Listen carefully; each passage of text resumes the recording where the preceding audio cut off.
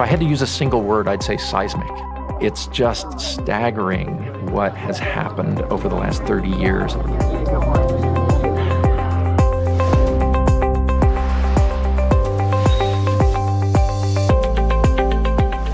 Networking, Information Technology Research and Development, or NITRD, is an interagency program that came about after the passage of the High Performance Computing Act of 1991. Prior to this time, the agencies were mostly siloed, doing their own thing. There was a huge realization that if the United States were to really make a big difference across the globe, that we have to work together.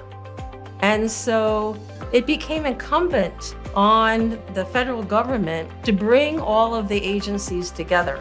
So in the early days of the NITRD program, there were a small number of agencies. Since that time, the number of agencies has increased dramatically. The NITRD program, at its core, has the mission to make lives better. These investments are not made solely to develop new technologies for their own sake. In fact, technologies are useful because they make people's lives better.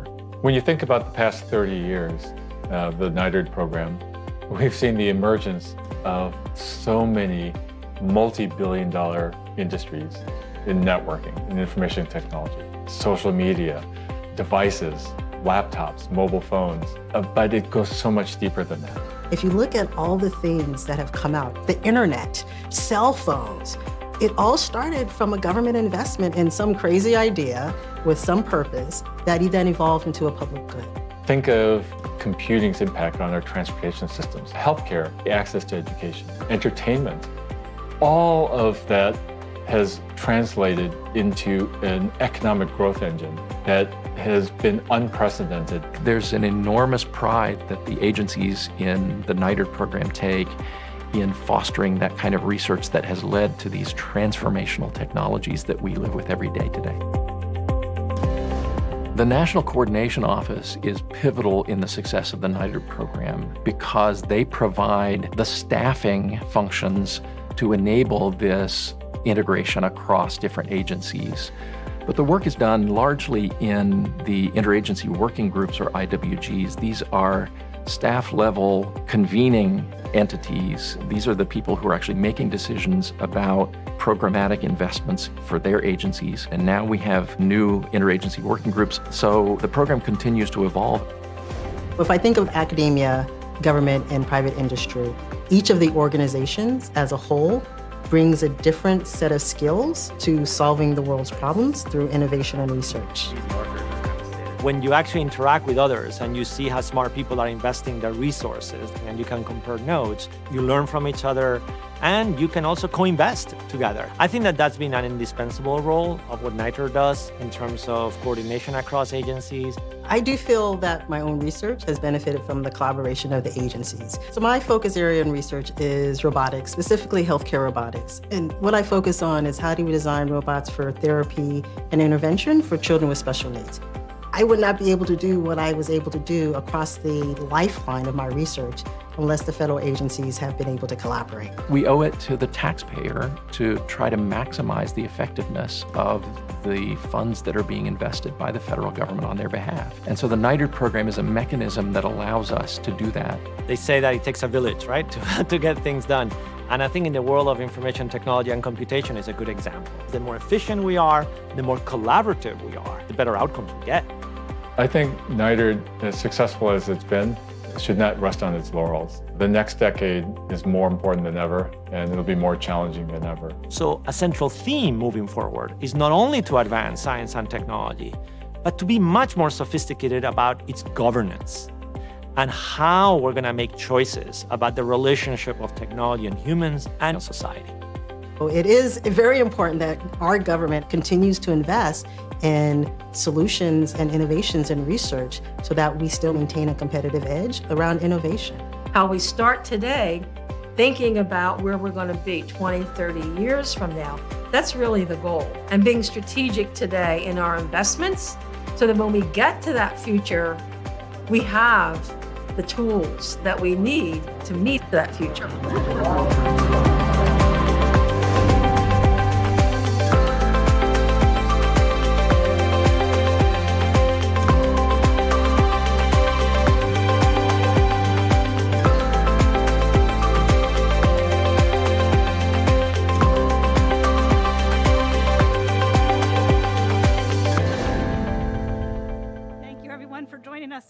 in person and online. Really happy to have everybody here.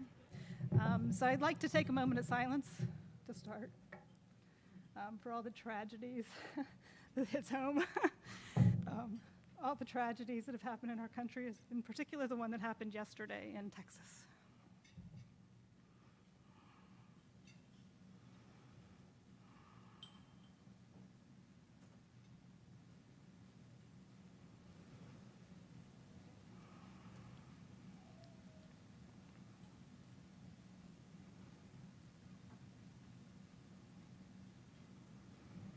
Okay, thank you very much.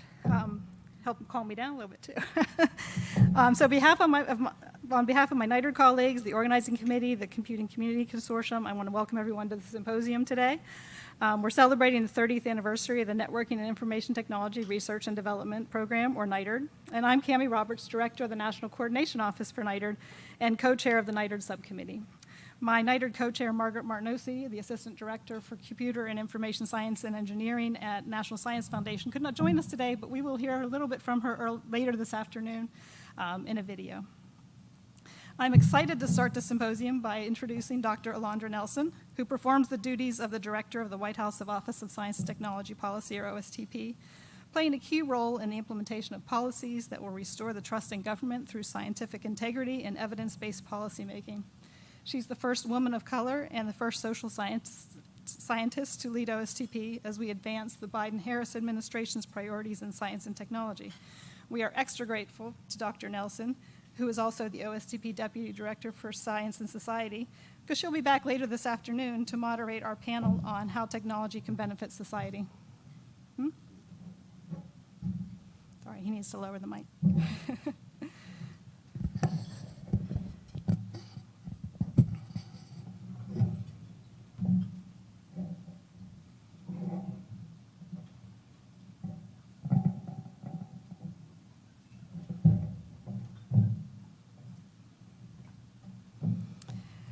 So now, as we open today's symposium marking NITRD's 30th anniversary of innovation and collaboration, please join me in welcoming Dr. Nelson.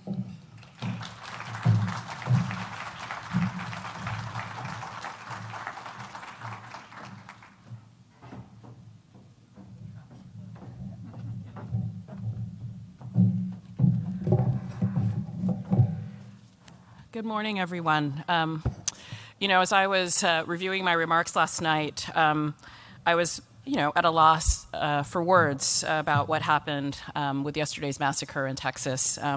For most of my career, like many of you, I have been first and foremost a teacher, and a classroom is, for many reasons, a sacred space. I grew up in classrooms where what occurred yesterday, we couldn't even have imagined ever happening in a classroom that we attended. It is devastating, and devastating most of all to the parents and loved ones of the 19 fourth graders and 2 teachers who were tragically lost yesterday. So to begin this morning, I just wanted to be honest about, the fact that I'm struggling to really articulate what needs to be articulated, which is that what happened yesterday was not inevitable, and it is indeed unacceptable. I know that we have to, as a nation, as colleagues, keep fighting for a safer and more just society. And as President Biden said last night, it's time to turn our pain into action. And he added that we must act, we have to act. But right now, today, this morning, as Cami shared as well, I think is hard for all of us. And I just wanted to begin this day by acknowledging that. As Cami noted, I have the privilege of leading the White House Office of Science and Technology Policy, or OSTP, where we work to maximize the benefits of science and technology to advance health, prosperity, security, environmental quality, and justice for all Americans. And today we are here to celebrate the 30th anniversary of the Networking and Information Technology Research and Development Program, otherwise known as NITRD. So I want to thank Cami for her introduction, for her leadership, and for having me here today with all of you. To Cami and everyone at NITRD, congratulations on reaching this milestone. We at OSTP are tasked by Congress and by President Biden to harness the power and possibilities of science and technology, not just for today or for tomorrow, but for decades to come, to meet the challenges of the present while reimagining what our nation can and should look like in the future. And for 30 years, shortly before Congress passed the High Performance Computing Act, which launched what we now know as the NITRD program, OSTP looked to the future and published a report on grand challenges in high-performance computing and communications. Among other things, the report said, quote, high-performance computing and computer communications networks are becoming increasingly important to scientific advancement, economic competition, and national security. The technology is reaching the point of having a transforming effect on our society, industries, and educational institutions, closing quote there. Looking back on those words of 30 years ago, I think our predecessors could only have dreamed of how transformative these technologies would actually become. From empowering us to join a work meeting or attend school while sitting at our kitchen tables, to computers that can learn to translate languages and identify the likelihood of cancers in patients. One person who imagined this future, perhaps better than some of us, was the High Performance Computing Act's author and champion, then Senator and later Vice President Al Gore. A few months before Congress passed what almost everyone referred to as the Gore Bill, he wrote that, quote, such machines will reshape human civilization even more quickly and more thoroughly than did the printing press, close quote. He envisioned a future of digital libraries, a future of international research collaborations where scientists around the world could work together on projects in real time, a future in which, quoting him again, a scientist or an engineer designing a product could immediately transfer design to the manufacturer, who in turn could transfer it instantly to computer-operated machines ready to turn the idea into reality. That's the future that NITRD was intended to help create, full of things that are now so real we can hardly imagine a future without them. When we reflect on what technology was capable of 30 years ago, the changes we've experienced are indeed astounding. Over the last 30 years, supercomputing processing power grew from gigaflops to teraflops to petaflops, such that today's top supercomputers are over 1 million times more powerful than those of the early 1990s. And we routinely link together hundreds of thousands of computers and data centers to work on tasks from cloud computing and other uses. Over the last 30 years, network transformation speeds accelerated from kilobits per second to megabits to gigabits, and now even terabits per second. High speeds that typically haven't been accessible for all of America, but soon will be, as President Biden and Vice President Harris are ensuring that every home in America can access affordable, high-speed internet. Over the last 30 years, global internet usage exploded from roughly 100 gigabytes per day to some 150 million gigabytes per second. Meanwhile, the number of people online has grown from just a few million in mostly wealthy countries to more than 5 billion people in all countries around the world. And along the way, innovation at this scale has brought even more attention to efficiency and equity, recognizing the climate impacts of technology use and the need for technology to include and benefit everyone. Throughout those 30 years, what began as the High Performance Computing and Communications Program, or NITRD, played a critical role in enabling, for instance, research at the National Center for Supercomputing Applications, where one of the first widely used web browsers was born, supporting a national research and education network, later a national information infrastructure, what then Vice President Gore called the information superhighway, and coordinating federal research and development funding and computing, network, and information technologies that were foundational to the connected world we have today. Part of what has made this all possible is that NITRD doesn't just coordinate research and development on networks, it is a network itself. At its core, NITRD is about people working together across more than 24 member agencies and another 60 participating agencies to make stride in technology innovation and discovery. because it takes all of us, all of our different skills, diverse experiences, areas of expertise to create transformational technologies. And it's this collaborative nature that makes the NITRD network work. As the first of several national coordination offices that are overseen by OSTP and the National Science and Technology Council, NITRD has been a model that we've used to advance progress in other areas, from research on global warming and climate change to nanotechnology, and more recently to quantum information sciences and technology. As members of NITRD work to research and develop technology that changes our world, we too must change, to ensure that we're approaching this work in ways that benefit all individuals and all communities in America. That means advancing equity in technology and technology for equity, because we recognize there is a powerful intersection between technology and society, where diversity can drive discovery and where technology can level the playing field for underserved and underrepresented communities. I'm glad to say that as NITRD enters its fourth decade, it continues to evolve and adapt to keep America on the cutting edge. From coordinating efforts to establish artificial intelligence research institutes across the country, to standing up a new agency working group to research the challenges posed by misinformation, disinformation, malinformation, and propaganda online, to last year creating a STEM for All portal to help bring more people into federal science, technology, engineering, and math careers, so that students, educators, and early career researchers can find jobs, internships, scholarships, and other training opportunities in government. Given all of this transformative change over the last 30 years, we can only imagine what will happen over NITRD's next 30 years. And today, we'll explore what that future holds in the areas of computing at scale, networking and security, artificial intelligence and machine learning, privacy and the Internet of Things, and how technology can benefit society.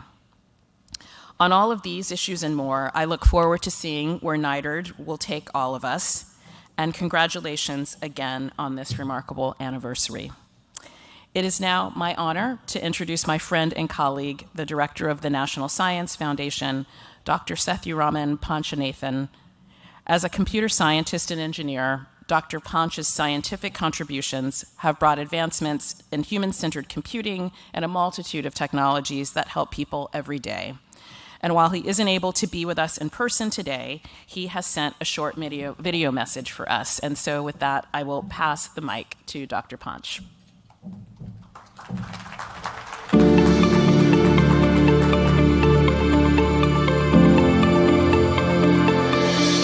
Hello everyone.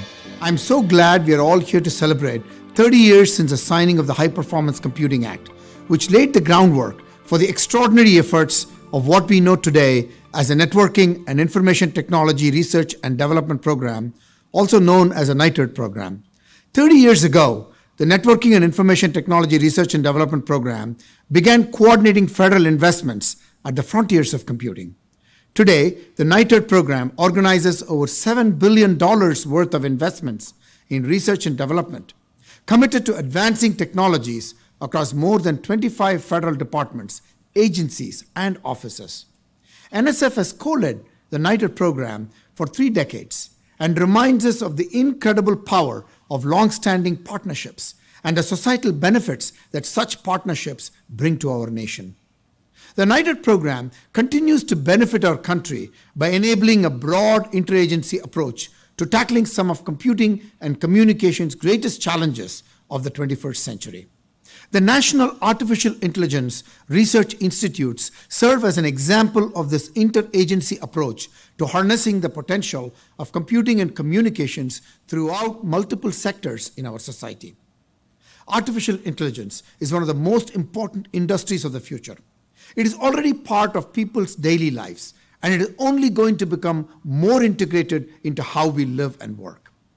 NITRD, NSF, and industry partners have worked to stitch together 18 different AI institutes across 40 states and the District of Columbia. These AI institutes represent an investment of more than $350 million dedicated to accelerating AI research and workforce development. AI has a powerful impact on workers, and these institutes address the potential risks such as algorithmic biases, job loss, and identifies the need for professional training focused on the future of the American workforce and the increasing interface between AI technology and human intelligence.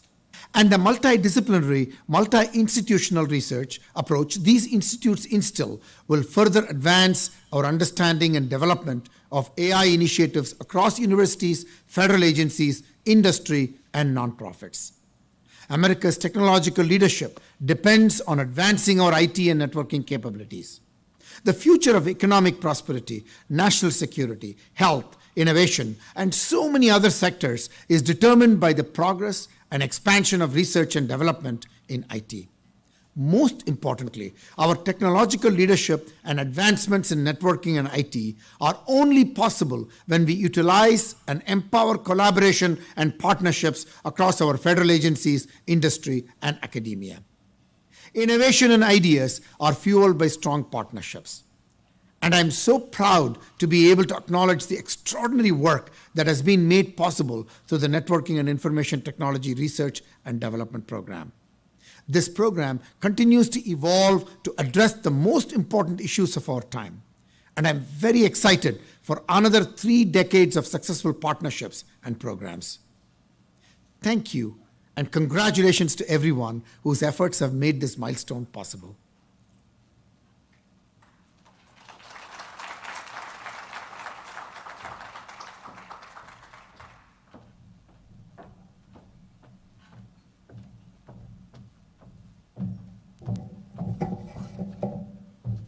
Thank you, Alondra, for joining us this morning to open NITRD Symposium. We appreciate the quick look at networking over the last 30 years and your inspiration for an equitable future. We look forward to seeing you again this afternoon for more discussion on technology and society. Thanks also to Panch for providing an overview of the role NITRD has played in NSF programs and expressing the powerful impact that coordination and collaboration have on our economic prosperity, national security, health, and innovation. We are grateful for NSF's continued support of the NITRD program. For the past 3 decades, NITRD has been at the frontier of computing, networking, data, and software that has led to many breakthroughs that we take for granted today. From weather modeling to auto manufacturing, from agriculture to health, from the mobile phone to advancing the understanding of human diseases like COVID-19, we can all agree that IT innovation is critical to the research, design, and production of tomorrow's discoveries. We all understand the impact of federal R&D programs, but how do we actually measure the impact? It's complicated because the delay in the transition from R&D into use and to achieve trackable metrics can be years or even decades. Typically, the agency has moved several evolutions down the research path before the initial impact is even measurable. However, recent agency initiatives strive to speed this transition have gained prominence, building upon the unique U.S. innovation ecosystem that brings together the strengths of federal agencies, academia, industry, and nonprofits. In fact, quantifying the impact of IT R&D on the nation's economy has been occurring since shortly after the founding of the NITRD program. Next slide. Okay. The reports, commonly known as the tire tracks, have been developed by the Computer Science and Telecommunications Board of the National Academy of Sciences, Engineering, and Medicine. First published in 1995 and most recently updated in 2020 to include emerging technologies, the Tire Tracks report provides a clear link between IT R&D and the creation of new IT industries. The linkage from IT R&D to IT innovations to economic sectors that are transformed by these innovations emphasizes that government-funded research translates into industry success stories. I don't know about you, but my first thought for impact for IT R&D is not the NFL or John Deere. Economically, the story is just as compelling, as IT-intensive industries contribute nearly 10.2%, or more than $2.1 trillion, to the overall U.S. gross domestic product in 2020. I encourage you to find the CSTB report, because it's sort of hard to read up here, and learn more about the impact of government R&D on the IT industry. The NITRD role in the U.S. innovation ecosystem of coordinating the government-funded extramural and intramural research that leads to these impacts will be evident throughout the discussions today. As you hear about past successes and ideas for future federal R&D, please engage with our panelists. during the Q&A so we can gain insight into your IT R&D priorities and activities. At this time, I'd like to recognize the NCO staff, who, if those in the room could please stand. There are several others.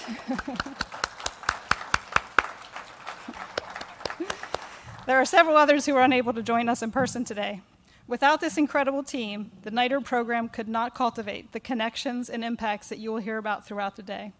From the monthly working group meetings to workshops and community of interest meetings, from workshop reports to national strategic plans to the NITRD's annual supplement to the President's budget, this team's middle name is coordination. Thanks to each and every one of you, and I will now introduce Dr. Liz Bradley, Chair of the Computing Community Consortium and Professor at the University of Colorado Boulder, to make opening remarks.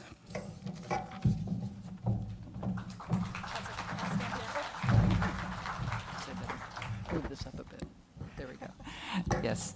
So I'd like to add my welcome to all of you, those of you who are here in person, as well as those of you who are on the live stream. Thank you very much for joining us. We're really glad that you're here to celebrate with us the 30th anniversary of NITRD.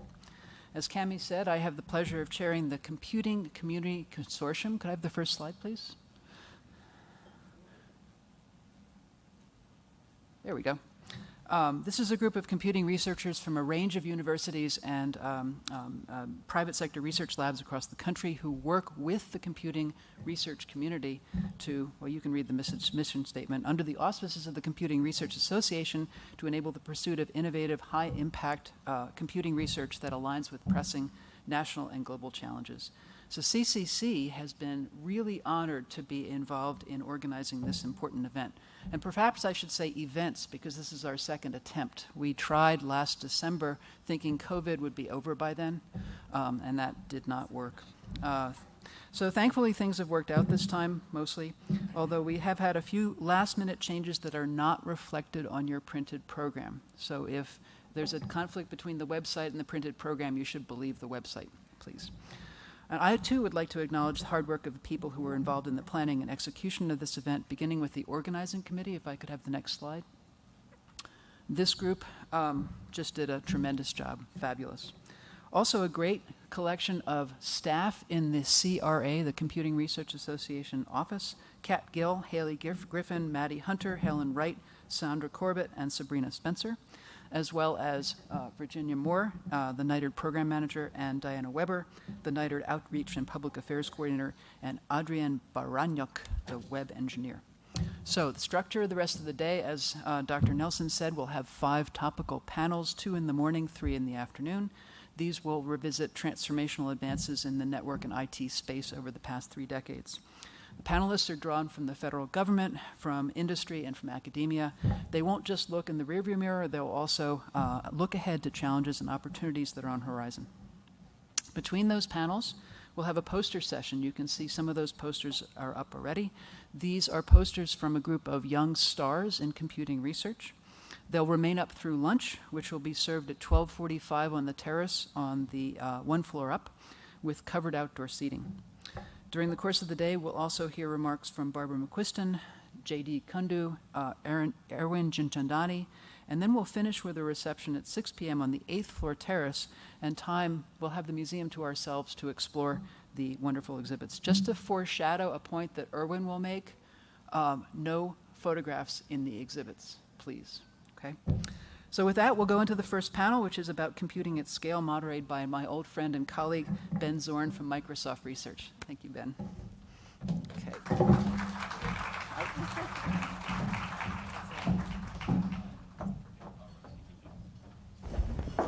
All right, we'll give our panelists a chance to come up here. Welcome.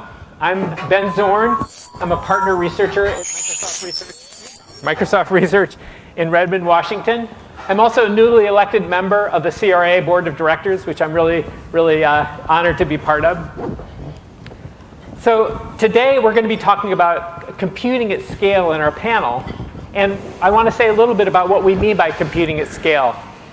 So computing at scale includes high performance computing, but also cloud computing. And if we think about the technology that has contributed to these areas, including software, hardware, including architecture, circuitry, distributed systems, programming languages, advances across the board in research in these technical areas have contributed to an enormous increase in our availability of computing cycles for many, many different purposes. Let me share one example of that from my own personal perspective.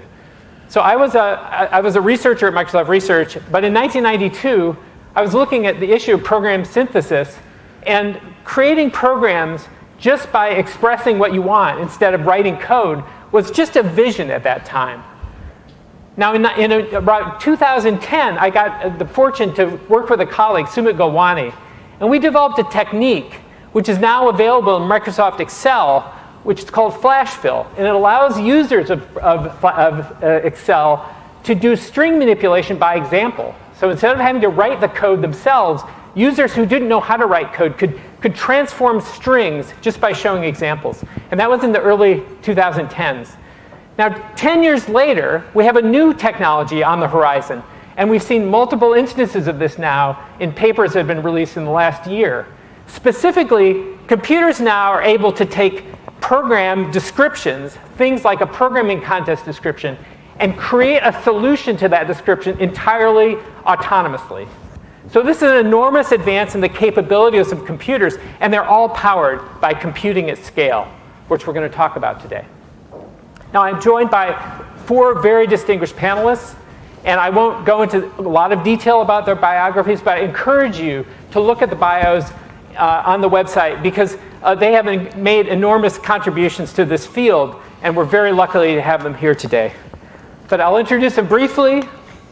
We have Luis Andre Barroso, who is a Google Fellow leading the Office of Cross-Google Engineering, from where he coordinates technical initiatives that span all Google products. Ian Foster is a senior scientist and distinguished fellow and director of the Data Science and Learning Division at Argonne National Laboratory and the Arthur Holly Compton Distinguished Service Professor of Computer Science at the University of Chicago. Timothy N. Pinkston is a George Flegger Chaired Professor of Electrical and Computer Engineering and Vice Dean for Faculty Affairs in USC's Viterbi School of Engineering. And finally, Catherine Yellick is the Robert S. Pepper Distinguished Professor of Electrical Engineering and Computer Sciences and the Vice Chancellor for Research at UC Berkeley. She's also a senior faculty scientist at Lawrence Berkeley National Laboratory. So we're very lucky to have these distinguished panelists. And the way we're going to structure our conversation today is I'm going to be asking 4 questions to the panelists, and we're going to discuss those questions, looking backward at the contributions that NITRD has made, I'm sorry, I get the pronunciation right, NITRD has made, and also looking forward to try to understand, as has already been mentioned, where this technology is going and how it's affecting society. So I'm going to start with the questions. We're going to then go to the audience, and we'll entertain questions from the audience as well. All right, so I'll start. And this question will go, Luis, we'll be asking you to start our conversation here. The question is, in what ways have NITRD investments accelerated advances in computing at scale, and what made those investments successful? Thank you, Ben. Real pleasure to be with you all here today. You know, I confess I didn't know what NITRD was when I was first invited to be here a few years ago. So it's been really illuminating to look at the role that NITRD has had across the research agencies.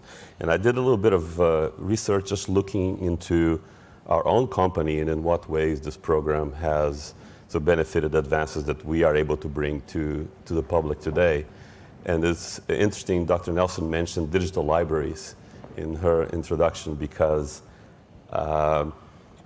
even though we're here to talk about high-performance computing in many ways, Google started from a digital libraries investment made at Stanford. Professor Terry Winograd was the advisor of Google founders and had a grant to work on digital libraries.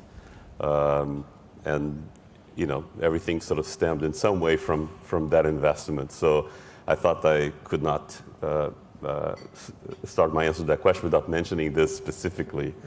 More to the topic of high-performance computing, we at the infrastructure we've been building at Google over the years has clear lineages across research efforts in industry and academia. I'll mention just one in academia, which is the effort at Berkeley on networks of workstations, which is one of many efforts that was trying to look at how can we make distributed systems incredibly effective as a power to rival the supercomputers of the day.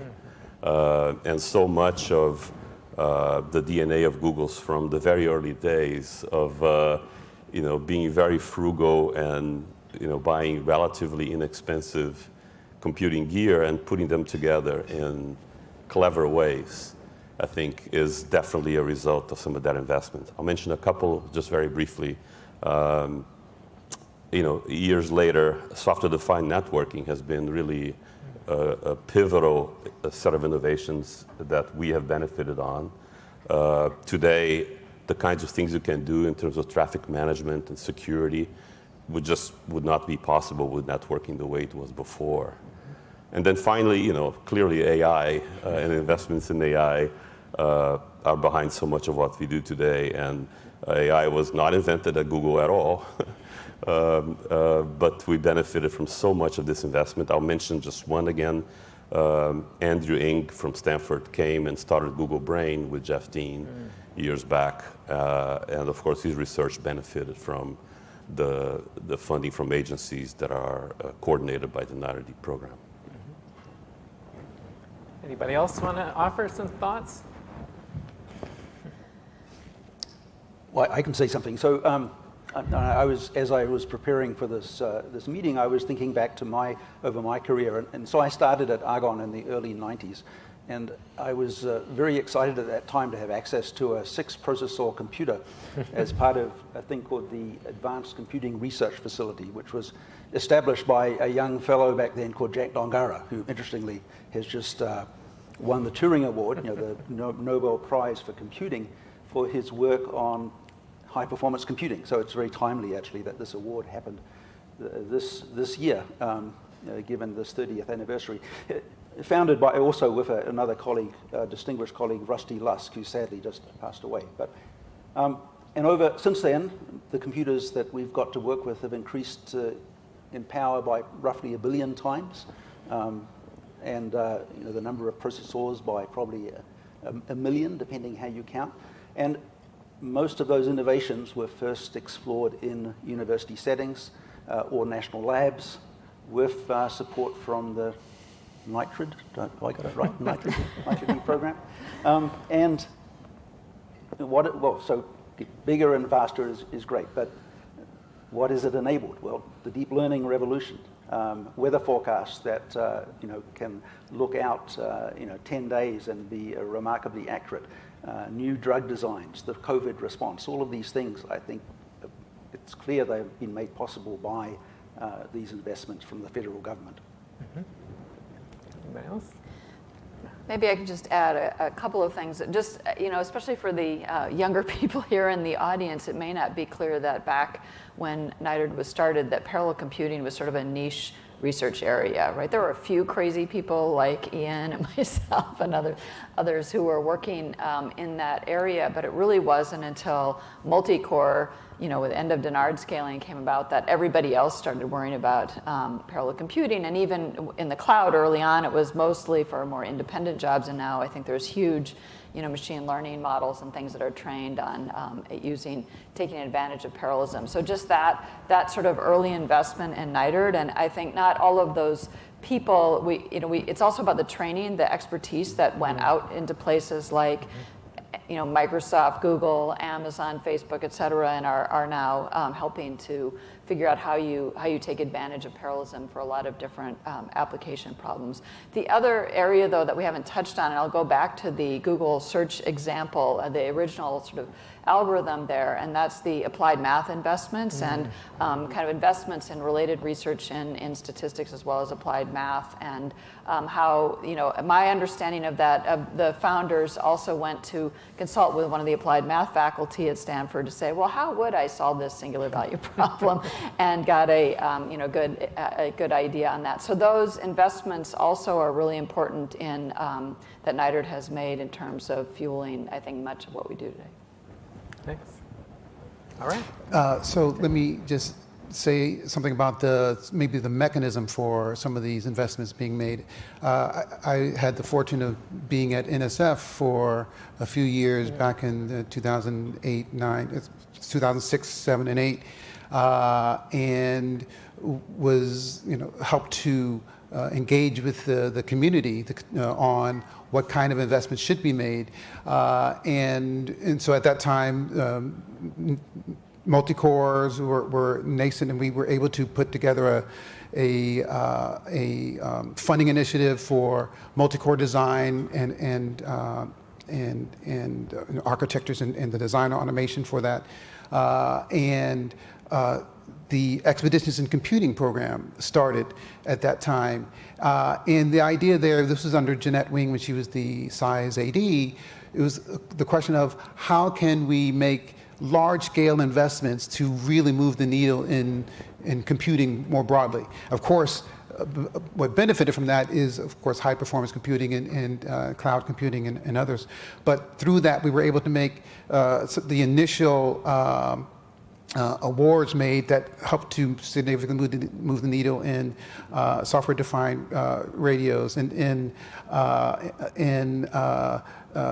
in computational sustainability, which is a field within computer engineering, within computing. That was one of the awards that received a second award in molecular programming, designing how do we program molecules to do computing, and that also won a second expedition award. And so the mechanism through NSF and other agencies for looking at where can such investments really move the needle and change the landscape, I think we benefited from that through NSF and other funding agencies. Thanks. Yeah, I have experience with the expeditions in computing because there was one funded in program verification, and it's close to home with my research interests. And I think that like many of these investments, it's a very long-term prospect. But on the other hand, I'm sure we'll hear from the security panel later, having that verification is going to be very, very valuable now and going forward. All right, so we'll move on. The next question, which we'll have Kathy start our discussion. What are important societal outcomes that NITRD investments in computing at scale have enabled? And where are opportunities for even greater impact? Well, it's a great question, and it's hard to capture it. I think we've heard already some of the examples from the previous speakers today, but I'll go back also to the sort of early days of NITRD and say I think HPC, or high-end computing, was really synonymous with simulation, modeling and simulation. And so I think some of the big breakthroughs have been in that simulation area. So things like the Intergovernmental Panel on Climate Change, IPCC, and the understanding of climate change kind of in advance of what we're seeing today through observation has really been fueled by high-end computing and the ability to simulate and make predictions, both for climate change long-term and also weather, which we see kind of in terms of our ability to predict what's going to happen in the short term.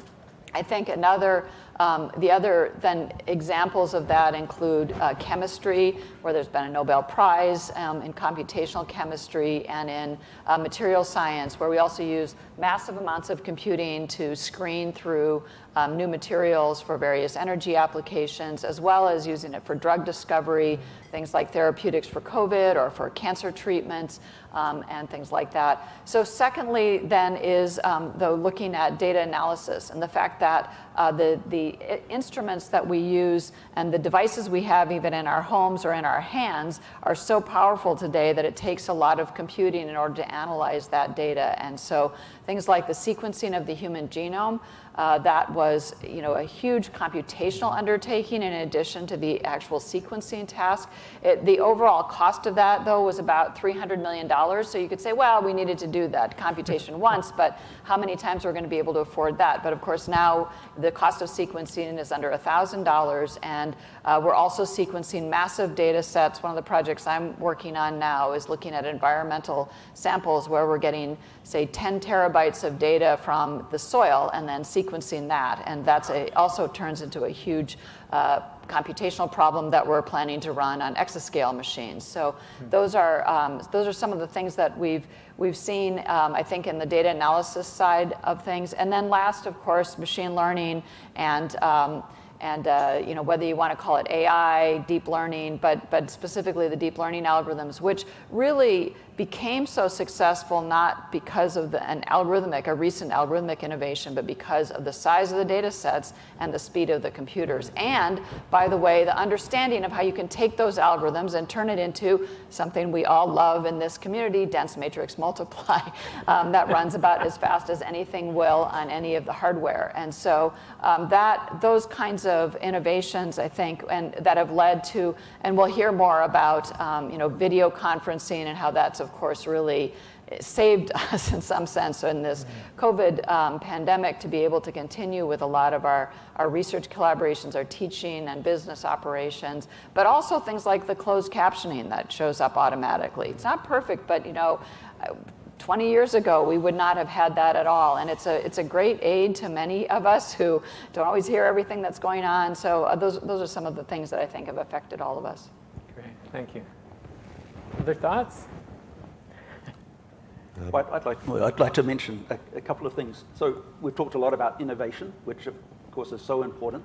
But the program has also had a really important role in two related areas. One is creating facilities, computing facilities, data facilities, networks that have allowed scientists to work on these challenging problems that we've been talking about. The fact that the supercomputer centers, the national labs, and others have established and run massive computers that are now approaching exaflops scale is a really important development. And then something else that I think Tim sort of hinted at, the fact that this program has allowed the creation and sustained the creation of interdisciplinary teams. So computer scientists plus computational scientists, applied mathematicians, and discipline scientists who've been able to work together over multiple years in programs like the expeditions programs, the DOE SIDAC program, and others, I think has been so important. The interdisciplinary aspects of it, I think, are incredibly powerful. And we're seeing this today as we begin to democratize the power of AI in particular.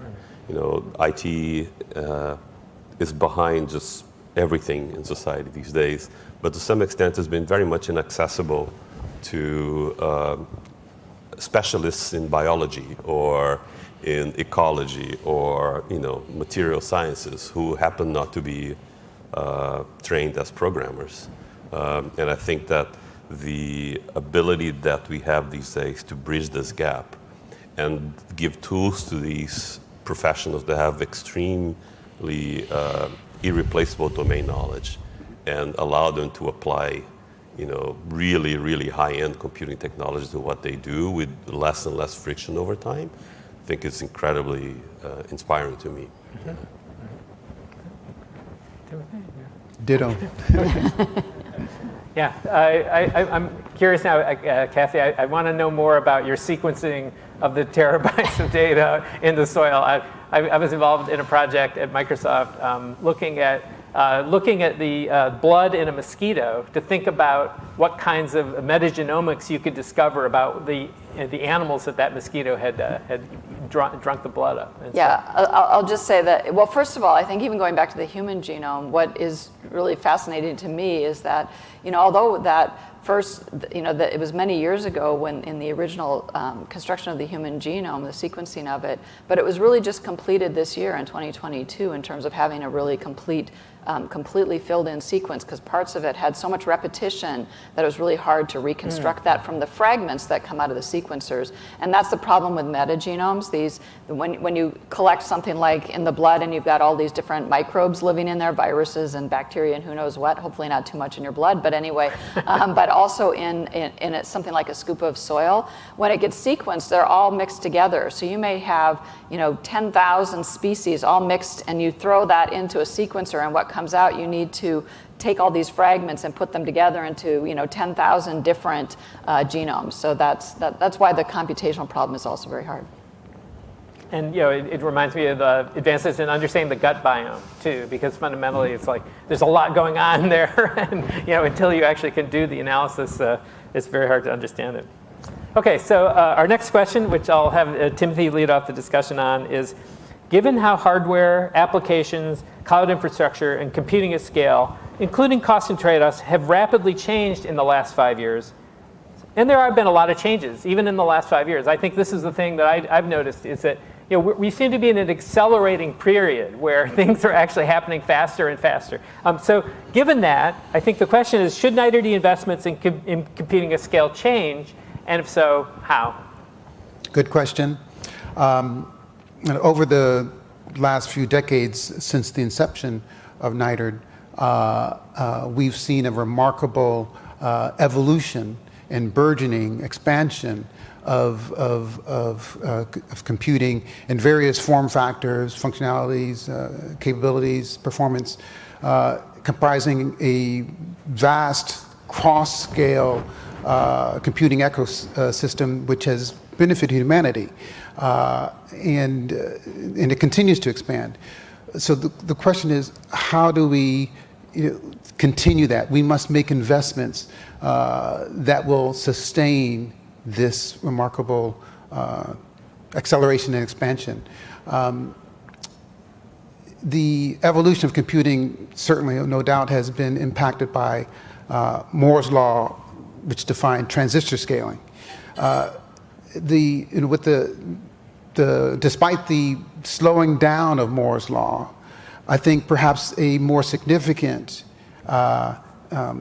outcome from Moore's law, a more significant impact and influence is on our expectations for continued increase in scaling of computing capability, a doubling every couple of years. Whether or not Moore's law, actually we see the ending of Moore's law soon in terms of transistor scaling. What I think Moore's law, we can view Moore's law more broadly in terms of setting the goalposts, defining and setting expectations, providing an aspirational target for scaling of computing that goes well beyond the mere rate of increase in the number of transistors integrated on a chip. It's transcending in some ways. It's the idea of Moore's law in this broader context promotes this notion of exponential improvement and expansion and advancement of computing along a number of different dimensions. Certainly in terms of overall functionality, capability, and performance, but also in terms of reduced form factor and reduced costs. And also in terms of the growth and robustness of applications benefiting from and running on computers, in terms of increased security, reliability, and trustworthiness of computing, and in many other ways imaginable, including energy efficiency and sustainability, all at scale. So how can we continue keeping pace that we've seen amid looming technology limitations and constraints? Well, so we need to make the proper NITRD investments. So let me also remark that we've seen in this exponential computing gains, we've also seen this evolution in the underlying semiconductor technology. And that's from very unreliable and power-consuming switching technology devices at the device level to the more reliable and less power-consuming CMOS-based technologies. But we are seeing these days a slowdown, let's say, of CMOS technology. We're realizing a slowdown in the physical scaling of CMOS technology and increased power constraints that are exacerbated by NITRD scaling. So now we're at a place where we, in order to make have more energy efficient and sustainable computing at scale, it's the right time to make new and important investments from NITRD in perhaps potentially high risk but high payoff technologies. Let's say for logic and memory devices, technologies, and non-classical computing paradigms. But with this comes, as they may operate on different physical principles than CMOS technology, there may be unique constraints or trade-offs of these more novel, exotic technologies, which we would hope can be addressed by technology-specific abstractions, architectures, compilers, software, algorithms, runtime systems, and of course, design automation tools, so that we can be able to mitigate those perhaps technology-specific constraints and obstacles and challenges, but yet get the yield of the potential performance gains that we can get from this. So an example of this would be NITRD's recent investments in quantum, nascent quantum computing, and within reach superconductive electronic computing approaches that utilize Josephson junctions at the underlying semiconductor switching technology, which promises to have orders of magnitude lower energy and power consumption per high-speed operation relative to CMOS. Again, whatever constraints that might be and new trade-offs that may be with these new technologies, we would hope and expect that the entire computing stack investments in the entire computing stack could help to mitigate those and allow for the much higher energy performance efficiency that we would expect to be realized from such investments.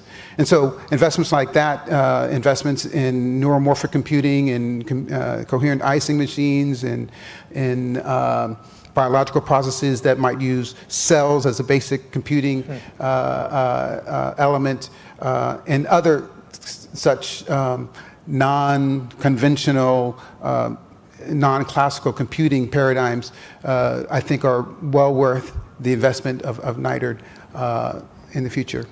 Great, thanks. Yeah, I had the fortune to work on or worked with a colleague that did investments in DNA storage and using DNA specifically for storage. And so that's a good example of kind of non-traditional computing. Thanks for sharing that. Others, do you have thoughts about where we are? Yeah. Well, I just wanted to emphasize that I think, if you look at the Turing Award, I guess, paper and presentation from David Patterson and John Hennessy, it's on the golden age of computer architecture, right? Because, I think there again, if you look back, there was a time when it seemed like there wasn't much room for academic research in computer architecture because so much of it was driven by, industry and a small number of computer architectures. And now there's just this huge growth in specialized processors for deep learning especially. I'm worried that we're all designing deep learning processors. I hope we look at some other things. And I think that's a very important thing for NITRD to think about investing in, which is I think the cloud providers are going to be, and do already, Google and others, providing us with really unique sorts of hardware platforms and architectures for things that are in which there's a broad market interest, and there's also maybe a scientific research interest in using them for things like deep learning. But there are also a lot of problems in which they may or may not fit on those processors. And I think NITRD needs to invest in the broader spectrum of things. What are specialized processors that we might need for edge devices in telescopes or in space where they have to have special operating characteristics, or for genomics applications where we're dealing with, 2-bit characters of data that we're analyzing. So those things may or may not cross over into the commercial sort of area of interest in terms of architectural innovations. But there's a huge interest right now in and a lot of work going on in architecture is one of the ways of getting more computing performance. I also just wanted to talk a little bit about the business model, right? So there's what I think of as cloud computing, at least public cloud computing, is really a business model that says I don't buy a piece of hardware and buy a building to put it in and a power plant to put next to it and everything. I buy the computing as I need it. On the other hand, if I know what I want and I have a particular computing need for, let's say, whether it's a security application or a science application or something else, I may want to really control the kind of hardware that's going in there if it's going to be specialized to exactly the workload that I want, and I may be able to run that. So I think that sometimes people get into the cloud versus HPC center. I think it's a yes and, right? I mean, we absolutely, we're trying, NSF is innovating in a project I'm involved with called Cloud Bank to make it easier for people to get access to computing in commercial clouds, which I think is absolutely wonderful. And I think there are also times when you should have access to machines that are really built for a scientific kind of problem that you're working on. And I don't want to leave out the networking, because as the data sources have increased in performance and the computing, as we look at centralized and edge, some amount of computing happening at the edge, it's clear though that we need to move data around in order to compute on it efficiently, and also to have resilience and things like that in our infrastructure. And I didn't even appreciate this until I was at Lawrence Berkeley National Lab and was overseeing ESNet, and that's DOE's network, and of course Internet 2 for that NSF funds, that these are networks built for a community of people, and that it's not just, there's a feeling that the network is just there. I just walk into my hotel room and suddenly the network is there, but somebody pays for it and somebody has to maintain it and manage it and ensure that if you're going to send huge data sets from, let's say, Argonne to Berkeley to run on our supercomputers, or the other way to run on their supercomputers, that you need to have a really dedicated high-speed network. Thanks. I was going to pick up briefly on the accelerator aspects of it and the idea of the opportunity that's ahead of us in computer architecture. One of the things that we certainly need to do better is just design tools for silicon, right? I mean, I haven't designed silicon with my own two hands for over 20 years now. And I look over the shoulder of my colleagues at Google who are designing accelerators, not for machine learning only, but for things like video and YouTube encoding and video conferencing. And goodness gracious, we have not made significant progress there. And if we are going to take advantage of this challenge by Hennessy and Patterson, we need to have better tooling to expedite the design process. That's great. Ian, you want to offer any comments? I think we've covered lots of things here, so let's move on. Sure. Yeah. So let me just say that, just to put it simply, in my view, NITRD, in terms of investments to be made, NITRD should make visionary, aggressive, time-critical,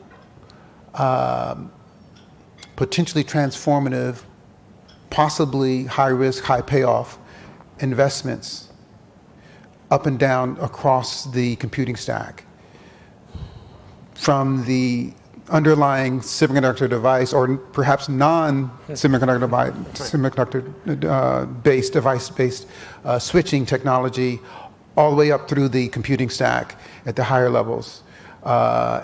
And the interconnections, the cross things that cross play as well, including design automation tools that enable it, that may be specific, technology specific, may be application of domain specific, if there's a high payoff for it.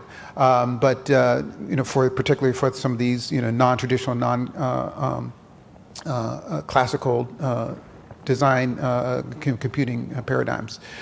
So such investments, I think, should be made strategically to keep the U.S.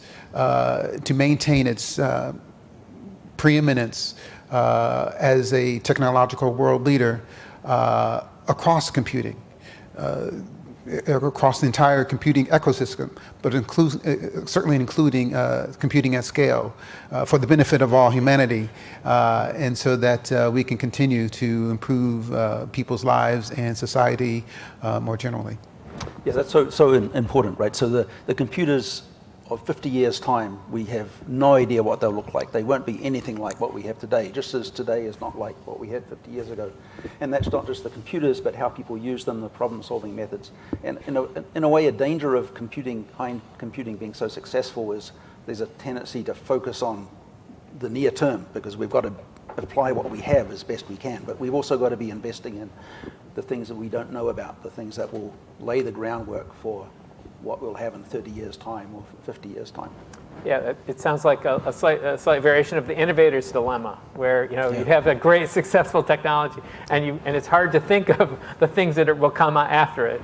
And that leads us to the final question, which is, looking forward, how should NITRD investments in computing at scale take into account the increasing need to understand and implement the socially responsible application of computing technology?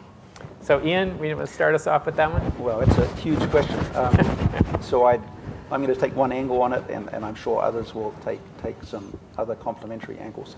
So, I think some exciting things that have happened over the last 3 decades is computer simulation, big data analysis, and increasingly also machine learning, AI methods have gone from niche ideas to mainstream problem-solving methods. So if we want to understand how to respond to a new pandemic, we're going to be harnessing all those capabilities and the associated teaming capabilities, using the best technologies we have today.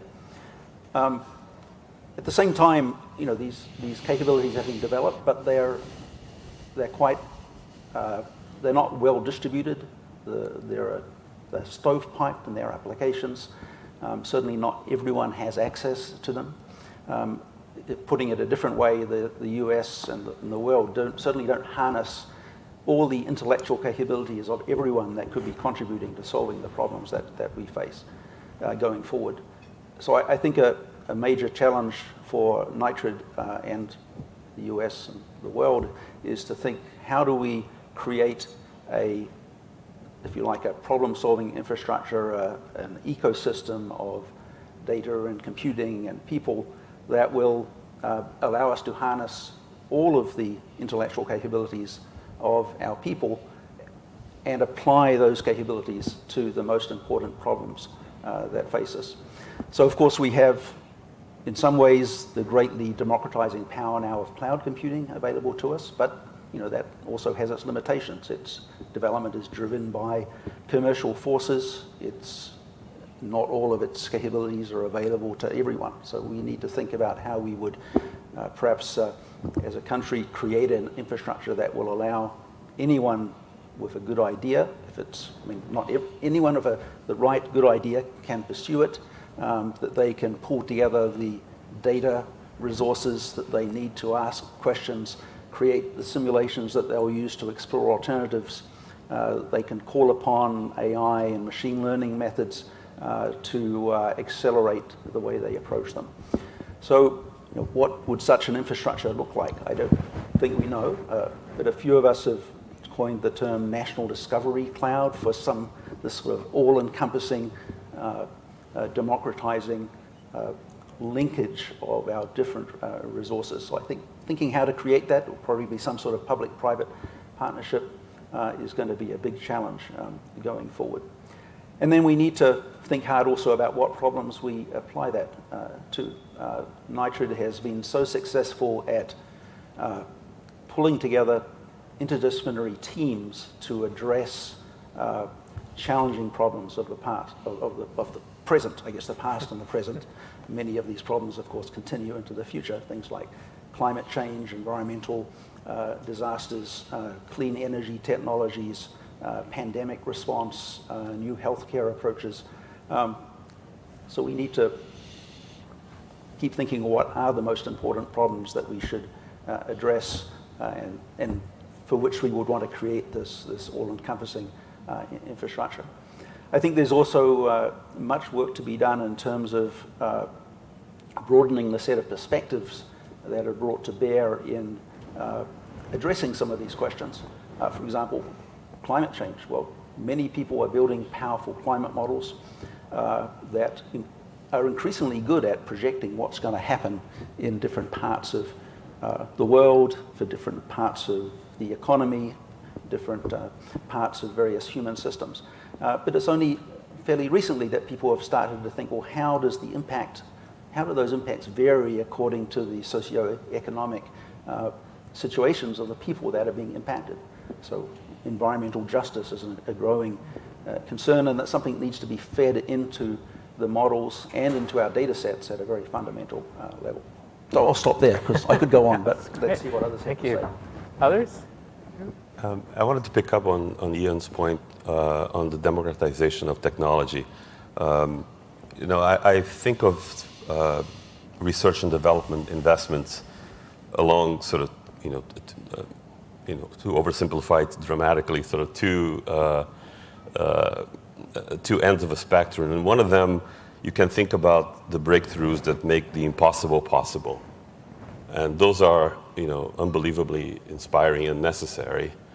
But there's the other one, which makes the possible available, right? And that is the point on, Ian touched on, making the technology available to a broader set of developers, for example. But we should think also at the broader set of humans, of people across the planet. And I find that often we don't get as excited about that second sort of investments of innovations, which are the things that make something cheaper and cheaper and cheaper and more easily, more easily manufacturable, or using materials that are more easily sourced. And I worked for a while in Google Maps, for example, and I could see that happening around 2018.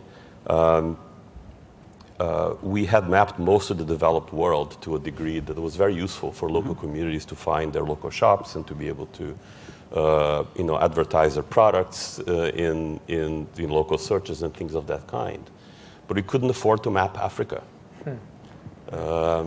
And then, we began working on automating and simplifying and optimizing the way we build very accurate maps. And around 2018, we began with this experiment mapping the Greater Lagos area. Lagos is about as big as Australia in terms of number of people and complexity, by the way, the Greater Lagos metropolitan area. We were able to map Lagos with 1/80th of the cost that we had mapped all of Australia just a few years before. And now we're well on the way to be able to offer useful digital maps to all of Africa. So just as just one example, that is innovation as well, and that happens deliberately through investment on making things more accessible. That's great.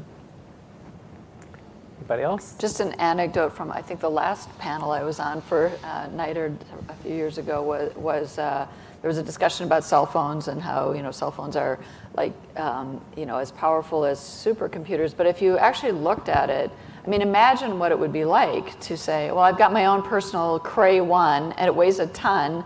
You're not going anywhere with that thing. So it doesn't come with you on the airplane or anything like that. It is about form factor and weight and cost and all of those things. And I think, but the other thing that I have been thinking about recently is that over the years in my career, I've often been in a situation where you're going to a group of, say, domain scientists and say, what would you do with a petascale computer? What would you do with a terascale computer? And you're asking them 10 years before it's built. And so it's very hard for people to think, say, a factor of 1,000 ahead. What would you do with an exascale computer when we've at each sort of major stage.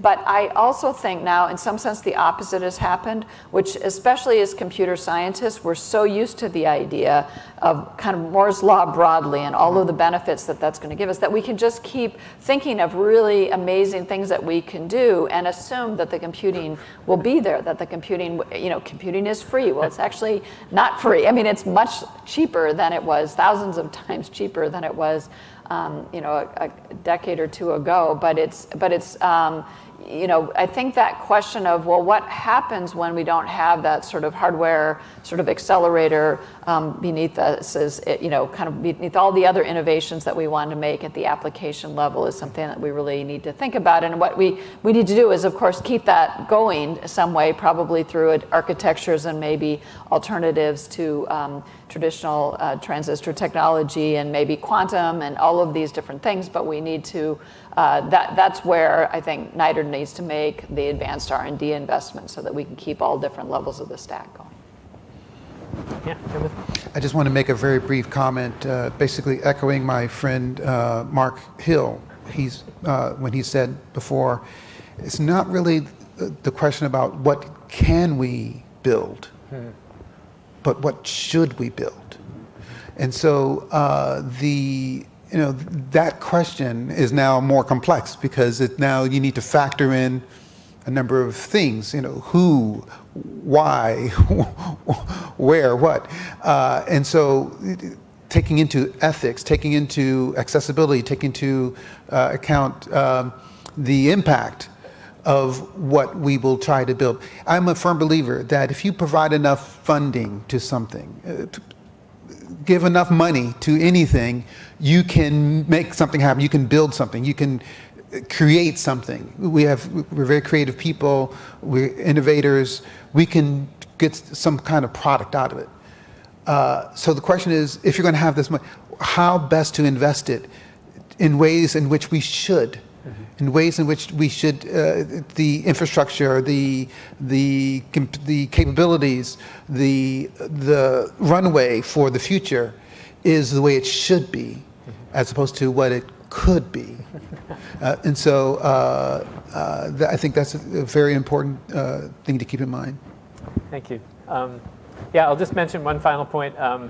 I've been involved in responsible AI, which is an investment Microsoft has made in trying to understand and be responsible in the application of AI. And I think the broader issue is that we're talking about the responsible application of all computing technology. It's not just AI. I think AI has raised our awareness of how powerful our technology has become and how it affects way beyond what we think of as the normal consumers of our technology. And so this notion of responsible computing and highlighting that as a pillar of our investment, I think is an important thing going forward. With that, I think we're going to have to stop the conversation. I'm going to give each of you a chance to say one final comment, and then we'll open up the mics for the audience. So why don't we start with you, Luis? Is that okay? We'll go down, Sure. go down the row. Well, first of all, I think that I'm looking forward to meeting more of you. I think that conversations such as these, in which we talk about technology as a portfolio, are incredibly important. To Timothy's point on investment, those are difficult decisions.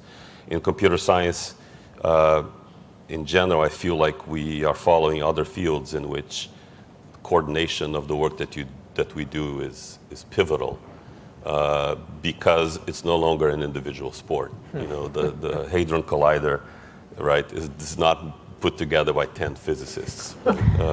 And we are at that point yet. So what's going to define, I think, our success will be increasingly so the quality of our coordination, because the kinds of scale and the complexity of the problems that we're tackling are exploding, right, and also exploding in importance. Thanks. Ian? I was thinking a wise man whose name I forget said, that people always overestimate the short-term impact of change, but then underestimate, or in fact can't imagine, the long-term impact. So we all need to be thinking hard, what are the long-term impacts that we should be preparing for, and how can we best make them beneficial to people? Thanks. I've said this before in various different forums, but I think it's worth repeating because it's I feel very strong about this, that in order for us to create the best solutions to whatever problem, whatever domain, whether it's energy efficient and sustainable computing at scale or in any other domain, it requires us to include diverse perspectives, and to that's the best way of getting to the best sets of problems. So that brings to mind the importance of diversity, equity, and inclusion in all that we do, in particular to NITRD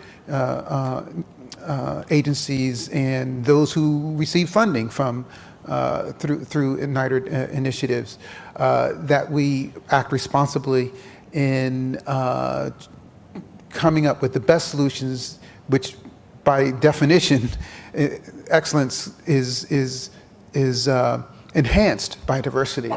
And we need to think about ethics and justice and equality and accessibility in the kind of solutions that we do. But that comes from having a diverse perspective. So that will help us to, I think, create solutions that are speak to all of humanity and will improve our society at large.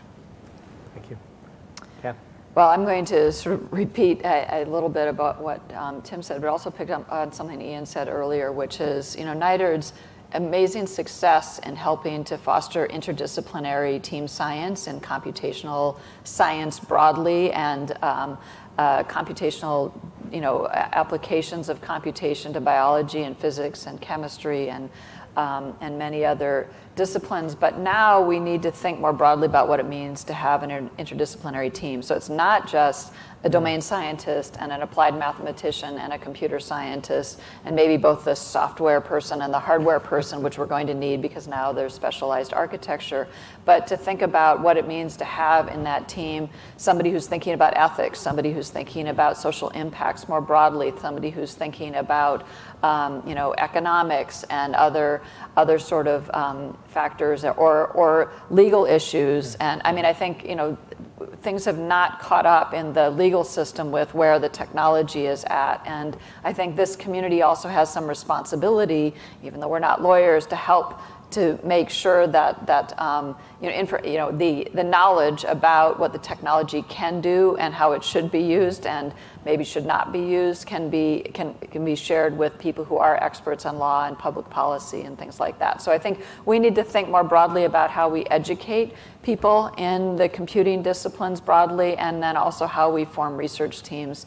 It's not an easy answer, right? I think this is why we all somewhat punted on your last question, because it's hard, and we all recognize, I think, that it's very powerful technology, and it can be used for very amazingly good and helpful things, and it can also be used in ways in which we would rather not, that are actually dangerous. And so I think we do best we can think of. I think right now as a group, sort of what we've said is we need to have teams of people that are going to think about all of those positive and negative aspects.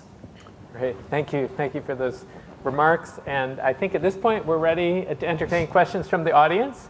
So please, if you have questions for the panelists, please come up. There are several microphones here.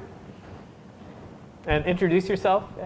Mark Hill, University of Wisconsin Emeritus and Microsoft Azure. Thanks for the shout out, Timothy.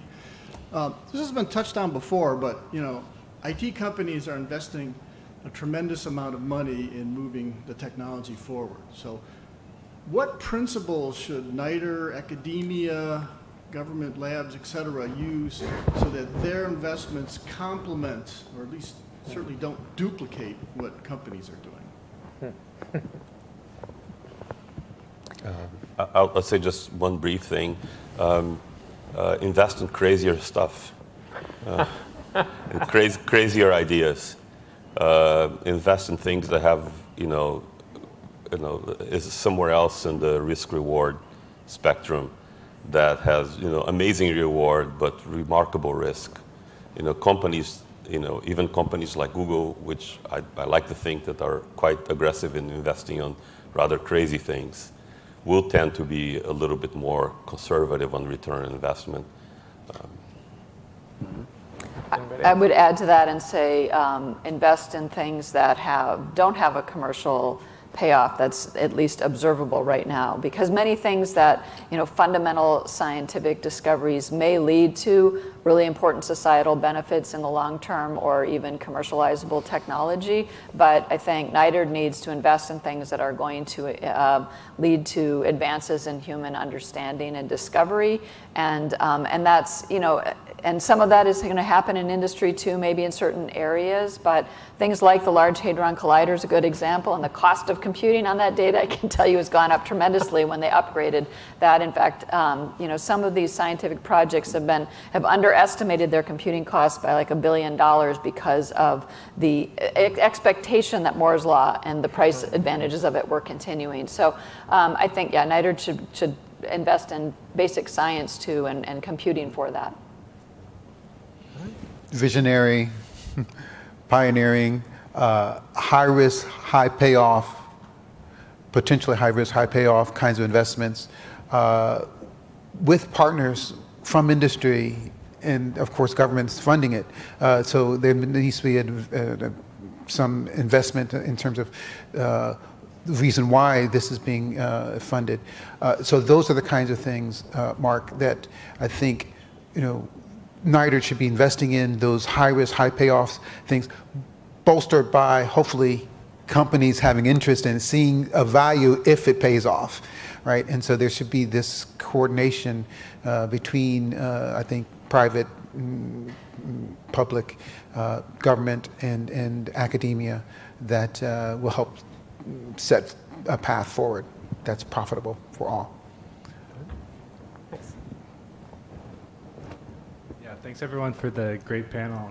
So this is kind of a big picture question, but how do we convince Congress? Could you introduce yourself first? I'm Stephen McAleer. I'm at CMU. I'm a CI fellow, postdoc. How do we convince Congress and the public of the need to increase overall investment in computing? I think we need to be better communicators in our field. I think we're terrible storytellers. I think it's very difficult for people to care about what we do if we just talk to each other. I think we need to invest more in public, communicating with the general public. Storytellers, that's a great word, yeah. Right. Right, and what's the story? The story is that these investments pay off. What we were talking about and what was said before, in terms of the actual impact to society and to public good that have come from in prior investments and that will come from current investments. And so the storytelling is about, this is actually impactful. This is a good use of your money.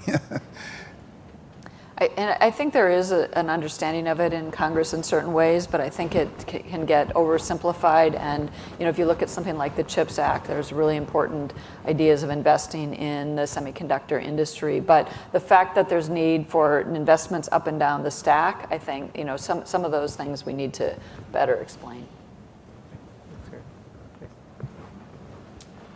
Jim Wogenbush. I direct research computing at the University of Minnesota, and I'm also the vice chair of CAST, Coalition for Academic Scientific Computing. Thank you so much for your responses to the questions and your insights.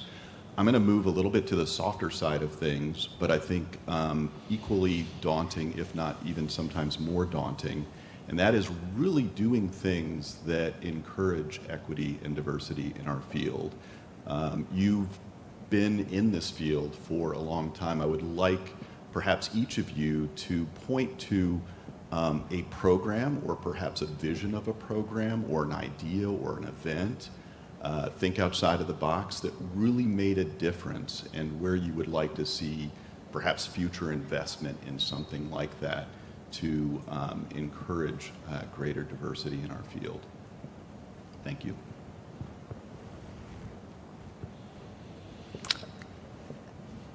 Well, so there's probably a number of things that could be looked at. I know the NSF has the CEOS Committee for Equal Opportunity in Science and Engineering. I think this, and there's biennial reports that are made, which talk about, which gives recommendations for how to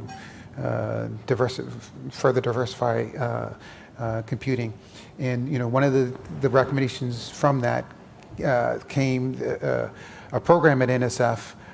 This is after I had left already, but they includes program. So that's funding to directed at trying to help diversify, in some ways, computing.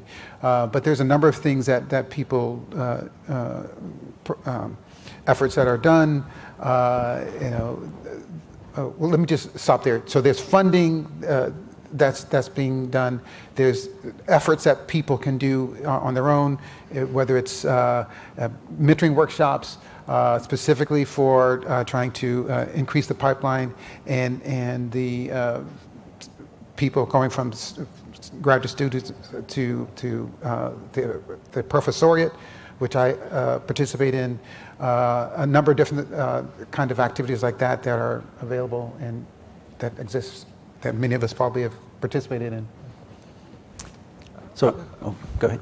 I just say it's, first of all, a wonderful question. I'm going to adopt that as a model for future questions, to put the panelists on the spot, which I think is great. So, I mean, I believe that to diversify computing, we've got to get kids early, I mean, before they go to university. And so how do you do that?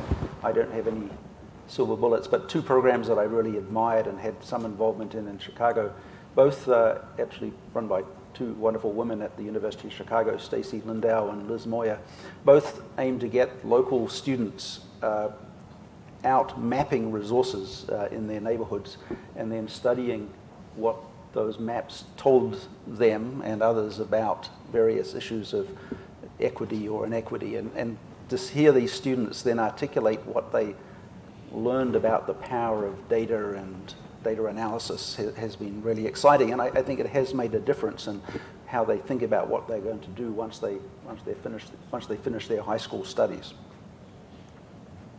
I was going to mention briefly two things. Changing the tone and setting a very high bar for respect in the workplace and civility makes a huge difference.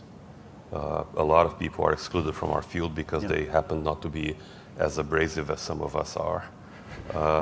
And that really makes a big difference. The other one, if you happen to be somebody who identifies with some of the underrepresented groups, speak up and be more visible. I've been shy for decades about being involved with the Latino groups, for example.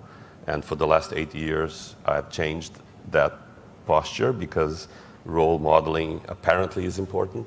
I've been taught.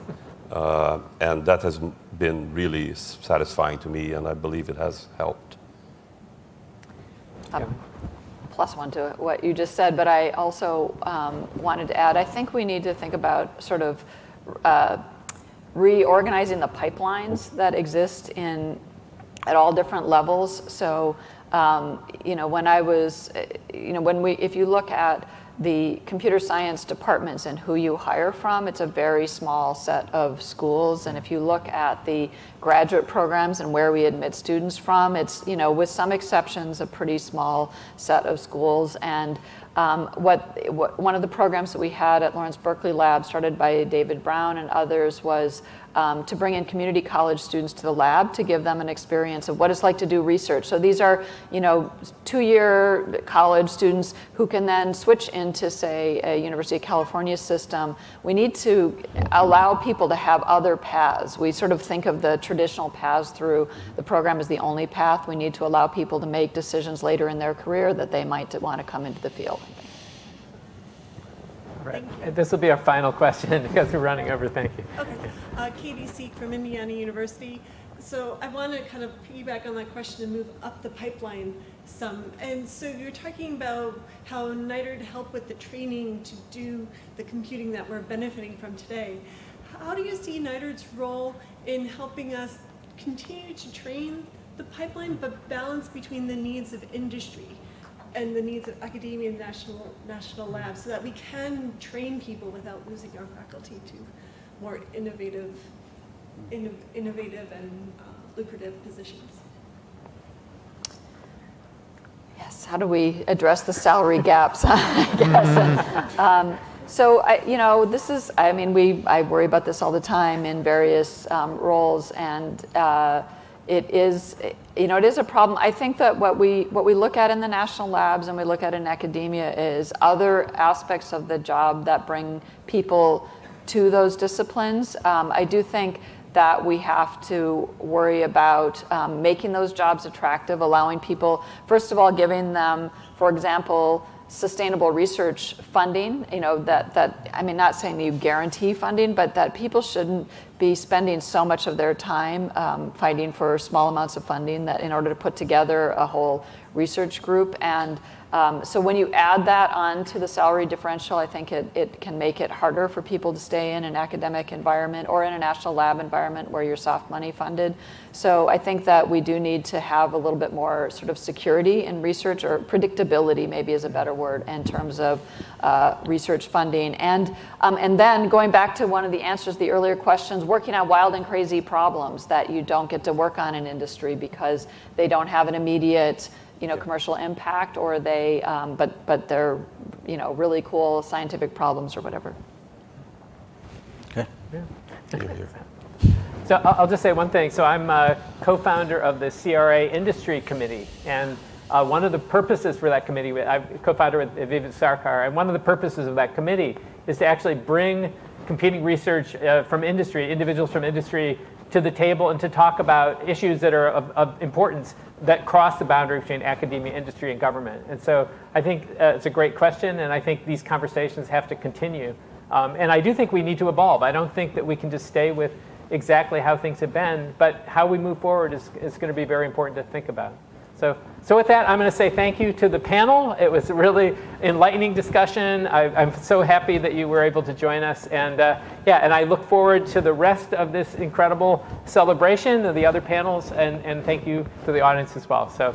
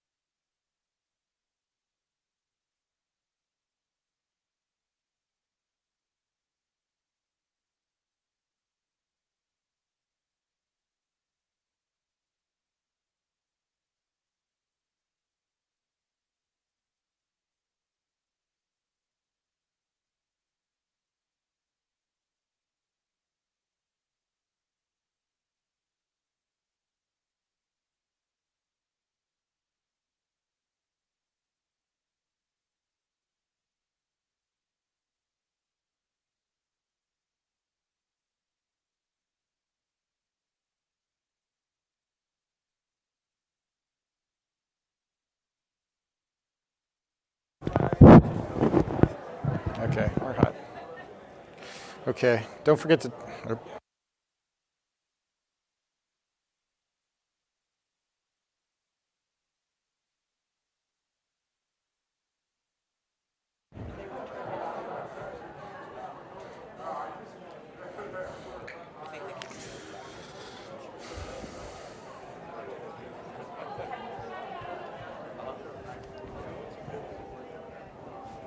Oh, there's George.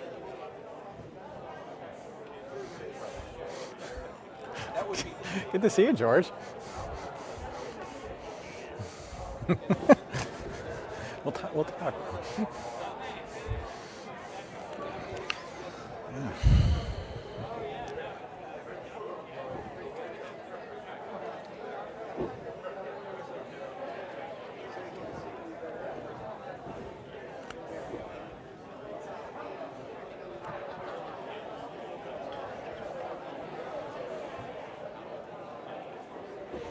One minute.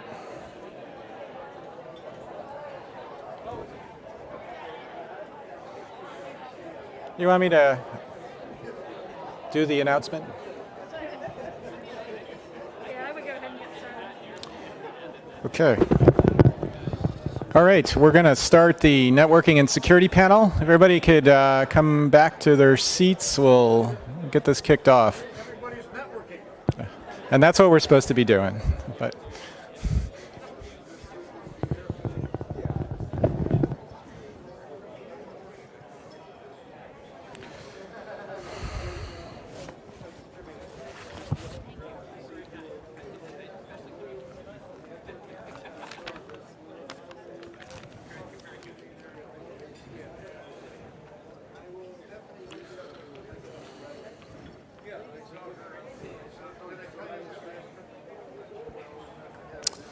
okay,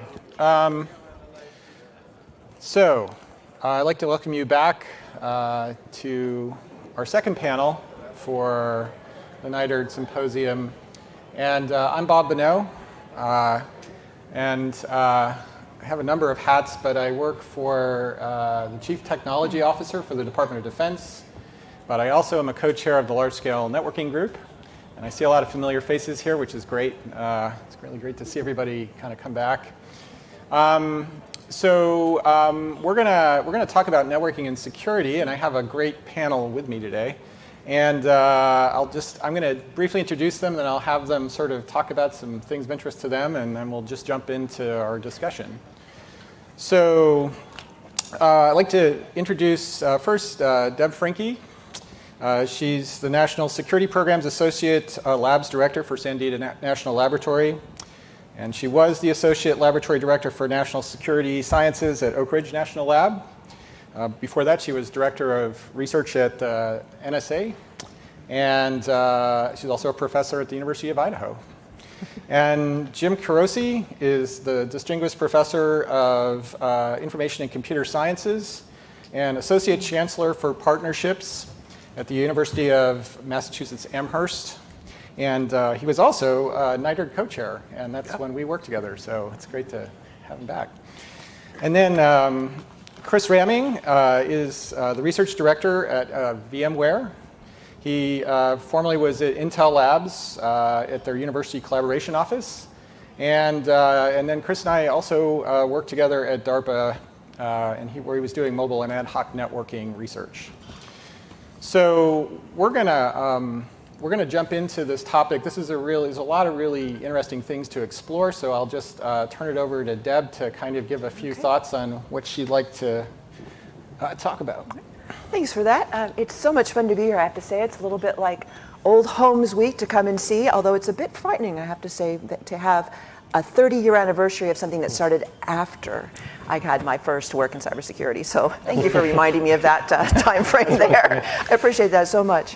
What I thought I would do for you is personalize this a bit by giving you a minute and a half or so of the top 5 things related to security and networking that are unclassified that I've done in the last few weeks that probably wouldn't have been possible when NITRD was first instantiated. So one is probably the easiest. There have been so many conversations in open public spaces about cyber warfare and the participation of civilians and the importance of critical infrastructure protection.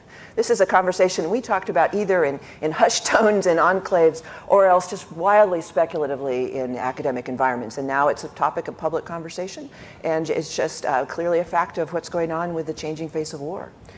Second one, an ongoing issue that we're having, and this one I have had many conversations over the years, has to do with medical devices in classified facilities. So more and more, not yet me, but someday probably, of us have got devices that we require for our health, safety, and well-being. I'm not just talking about my Fitbit, which is great for my mental health and my ability to count steps and move around. I'm talking about things embedded in our brains, things embedded in our bodies.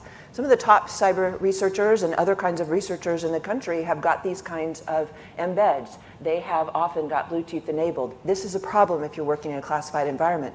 There's an ongoing, continued consideration of how we can make this not security by waiver, but security in other ways. And so that's another conversation I've had in the last couple of weeks. Networks, cybersecurity.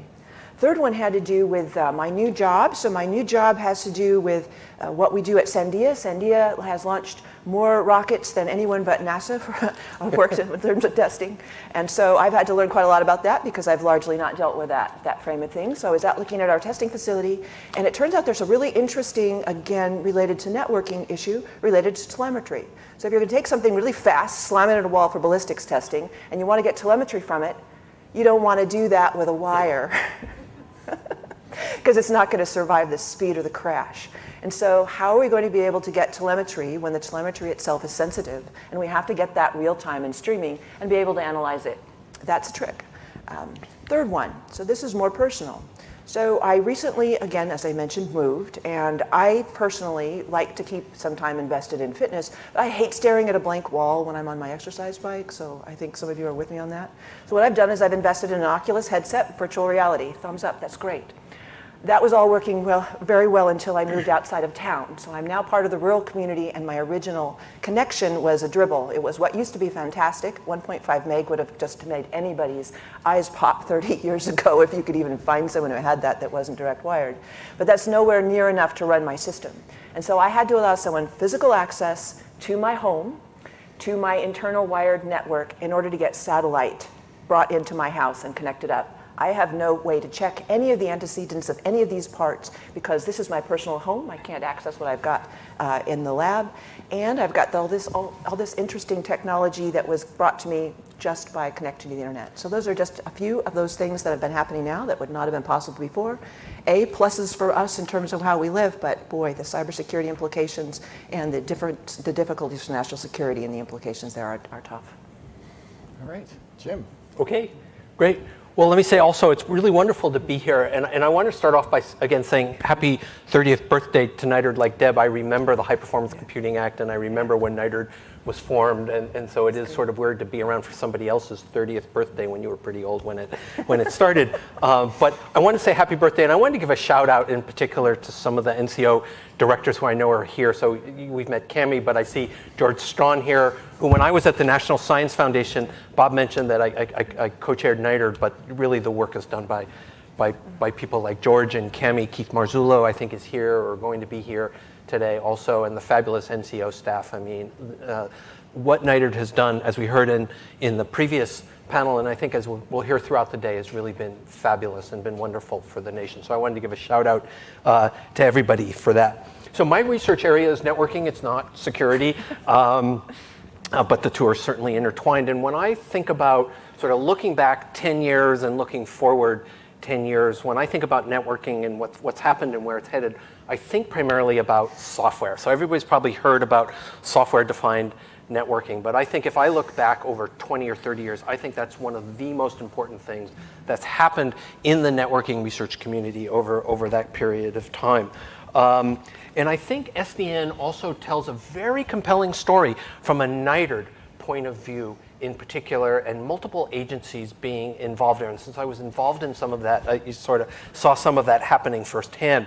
So, you know, SDN is going to be is critically important in being able to provide more flexible, more scalable, more evolvable, more open for innovation software, data, and control planes inside networks. First the wired internet, now much more even in mobile networks. And when I think about the origins of that, it hasn't been around that long. You can really cite the nexus of activity that really launched that to some folks in the Bay Area, particularly around Stanford University in the 2007, 8, 9 timeframe.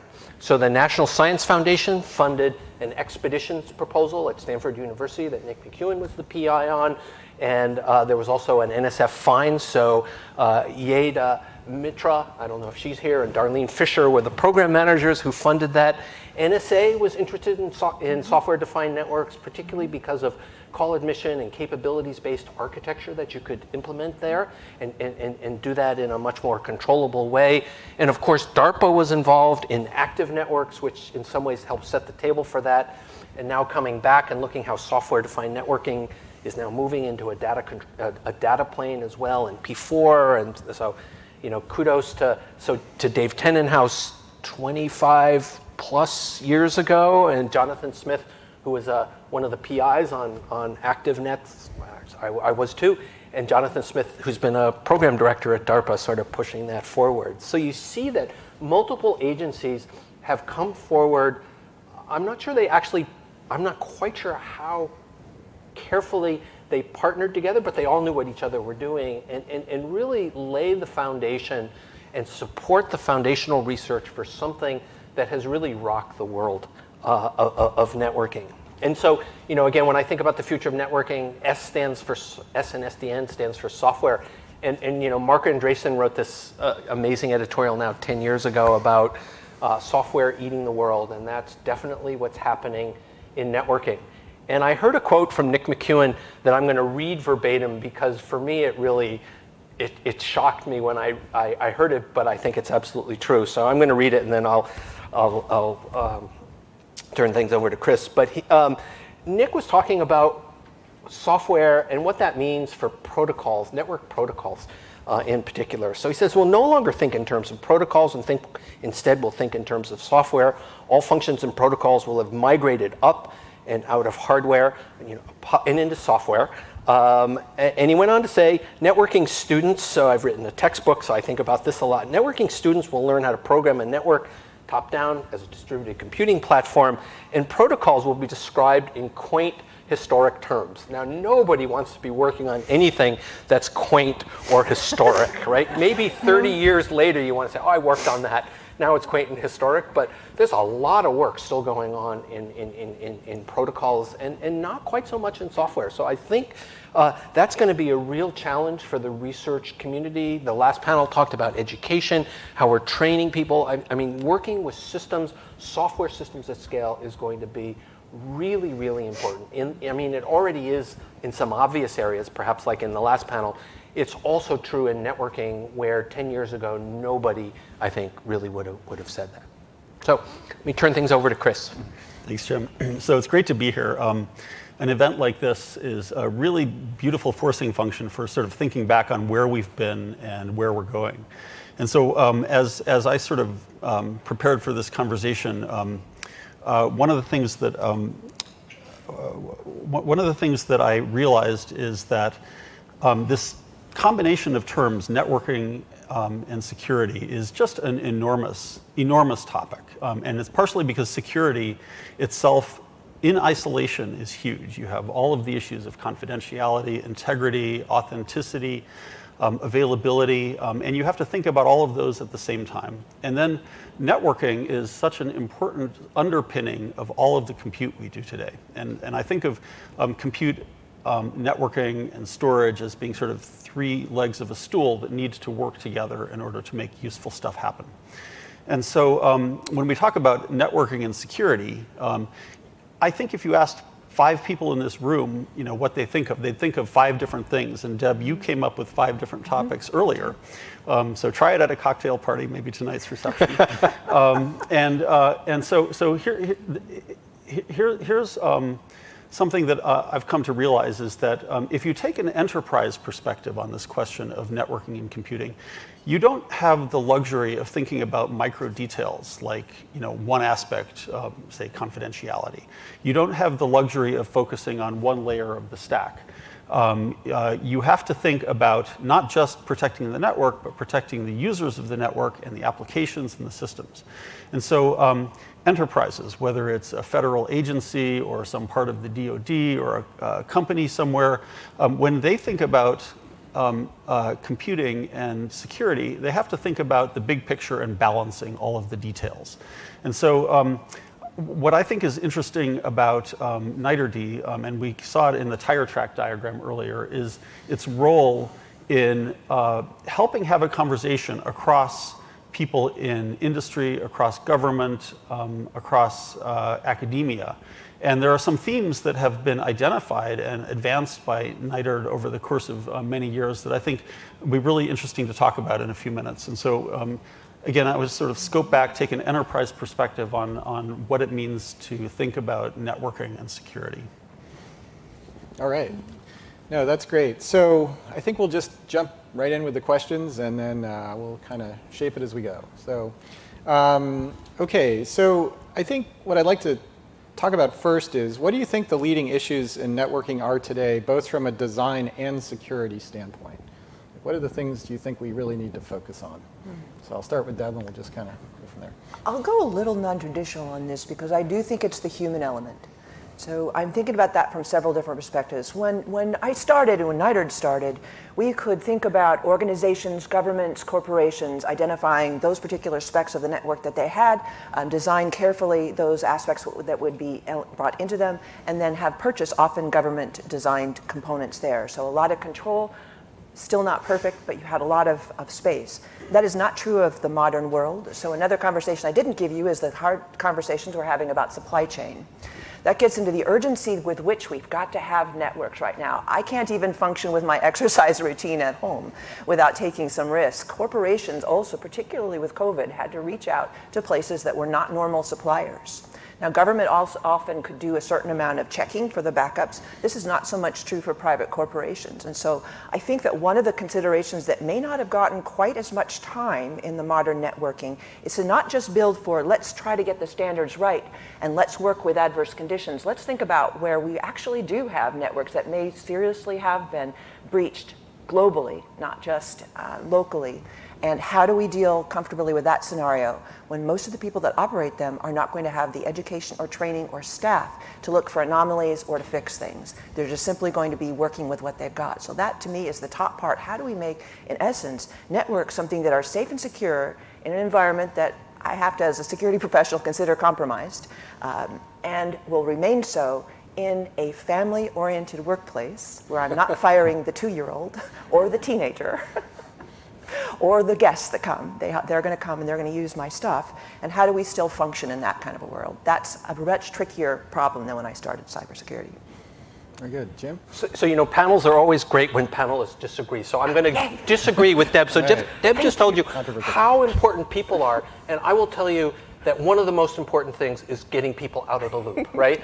And in a software-defined networking perspective, if you think about systems at scale, right? And I say all that in jest, so whoever edits this, please don't just cut out that one thing that I said about it's all about getting people out of the loop, because it's not, right? But a lot of it is there are things at scale that you cannot have people in the loop on in large and complicated systems. And the history of networking and networking management, for example, has all been about these gurus who are going to go in and they type in, Cisco CL, sorry, I shouldn't mention any names, but, type in arcane languages and R shell into routers, and that's not the way to manage a network at scale and reliability. And one of the things that softwareization allows, and the logical centralization of networking function allows, is the ability to be able to do things computationally and to do them at scale.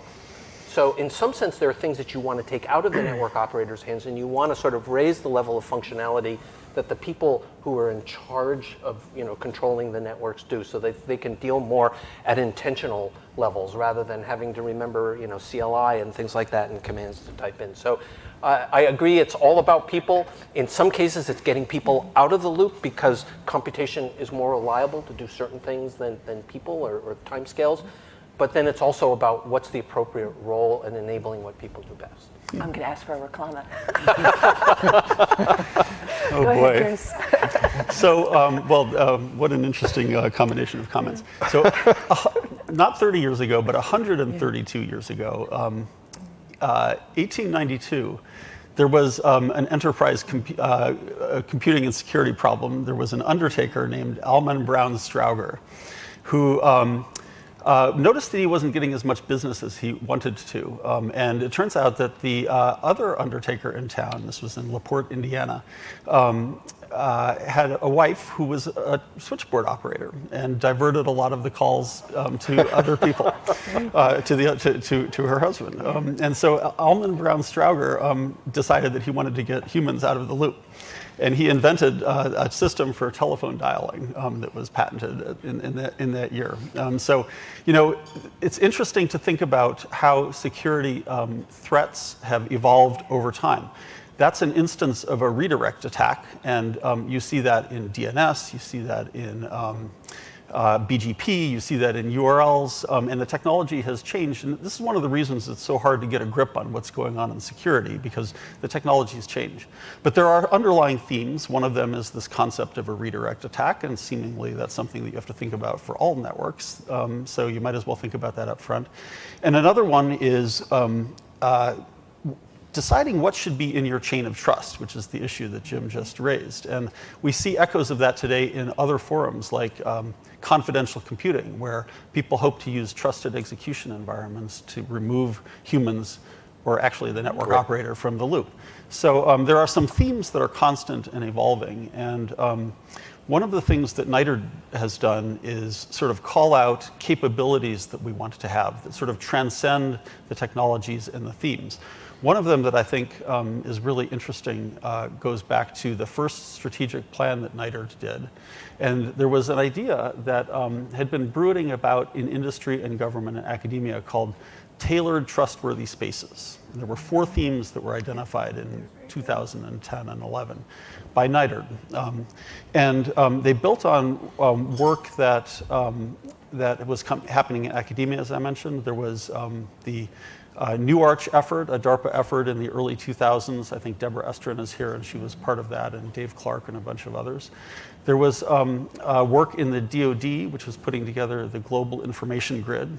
And they had identified, so that by the New Arch work that was interesting was called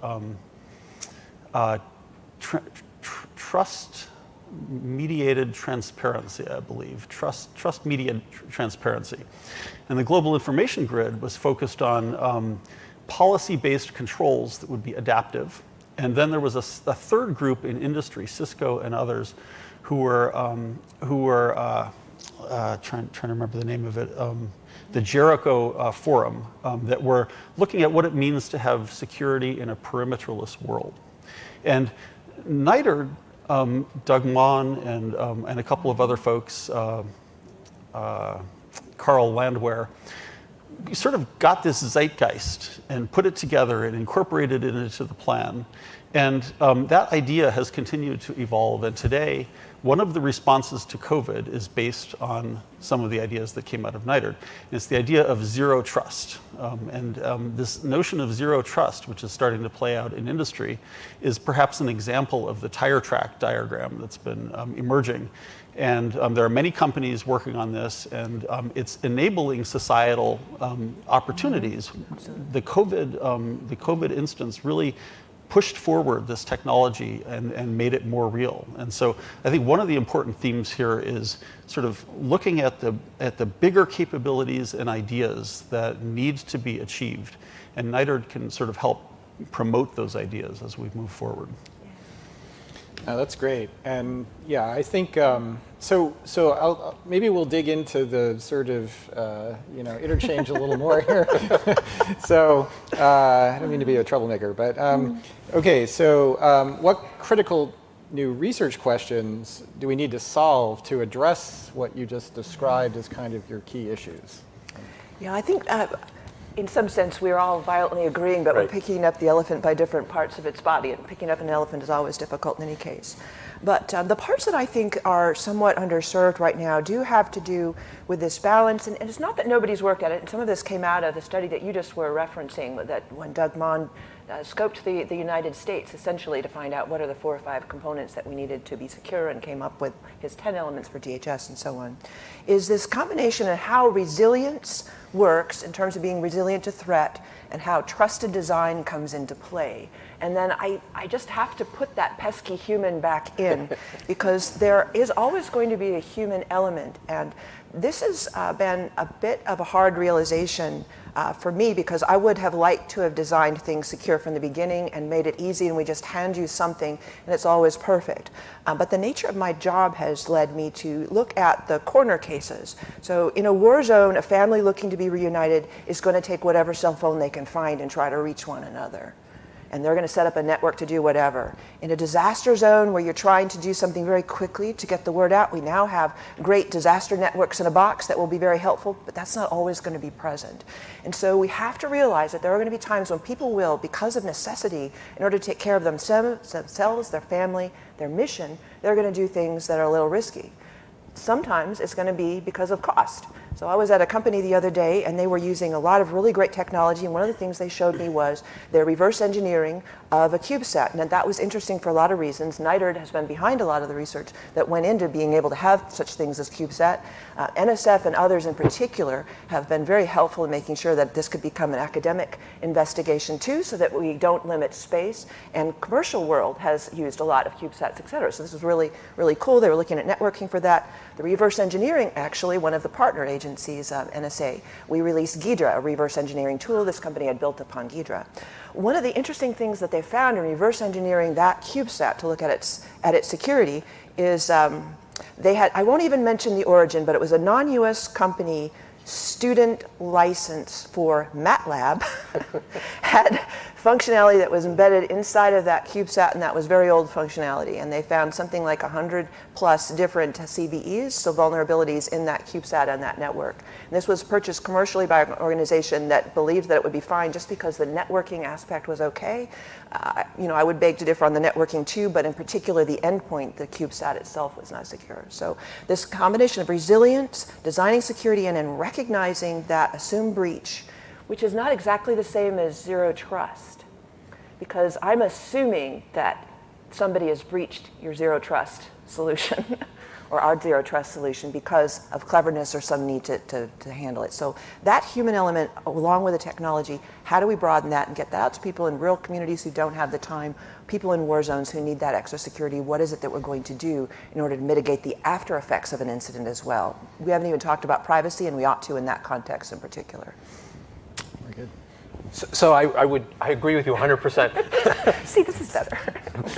But I will say, certainly trusted computing environments, and I think one of the things, again, about the softwareization of networking is that it's bringing in other parts of computer science and also other parts of NITRD. For example, if you think about software, you think about you want to do configuration management checking, and so model checking, programming languages are now really becoming really a key part of networking approaches given the importance of software. So I would say that those are all challenges. In addition to the challenges that Deb mentioned, that Cubesat's a really interesting and sort of legacy software that sort of gets incorporated along. I'll say one of the trends in software-defined networking is really all about open source and innovation, right? And so a challenge then is going to be, if you've got open source contributors and you're thinking about mobile packet cores that are now open source, or you think about open source for traditional routers, and you've got large communities of people contributing to it, it's going to bring up the question that you just raised many, many times. Wow, so such a big question. I guess in terms of enterprise networking, one of the things that's interesting is that the whole environment is in tremendous turmoil right now. There are forces at work. One is 5G and NextG, which is introducing new access technologies. And we have satellites, and we have all sorts of opportunities that didn't exist before at the edge. So now all of a sudden our security challenges need to extend all the way to the edge. And these are heterogeneous access networks and edges, and so we have to have true internetworking across technologies, which is kind of challenging. Meanwhile, hyperscalers and the large cloud computing companies are, laying down enormous amounts of fiber and basically offering networks that can be used in interesting ways end to end. And so there's this sort of interesting struggle between networking technologies at some notion of a core and at the edge, and a lot of different sort of entities who are offering services and capabilities. So one challenge here is how do you stitch all of those things together? And then how do you use them in a way that keeps the trust, the zones of trust as small as possible, which is one of the tenets of zero trust. And so people are talking about slices and overlays. And so this combination of a very heterogeneous bottoms-up set of networking technologies with the desire and the need to circumscribe and virtualize or control or slice or overlay those technologies in a coherent way, I think introduces all sorts of interesting challenges. No, that's very helpful. So given that we are doing the NITRD Symposium, how do you think NITRD can enable some of the solutions on the research side that you just described? What do you think the sort of general strategy would be useful? I'll pick on a couple of ways. There's just so many opportunities. One that maybe should go without saying, I'll say it anyway, is that by NITRD being a convening body with a lot of different technologies introduced, things at the research stage, we have the opportunity to drive security in and security thinking in at a much earlier stage than would be possible without. So for instance, quantum is important from a lot of standpoints. We have the post-quantum world with crypt. There's also, what does one do to secure a quantum system itself? What does it mean to do quantum networking? Bio-inspired computing was mentioned in neuromorphic at the last panel. They're going to have different characteristics in terms of the kinds of things that it takes to make information secure.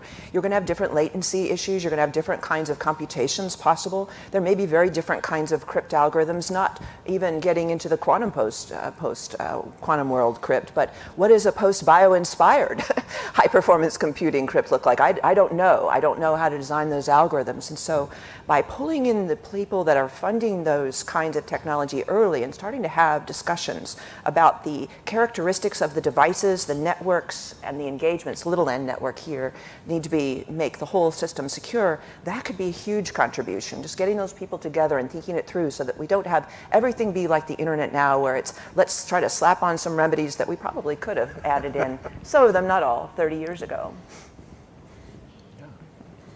So I'd like to answer your question, Bob, just a little bit indirectly, because Chris had mentioned the tire tracks diagram, and the tire tracks diagram was shown, I think, in either the previous panel or maybe in Cammy's opening, right?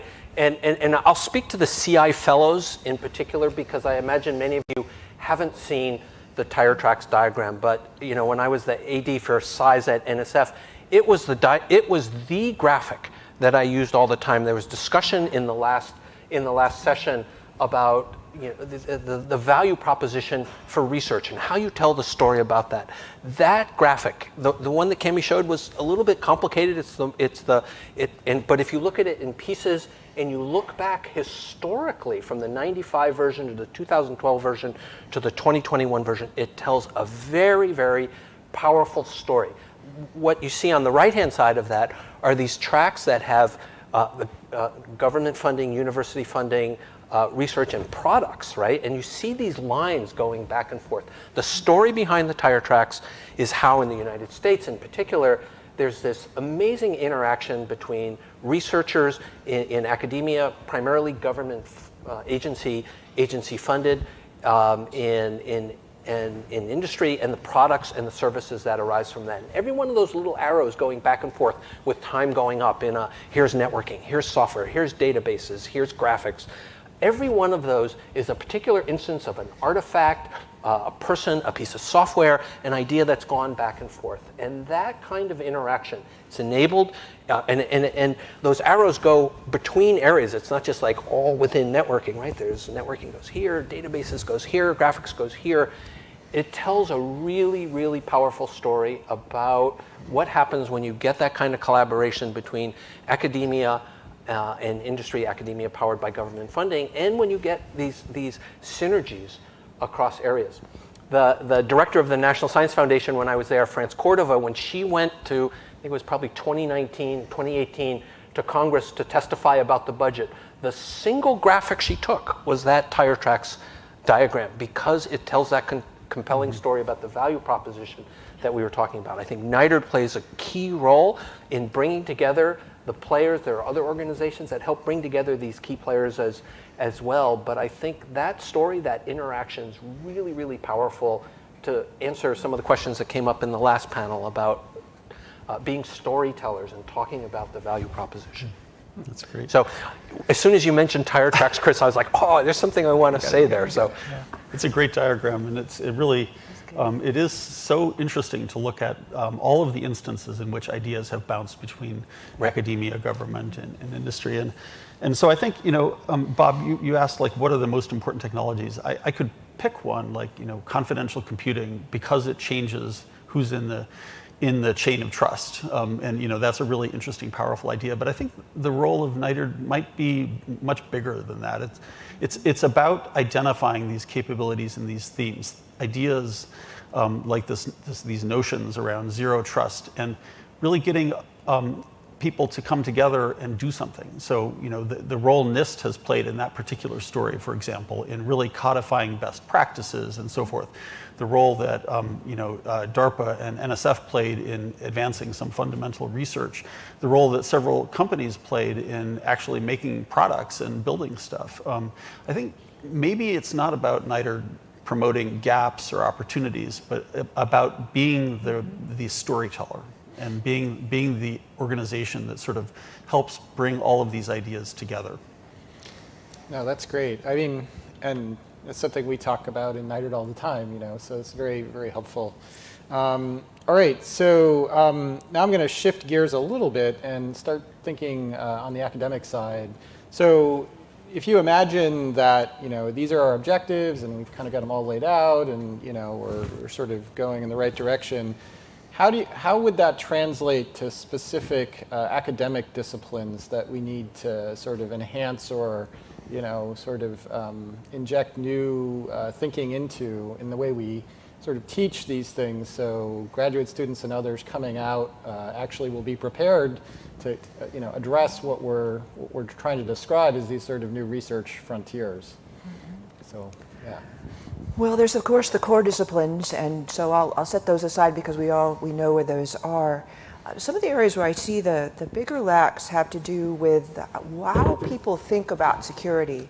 So for a lot of my career, I think I fell prey to this as well. We thought of security as a wall that goes around things, and really what I've come to pivot and think about is security as an enabling function, an enabling capability. So design security in so that you'll be able to do these things more safely, so that you'll have more confidence when you take risk.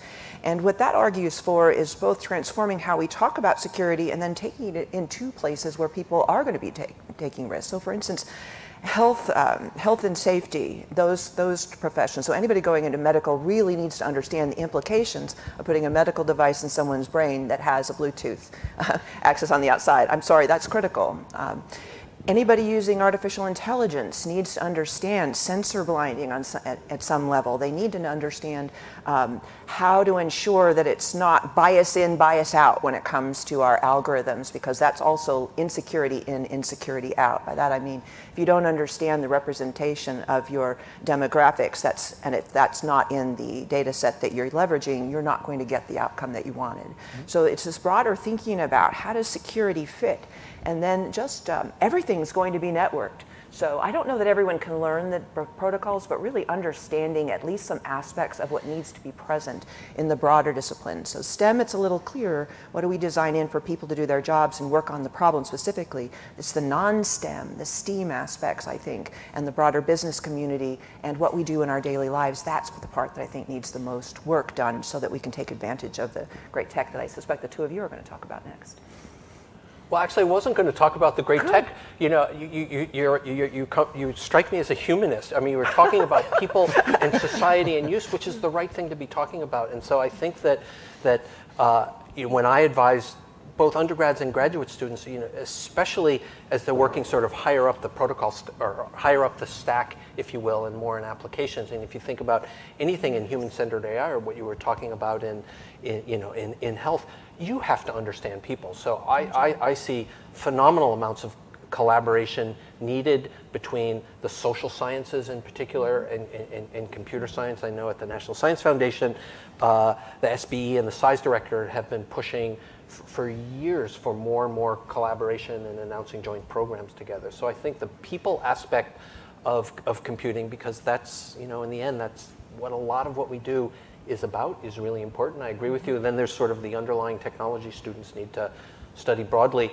And maybe I could just take that, the issue of education in a slightly orthogonal direction, but it's about education and it's about where we're doing the education. NSF has been talking about enhancing and growing the geography of innovation, right? And that means that enabling innovation really across the country in many different ways, and education is a key part of that. And you know, I think that's something, education was talked about in the last panel as well. I think that's something incredibly important for the country, and something that really has to pervade the community college system, the state system, the privates, and the public research universities as well. So Ben Zorn mentioned the Computing Research Association has this new group that's looking at industry academia problems. And one of the, if we take an enterprise view on what needs to get done, it's about the end-to-end system and how all the pieces work together. And what we have observed is that the cloud is a place where all of the pieces come together and people can build end-to-end systems that need to be secure and usable. But the discussion that we've been having in CRA industry about the cloud, it touches on education. It's this enormously important capability that underpins a lot of important applications and workloads these days, but it's a black box and people can't get into it to tinker with it. And so one challenge for education might be to expose that kind of capability and find a way for people to sort of get into the insides, understand what's going on, build on it, expand on it. So the kinds of things that could be done in academia, Kathy mentioned Cloud Bank, which gives people access. Could Cloud Bank be not just an accounting interface, but a platform for conducting research in cross-cloud applications, or exposing interfaces that can be used to researchers by the cloud companies? So one direction might be to do that kind of thing, and another direction coming from the top down might be to sort of pay a lot of attention to things that transcend individual instances of a cloud. So opportunities around sky computing that are being explored at Berkeley, or the extensible internet, where we look at new ways of embedding functionality into what people complain has become an ossified entity. Those are directions that perhaps could be very interesting. Very good. All right. And so now I'm going to sort of be a bit more expansive about this. So I guess we're looking sort of to the future, and I guess I want each of you to sort of tell me what you see the next trends in networking and security are going to be in the next 10 to 15 years, which is a long margin for this. A lot of stuff happens in a couple of years, but see if you can, whatever you can prognosticate. Yeah, I've learned it's probably not a good idea for me to prognosticate too much because either A, people listen and do something wrong with it, or B, they don't listen and I'm just sad. But I do think the truth lies somewhere in the conversation we're having about newer tech. So this is a very, and to regain my STEM credentials, I've been able to lead or been part of most every interesting tech from AI to hypersonics now, non-proliferation, cybersecurity, computer science, high-performance computing, and so on over the years. And so what I see is that we're at this really cool time when we've got new software architectures, new hardware-software combinations coming forward, and new ways of thinking about programming and operating systems. So there is a tremendous opportunity. I wasn't kidding when I said I don't know what protecting a bio-inspired computer really looks like. I could tell you how to encapsulate it, but what does it mean to design security in? What does it mean to design security into a quantum system as opposed to using it in security areas and to put boundaries around it? What do those things mean? And so I think if I'm talking to the graduate student part of the audience and the fellows as opposed to industry that needs to capture something that we already know about now and bring that to market, I would say look there. What are those new technologies that you think would have a great societal impact? And how could we design security into those networks and the devices to enable and empower people to do things that are more secure, more beneficial to one another with less risk than what we've done in the past? So that would be my challenge for this broad going forward. Well, again, I mean, for me, the challenges are all around software and the softwareization. You know, I want to come back to Chris talking about the hyperscalers, and when I think about the education that we in universities deliver to students and what we're able to do or not able to do, say, at scales that really that the hyperscalers are dealing with, I think that sometimes there's a challenge for us, especially in software, especially with data, especially when you think about the geography of education across the country, not having access to those kinds of systems and tool chains and things like that at scale. And so I think the software at scale is still something that and then again, this is primarily from an education standpoint rather than a research standpoint, I think that's going to be a big challenge for us as a country. And you know, you talked about Cloud Bank. I mean, that's an opportunity there, not just to be a resource, you know, for cycles and data for the research community, but also for educational tools. And I know that the Cloud Bank people have had discussions about that. Well, I sort of going back to this tripod of processing and data and communications. The network has always been an important resource that's pivotal to so many things that we do. We have to protect it. But it's also this control point that gives you purchase on helping with security in the other elements. And so it's gotten network security has gotten a lot of focus, but I wonder if it wouldn't be interesting to turn around a little bit and focus on the data that is underpinning all of this. And so, you know, data has been characterized as the new oil, and it's very important, but we haven't really gotten a grip on how to transmit it, share it, and retain control over who gets to do that. So one of the reasons I was excited about confidential computing is that it closes one of the loopholes in a lot of the data use controls issues. But maybe it would be worthwhile to think about focusing a little bit on data security and not always on network security, because if you start with that foundation, it might enable all sorts of new opportunities. I was really interested in the White House's idea or the OSTP group, you know, talking about democracy affirming technologies. And if we could really get better control over our personal data, over our corporate data, and share it with confidence that it's not just regulations like CCPA and GDPR protecting it, but really there are technological underpinnings that let us retain that control over who we are, who we want to project into the world. That could be a very exciting opportunity. Very good.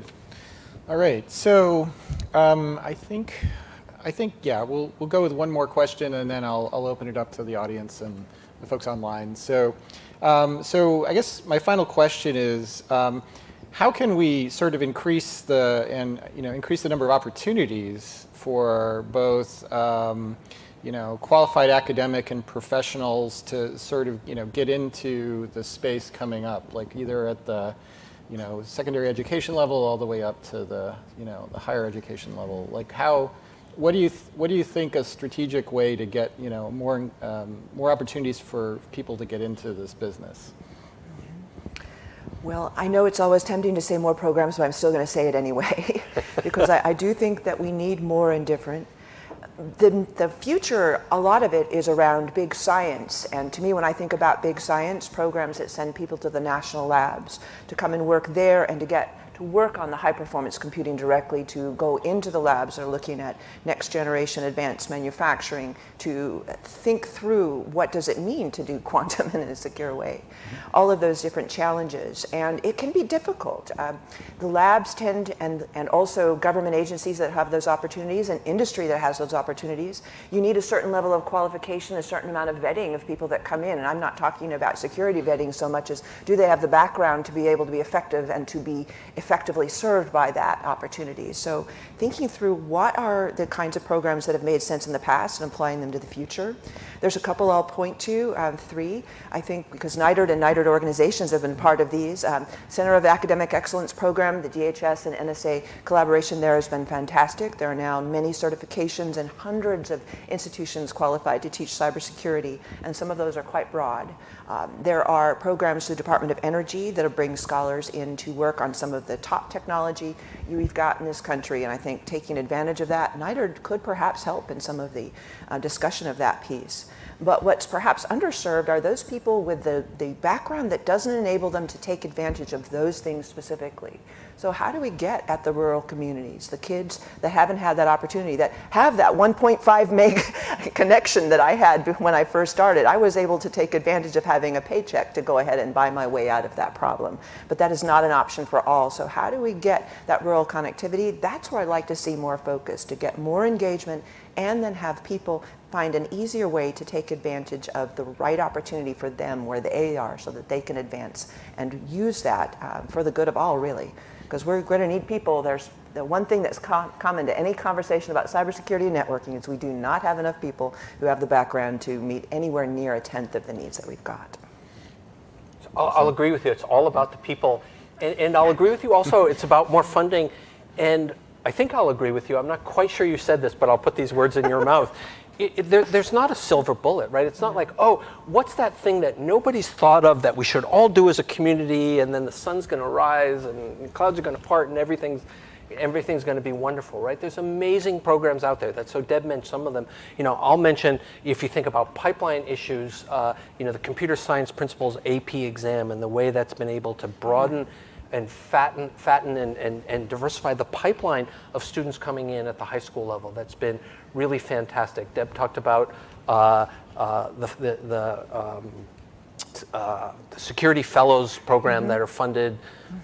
I think the money actually comes through the NSF, but it's the CAE Centers of Excellence that sort of provide the certification. So there's wonderful programs out there. All schools have been thinking a lot. I mean, every school is trying to build up its capability to teach students in this area and provide fellowships for students coming in. So I think there's a lot of really great programs out there. I'll give a shout out to all the people working in CS plus X and really trying to take computing and think about how it applies in all these other, many disciplines, a few of which we've talked about today. So I think the programs are out there. I think it is a mistake to think, there's a silver bullet that nobody's thought of, and if we just think about it a little bit harder, I think we just need to double down. We need to double down on the work. We need to double down on the funding for it. Good.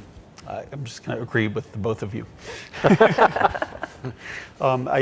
Cloud computing has democratized a lot of computing, and young kids today have access to things that I never dreamed of when I was like my daughter's age.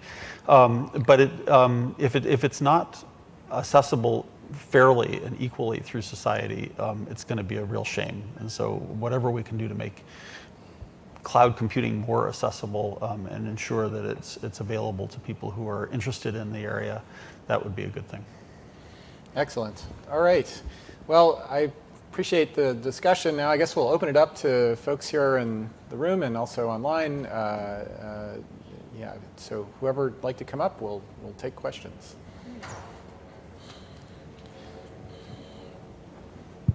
And just say who you are and where you're from, too. Yes, okay. Hello, everybody. My name is Aruna Balasubramanian. I'm an associate professor at Stony Brook. And I do networking research. So I really enjoyed your conversation, especially about the education, because I do find that actually networking is not sexy. So people, almost every year I teach the course, they say, oh, I never expected this to be so interesting. But I had a different question, which was that there is democratization in terms of applications, but I find that in terms of the stack itself, things are becoming more and more centralized.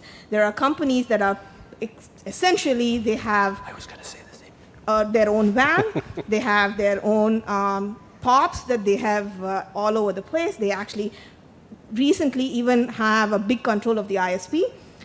And I'm not making a value judgment here about whether that's a good thing or a bad thing, but I want to know what are the implications in the next 10 years for networking research and security research, given that this is what the trend seems to be. Okay, I'll open it up to any of the panelists. Well, I think this is one of the reasons that I'm interested in sort of multi-cloud and Jan Stoika's vision of cloud computing, because it can create opportunities where maybe they're opaque right now. And I'm also very interested in this extensible internet idea because it offers an architecture that even if things are centralized, you can insert new ideas and see them come to fruition potentially. So I think that we could make investments in ideas that maybe counteract or complement maybe some of the benefits of the centralization you're observing. Centralities are not good for security in general. So, so that is a consideration we might take into account. All right. I was whispering to Chris and Runa when you asked your question. I was going to ask that question. I was going to ask Chris that question if we needed a question. I agree with you 100%.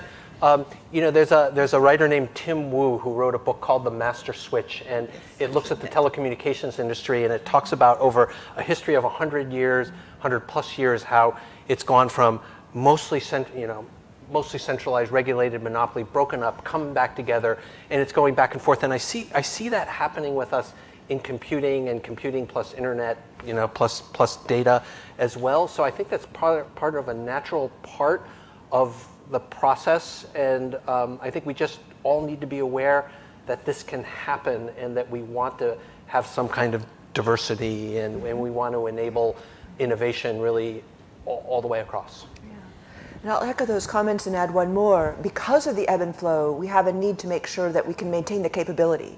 Because part of the problem that you're pointing at is if you are, say, an assistant professor and you need to get data to do your research and you can't get that data, then you're either going to switch fields or you're not going to get tenure. One of those two things is going to happen, or else. Or you'll go work in industry or where you go get work the in data, industry right? and get the data directly, and then we get you back later on. But I think there is a reason to deal with technological drought in certain areas, and that's possibly something that NITRD could keep an eye on. What are those fields where we need to perhaps elevate different kinds of computational networking resources? I don't say access to data set because that's a very long conversation that's trickier, but how one would get access to those things would help you learn and advance the field. Because you asked another thing, the downside, if we don't find a way to do that and we privatize too much, then we get homogeneous winners, which, as was mentioned, is not great for security because one flaw in that and all bets are off. Deb, can I just add one thing to you? Just build on what you said. You brought up data and access to data. And again, I feel like there's something very important that we need to look into how you give people control, because if they had control, it might be more accessible than it is today. I think the data and the model, because we're now going to AI models, which is a little trickier, I realize, but you build a model on the data, and that model is not easy, but it is possible to reverse engineer it. So what is it we do to protect your control over the models that have your data as well as the data that you've got, which is not exactly the same thing, but related downstream. So ties it back to your question as well. Those things would not be considered in academia if you didn't have any way to get access to the tool and to the data that's being leveraged. Very good. Thank you. Next. Hi, I have a question. Oh, my name is Tara Zimmerman. I'm a CI fellow with the University of Texas at Austin. And going back to your earliest comment, Deb, about the human element in cybersecurity, I'm curious if any of you are aware of any initiatives to incorporate even the most basic cybersecurity education into like information and digital literacy in K-12 schools, because those are going to be basic life skills moving forward. And it seems like that would be such a great way to address that on a broad level early on and early intervention. Yeah, there are some. I'm thinking in particular of one that was a collaboration between NSA and NSF, and it's called Gen Cyber. And that was founded based on a program we had sponsored through the agency and I think NSF at the time too, that taught people basic language skills K through 12. Gen Cyber allows funding to train the trainer and also to train the students at the same time, so you can drive it down. And while not all of it's K through 12, some is. I think the Boy Scouts and Girl Scouts of America had undertaken that, so there are some really interesting camps for kids. And I think you know of some as well from your work. Right. One place I would definitely look at is, I mentioned the computer science principles AP exam. So this is really, 10th, 11th, 12th grade. But there are recommended curricula that go along with that that can be domain specific. So they can teach some of the principles of computational thinking, for example, but you can do it in the context of security, for example, or in the context of Internet of Things, or pick your area. So folks have developed a number of different curricula that you can pick up relatively easy. So and teacher training goes along with it, and teaching materials that you can pick up in the high schools, where you pick a particular theme and you teach to the computer science principles agenda, but you do it from a particular point of view. And I know there were people working. Three years ago, when I last looked at this, there were a number of people working on a cybersecurity track within that. Yeah. And just to riff on that a little bit, again, tying back to the previous conversation, it's so important at that level, I should have said it right off the bat, that funding and time being provided for the teachers. We expect so much of our K through 12 teachers these days, including the horrific.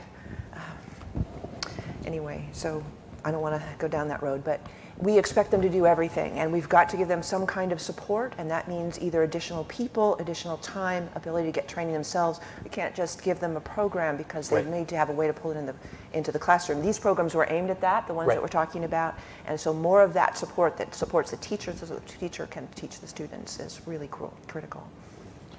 Very good. Thank you. We're down kind of almost to our last question, and I got asked before the event to include at least one of our online questions, and our online person who's coordinating our online questions is got a question, so I'll take that, and I appreciate everybody else's, and we'll have folks come up afterwards, and I'd be happy to answer questions afterwards, so we appreciate that. Yes? Yes, thank you. My name's Haley Griffin, and I'm a program associate with the CCC, and I'm helping monitor the online questions. And we have a question that came in from Scott Sellers with the State Department, and he asked, is international collaboration important in networking and security investments? If so, how is it important? If not, why not? And he specifically asked if, Jim, if you could give your input, but of course it's open to everyone. Thank you. Golly, somebody said at the last panel, it's always good to call out the panelists, so I'll consider myself called out by Scott. So yes, I mean, that kind of international collaboration is always important.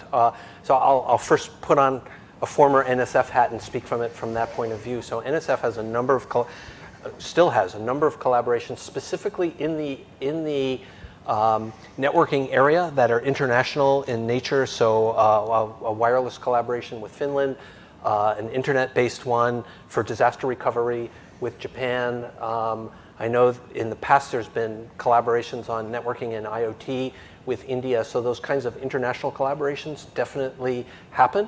And generally, the issue of international collaboration, I'm going to take it even outside of networking, is incredibly important. I mean, we've talked about the human elements now, quite a bit, and the OECD, for example, put together a set of AI principles that were adopted by all OECD, every single OECD country, and then a bunch of other countries as well, affirming principles about AI. They're fairly high level, of course, when you get everybody to agree, but it's important and pretty amazing that so many countries could come together and talk about how important it is to be accountable, fair, and transparent. And it's an example not of specific technical collaborations, but agreeing on the goals and agreeing on the kind of frameworks. And I think that's a really, really important thing to be doing. Any other thoughts on that question? All right, we have 48 seconds left. So I guess what I'd like to do is say thank you to our panelists for joining us today. And I'm wondering if Anne has an announcement about lunch and other things. Yes, I want to thank the panels. The two panels this morning are great, and I'm really looking forward to the panels this afternoon. I'm Ann Schwartz, the director of the CCC, and again, I want to welcome everyone here. It's so wonderful to see everyone together in this room. One of the reasons we're here, not on the actual 30th anniversary, is, as we all know, because we've been dealing with the pandemic for the past few years. And I'm really proud to have been able to work with the National Science Foundation at the very start of the pandemic to literally 2 years ago this month, we were able to announce a program for the broad community to keep researchers engaged and active as they were graduating from graduate school to a job market that had literally been pulled out from under their feet at this time of year. And so that program is the Computing Innovation Fellows. We have 140 CI fellows throughout the country at, I think it's 80 different universities, working as postdocs, staying in the academic research pipeline. And so many of you are here today, but big thank you to the National Science Foundation for enabling us to create that program for the community. And we now, before lunch and after lunch, will have posters by many of the CI fellows. So we really do invite you all to go talk with these researchers because they truly are our future. We've got 30 years. We want them to be the ones up here at the next time we do this in 10 years and so forth. So please take the time to do that. Lunch will open up at 12:45, and then at 1:45, the posters will be back up, yet we'll start our sessions here again a little after 2. So please do take the time to go talk with the CI fellows.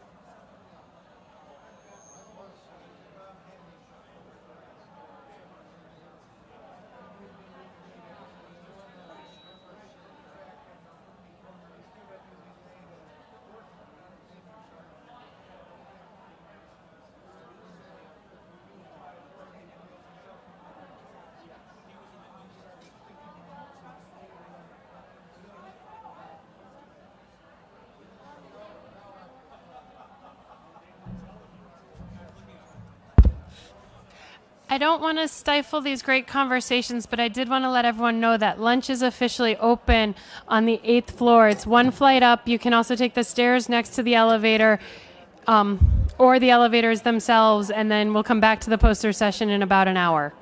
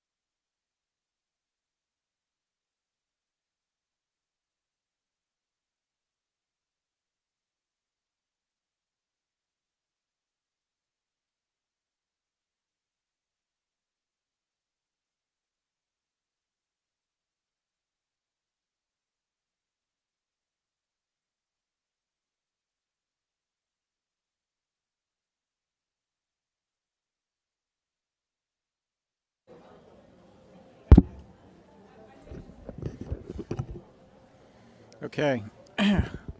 Okay, we're going to get the afternoon program started. So if everybody could come on back, and we'll get things rolling. Yes, sir. Oh, I've had a request. Was that better? Okay, and I'll just say in advance that this is a very directional microphone. So, all right. Well, thanks everyone. So I now have the honor of introducing Ms. Barbara McQuiston. She is the DoD Deputy Chief Technology Officer for Science and Technology. She leads the DoD's work to create innovative technologies, oversees the development of the S&T workforce, and advocates to advance DoD laboratories and research centers. Having spent nearly a decade in the government during service at DARPA and another 30 years in the commercial sector, she has a wealth of experience in developing cutting-edge technologies in numerous markets. And ladies and gentlemen, please join me in welcoming Ms. Barbara McQuiston.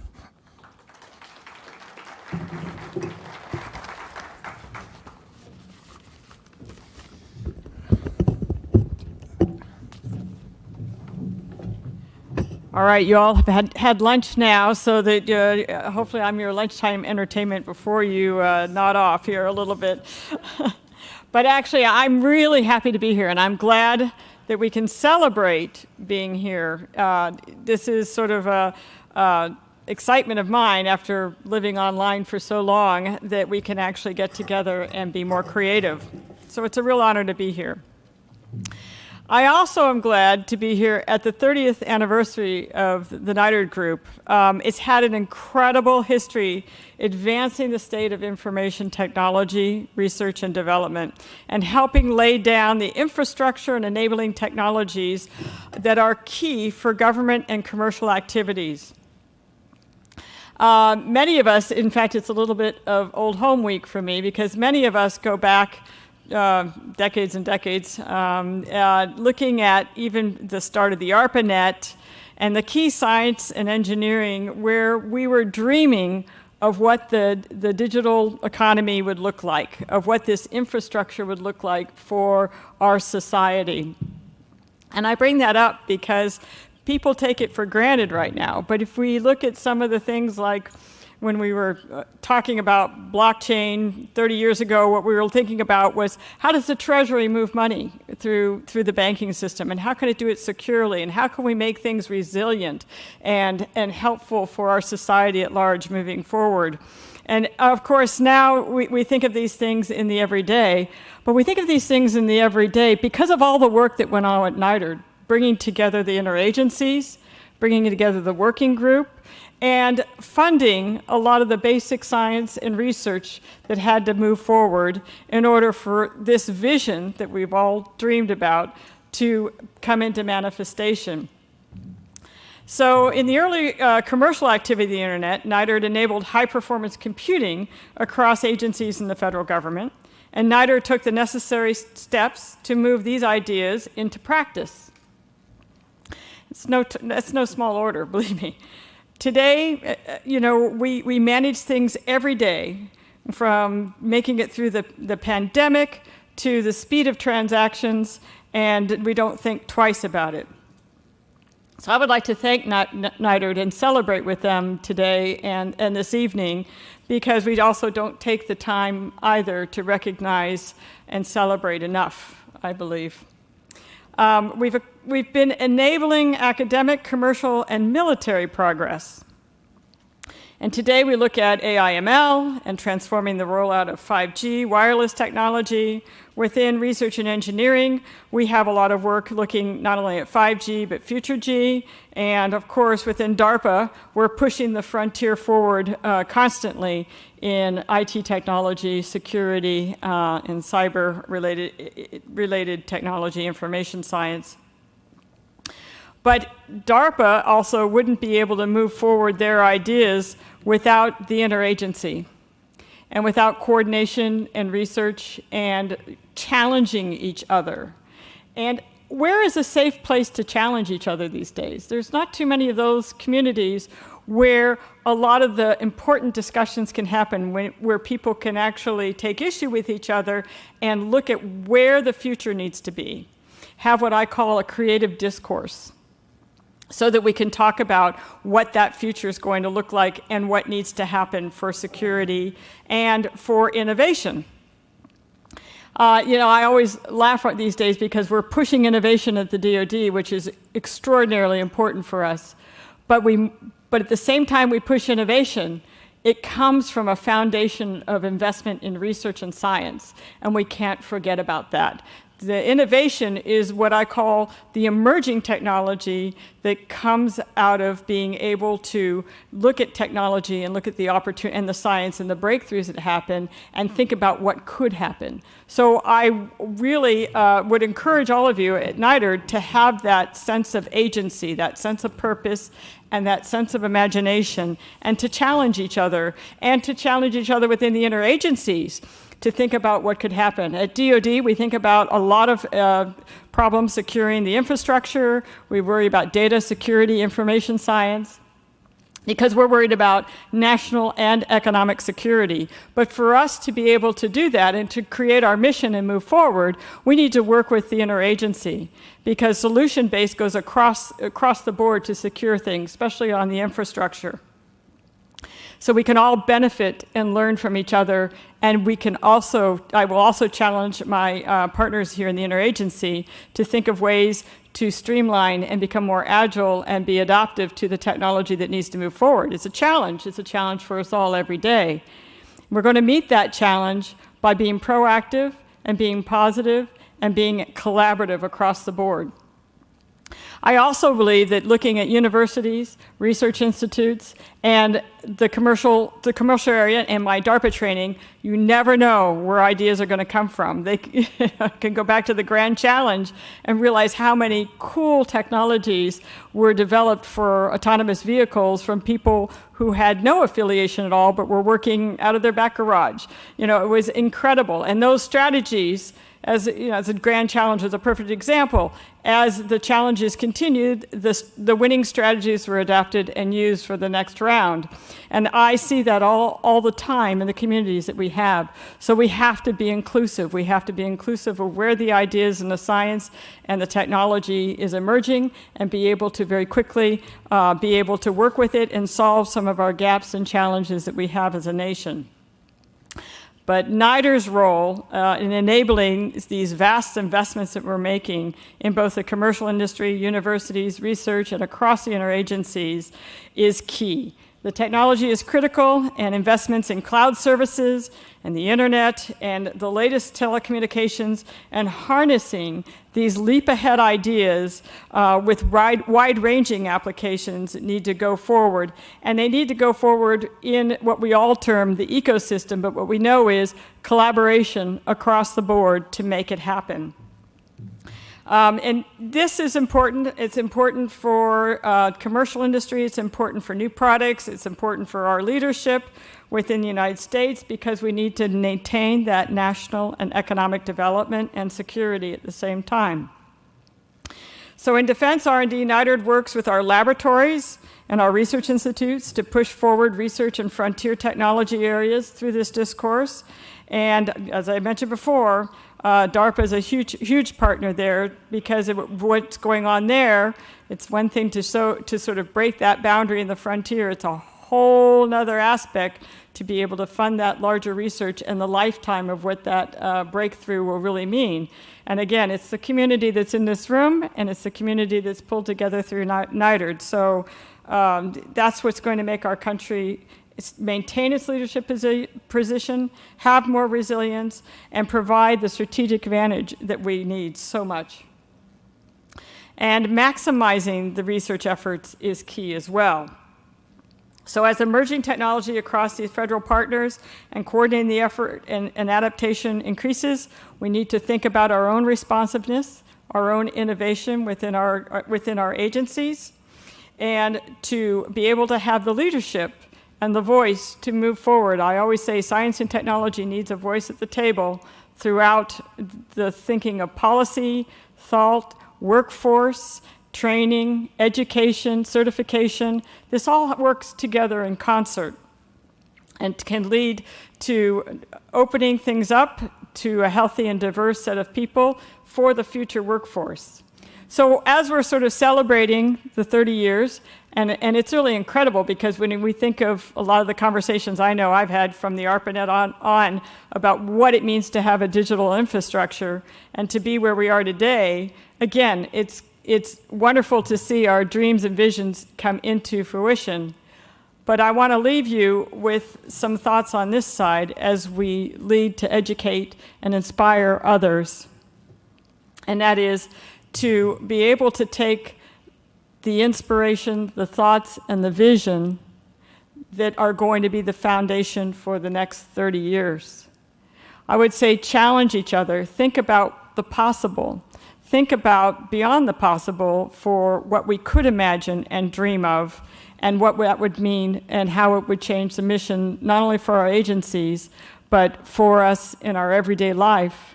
I mean, if we hadn't had the vision and the investment, and I would say many individuals in this room, the sort of commitment to that vision, when we had the pandemic, how would we have been able to implement the education and the communication that we were able to pivot and have?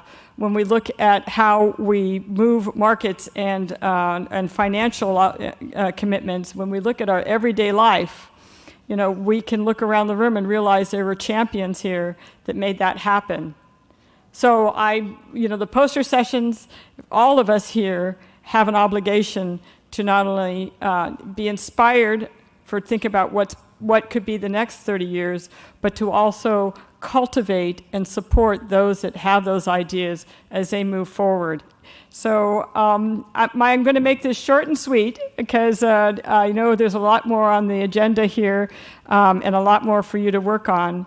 But we at the DoD really care about this, so I want you to know that. We invest in scientific foundations and emerging technology, and we actually look at the critical needs within our country for national and economic security. That means securing the infrastructure.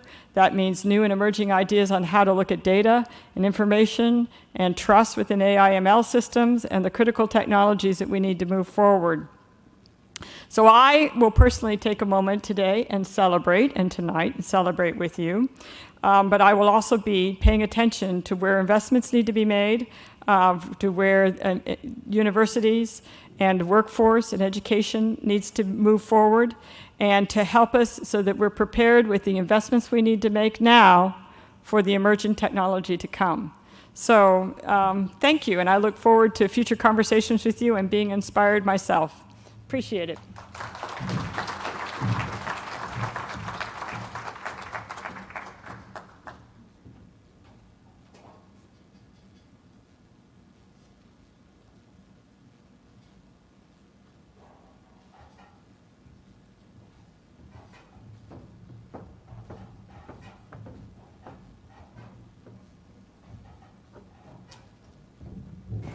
So is this on?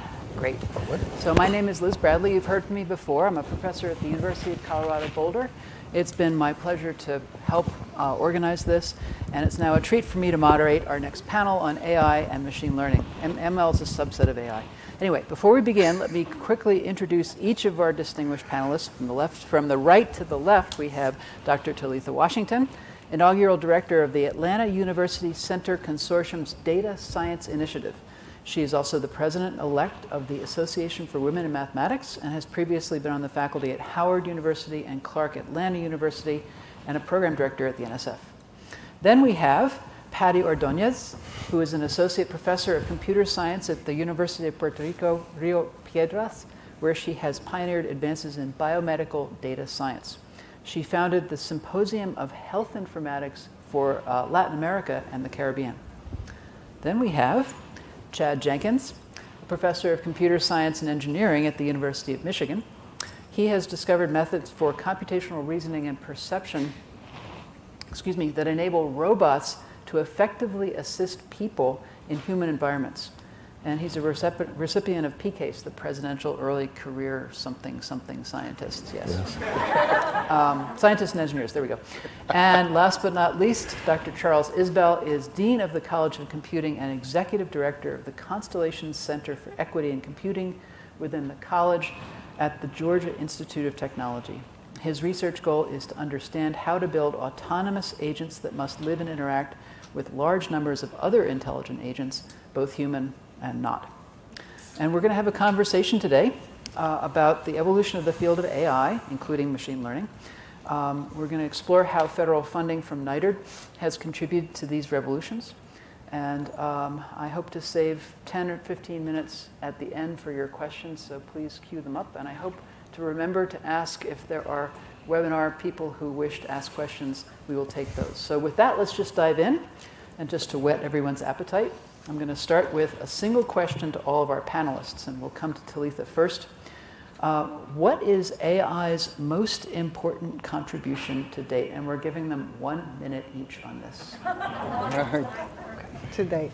So I think AI is challenging us to, so I'm going to take a step back from the question, that AI is challenging us to really think about what does it mean to be intelligent? What does it mean to be human? What does it mean to think? What does it mean to make a decision? What does it mean to do these things that we do as human beings? And then trying to replicate that either in a machine or I'm sure an autonomous car can drive better than I can, right? And so that idea is pushing and challenging us to think, what does it mean to be human, intelligence, all of these things? And then how are we going to make decisions, and for whom and for how? And thinking about the potential positive attributes, but also the potential negative harms it could have on different people. So I think that the challenge AI brings us really is the most important contribution. So if you think about the movie I, Robot with Will Smith, where he tells the robot, I thought you were dead, and the robot says, technically I was never alive, but I appreciate your concern. So it's that interplay with technology and humans, and what is that divide and where's the overlap? Okay. Patty. So I think one of the things that I see the potential with AI is like the potential for computational science and really doing interdisciplinary work and collaborate with other disciplines to push those disciplines and science and STEM in general ahead. And I just have seen tremendous transformation on our campus. From when I got there, everything was silos, and we started doing a data science program or biomedical data science. And suddenly now everybody wants to take the lead in doing the next computational science. People who told me at first, oh, I'm only going to direct this, I'll just be involved for the students, are now leading NIH projects in this case computational genomics, which is a whole new field, which was necessary in Puerto Rico. Because due to the devastation of the hurricane, right, we'd always done more hands-on science. But when the hurricane came, it destroyed years of work, especially, it's not just the hurricane, the 3-month blackout, right? If you can imagine having 3 months of no electricity and what that would impact your research. So that right there is forcing, the climate changes are forcing changes to have to happen in the Caribbean. All right, my turn? Great. So I'm going to push back on that question, and I'm going to say that asking what the biggest success or accomplishment of AI is like asking, what's the biggest accomplishment of putting printed words on paper? I think there's way too many. So I'll put it in context for different times. If you're asking me when I'm sitting around my house and just hanging out, the biggest accomplishment of AI is putting the first down marker on the football field when I'm when I'm watching TV. If you're asking, I'm actually skipping part of a robotics conference in Philadelphia right now. So I had to drive down from Philadelphia to DC. And so if you're asking me in my daily life, being able to get route navigation and the way that it works so seamlessly and flawlessly, those search algorithms are one major thing that we don't even think about. It's been so successful in AI. But actually, if I'm being real about what in my profession has been the thing that helps me professionally the most is having access to be able to search the wealth of information that's available on online, the archives that we have, I can, if I need to look up, the convergence properties of a gradient descent algorithm, it's readily available. I don't have to go to the library. If I want to look up something frivolous, like who played Squiggy on Laverne and Shirley, that's like readily available. If I want to check the forecast around my parents' house in Houston, it's right there, and AI makes that accessible to me. So what I like about all of these answers is that they pop away from the kind of easy thing, which is about, well, what's the technology? What's the simple thing you could point to? In fact, Chad, because Chad stole exactly my example, which was maps, which is miraculous.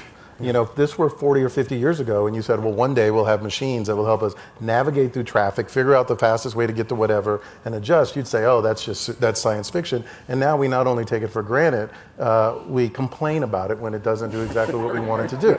It's much like, I think by analogy, the fact that probably everybody here has been on an airplane recently. Or certainly 2 or 3 years ago, you were getting on an airplane a lot, and you just neglected to recognize the absolute miracle that you can get from one side of the world to the other without taking months and catching cholera, right? That's amazing, right? So I think but the technology itself is in some sense a side effect. What I think is really important about what AI has done for us, and I tend to think about these things generally, is that it's given us an approach. It's a way of thinking, right? The goal is not tool sets or skill sets, it's mindsets. And what AI has done for us, in particular machine learning, which is not a subset of AI, but anyway, but particularly is that it's given us a way of recognizing something that as computationalists we did not recognize several decades ago. We thought about computation manipulating and affecting data. And what we know from AI and machine learning is that data manipulates computation, that it changes the algorithm, it changes behavior. And that tiny little flip is what has opened up so many things that have enabled us to do all the incredible things that have come out, technology or ways of thinking around AI. Thank you. So now we're going to kick off a conversation with some questions directed to individual panelists that they'll answer, and then others will weigh in. And so we're going to go, we went that way, now we're going to come back, so that means that Charles is the anchor here. Charles, AI, perhaps more than any other field, has gone through periods of boom and bust. Can you comment on that dynamic and the role of federal funding in leading to the current revolution that we're witnessing today?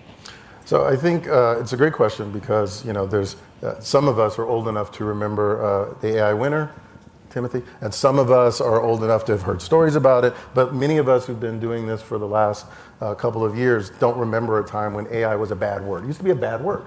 You would actually get in trouble if you said that you did AI. And that's really that really affected the people who were my advisors. It affected the kind of work that was done in the 80s and the early 90s, just as the current expression of interest around it is shaping so much of what is happening in research and in technology in the 2020s.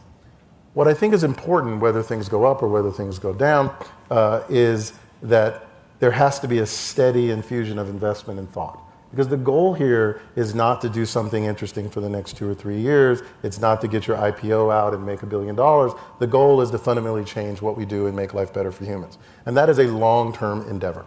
So what government is able to do, right? Government doesn't exist to invest in the short term. Government exists to invest in the long term, even when things are actually bad in the short term, right? Education is like that. Research is like that. Expanding our knowledge is like that. And so I think that's a long way of saying something that I think is very simple, which is the important outcome of having a constant investment, whether it's popular or unpopular in things like AI and machine learning, is that we've been able to make that kind of a big difference. And in small ways. So when no one wanted to do it, there was still investment in this because people could see what was going to be interesting in the long term. And in large ways, by taking every once in a while a huge investment in things, to take the example from just a little while before, in self-driving cars. And just how completely different our lives are from just 20 years ago, or even just 10 years ago, because of that sort of investment. So I think fundamentally, this kind of investment in time, interest, treasure, in supporting long-term goals has completely changed all of computing. And certainly AI, and I hope that when the current things around deep learning become not as interesting to us as they are right now, there will continue to be this kind of investment so that 20, 30 years later, we'll be able to talk about all the great things that came out after whatever the next AI winter is.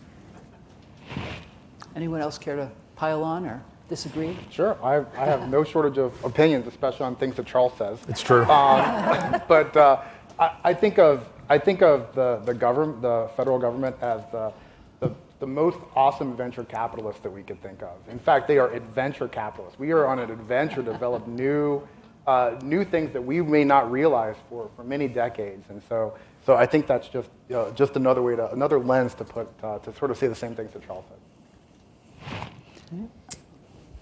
I was going to say that I think that now I'm going to go with what Chad just said. I think we should go one step further and become like social entrepreneurs, not just adventure capitalists, right? But social entrepreneurs, and use AI, to an extent to actually make society better. And I'll just leave it at that, and we'll talk about that more. So I'm not speaking on behalf of NSF, but as a former program officer at NSF, we found that when we could use, I guess, federal funding as a carrot to move or drive and provide innovations. I was a program officer in the Convergence Accelerator, which essentially is the convergence of multiple disciplines, multiple sectors to solve problems of societal interest. And so part of our portfolio was the future of work and using AI to do that. I also I was in undergraduate STEM education and started the data science portfolio there. But what struck me as an African American, and I work at historically black colleges and universities, is that our voice, the African American voice, wasn't at the table. So that's kind of my mantra, is putting our voice, HBCUs, African Americans, at the table for data science. In particular, we've seen some harm that data science and artificial intelligence and ML, however you want to categorize it, has done. So these federal funding opportunities, in my view, it can move, it can catalyze, it can spur new innovations, but it needs to be done in a way that's thoughtful, and that's not always what we've done before, but really sit down and talk with stakeholders. How can we engage? How we can have more MSIs engage in this in ways that maybe are different from University of Michigan or Georgia Tech or another institution. So I think for federal funding, they need to be cognizant of how can we provide funding in ways that can broaden engagement in these hard topics, so it's not only a small pocket of those getting the funding, but really engaging all of society and all institutions. Any other follow-ups on this? Or? All right, well then, riffing on that, how has NITRD and the innovation ecosystem that it has catalyzed helped shape your own career, Chad, and your perspective on AI and computing? Right. So I think the short answer to that is Super Mario Kart 8. So people may not know what that means, but Super Mario Kart 8 is a video game on Nintendo Switch. There's no better thing that brings my family together than playing a round of Super Mario Kart 8. And it really, and it's part of my adventure into computing, because where I started was when my parents bought me an Atari 2600 in 1981. And I was like, wow, what is this thing, right? The television used to be the thing that I would watch shows on. Sanford and Son, Woody Woodpecker, I Love Lucy. I couldn't interact with those images. But then, the Atari 2600, which is the old video game system, allowed me to interact with this. It was amazing to be able to see what technology could do. And the reality is that didn't just come out. Atari didn't just invent this. It came from decades of innovation, from Vannevar Bush and JCR Licklider and all the things that they did to create the ecosystem that let digital computing flourish, that allowed me to be inspired and then be able to say, how do I make my own games? How can I do this? How does computing work? And by the time I got to college in 1992, just as the HPC Act was coming into bear, there were so many people like me who had been, who created an ecosystem of innovation, of discovery, of just trying to see where things could go. And that really, and that's something that we're seeing that from the early 90s, we've seen how much this is catalyzing now. There are so many students, so many people that are doing things across computing, whether it be video games and making Nintendo Switch, Zoom, teleconferencing, robotics, which is what I do, creating cloud computing, creating machine learning algorithms, natural language translation, where it was just Star Trek, where I would think about speaking into a device and it would translate for me. Now that is just something that I just take for granted. My kids take that for granted. We have so many students that are looking for opportunities in this space. And that really is more, we produce technology, innovation, ideas, but even more important than that, we produce people. We inspire people. That money exists in this ecosystem that just allows for innovation to flourish. And I am grateful that I've been a part of our nation where I've had this opportunity, because not everybody gets that. Mm-hmm. Anyone else care to weigh in on this? So how has NITRD and the innovation ecosystem that has catalyzed helped shape your own career and your perspective? Anyone else? We have time. Everyone's like, I mean, everything Chad said. I mean, in fact, it was an Atari for me. That was before they called it the 2600. And ping pong, the whole thing. That it was a real deal. I think, though, if I were going to draw something specific out of what Chad said, it's that it's the creation of that ecosystem that becomes almost invisible that matters. I think about how it's affected my career, in particular, in my own journey through what we've done, what I've been able to do or not been able to do with AI and machine learning. It was exactly creating opportunities to do that, right? First, for me as an undergrad, to have access to technology that I certainly, having been raised on the wrong side of the tracks, wouldn't have had access to. Being able to do research, to go into grad school and do these amazing things with these amazing people because of the funding that they had, and to change the direction of the way that I thought about what was possible. We always underestimate these things. Like, I really liked what was said earlier about integrating people from all over. This ties into something that both of you have said about integrating people and not just agencies, and the way that they sort of think together. That is the ecosystem that matters. It is funded, yes. The money matters, yes. The buildings matter, yes. But it's creating a system where people can do interesting things. And when I think about how my work has changed and what I focused on in the last 10 years, that's only because the number of people who are part of this has changed so much, and the sort of the diversity of their experiences and the things they're trying to accomplish have changed so much from, it was 1986 for me, but when I went to college, right? Youngster. Thoughts about people? About people? Yes. About this, yeah, go for it. Oh, yeah. I mean, I definitely think the idea of getting people into computing is critical for AI. And that means building trust with people. That means educating people, because they will not trust the technology unless we educate them. So I will add that. And that's education for all. It really needs to be a focus on education for all. So if there was one thing that I looked at yesterday on the panel, you put your tire treads, right? Tire tracks. Tire tracks. What? I'm sorry, not what.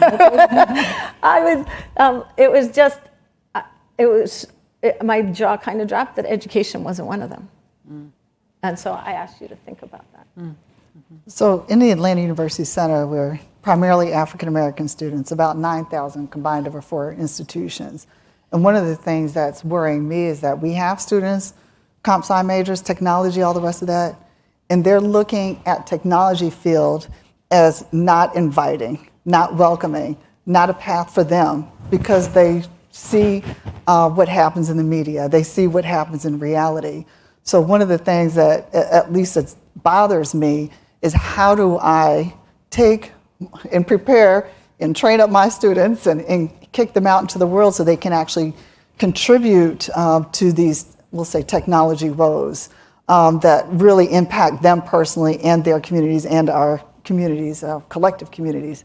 So I don't know how to solve that issue when I'm thinking about education and training and encouraging my students to go into fields that can be, to be frank, racist, hostile, that sort of thing. So I don't know. I don't have an answer. Mm-hmm. I just have a dilemma. Mm-hmm.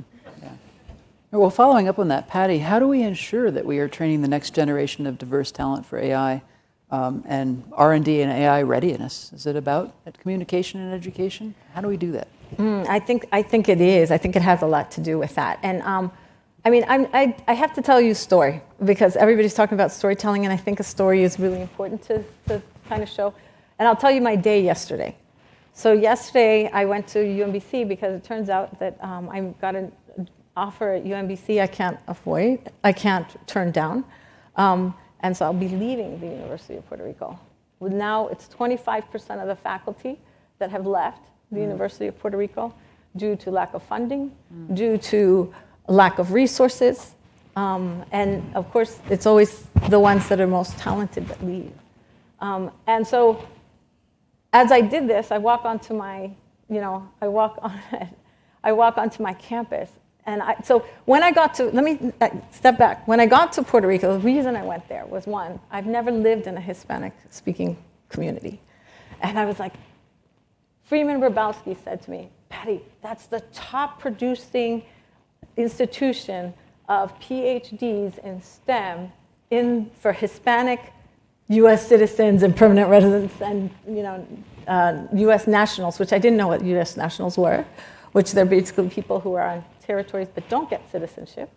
And so he told me that I had to go there because that would be a great experience. And so I did. What I didn't expect was what I got. I got students in my first class. First of all, we had 2 computer science classes. One was for non-majors and one was for majors. There were only 25 people in each class. Wow. And I didn't expect that my class didn't even know what computer science was. This was 2012.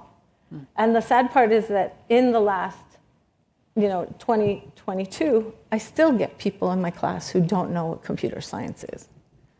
And so that's the beginning. I had to give you some feedback. So now I have seen the UPR decline, where it's lost 25% of its faculty, about 25% of the students.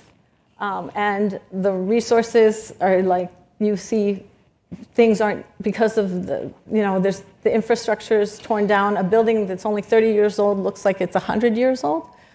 And that was the natural sciences building.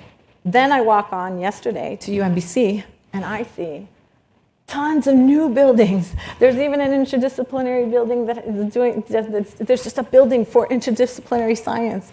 I see another building that is for, another building that's for arts, and I was just like, oh, wow, like this is incredible. And I asked myself, why this disparity? Why the disparity? And I've been thinking about that a lot, especially because when this is all happening, I saw, basically, when I got there, I told you #1 on the ranking. By 2018, we were off the top 20. So all these wonderful things that are happening, they're not being adapted because people aren't educated about even what computer science is, right? And I see also in AI and computer science the potential to change a whole community.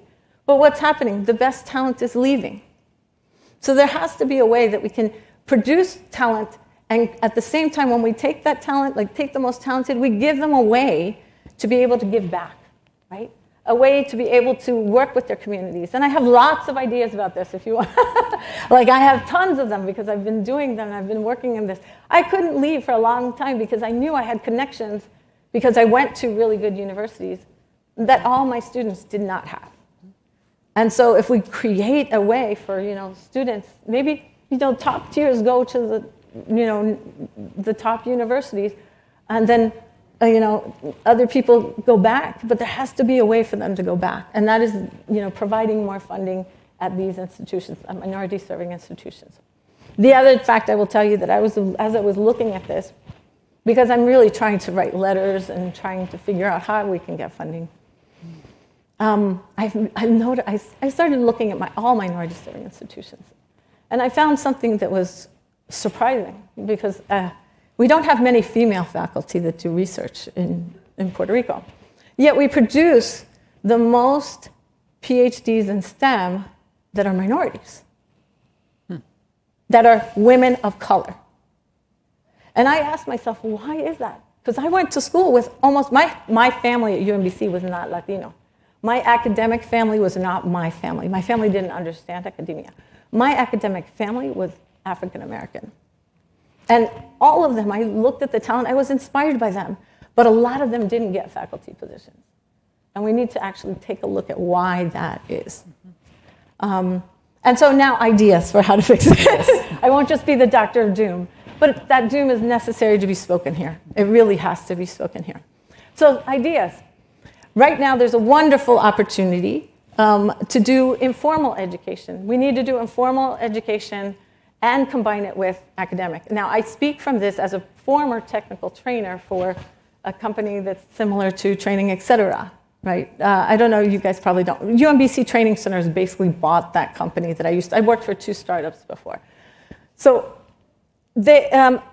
I got confidence by working for them, and then actually learning how to code so that I could actually deal with all the people telling me, no, you don't have what it takes to become a PhD, or you don't have what it takes to become faculty.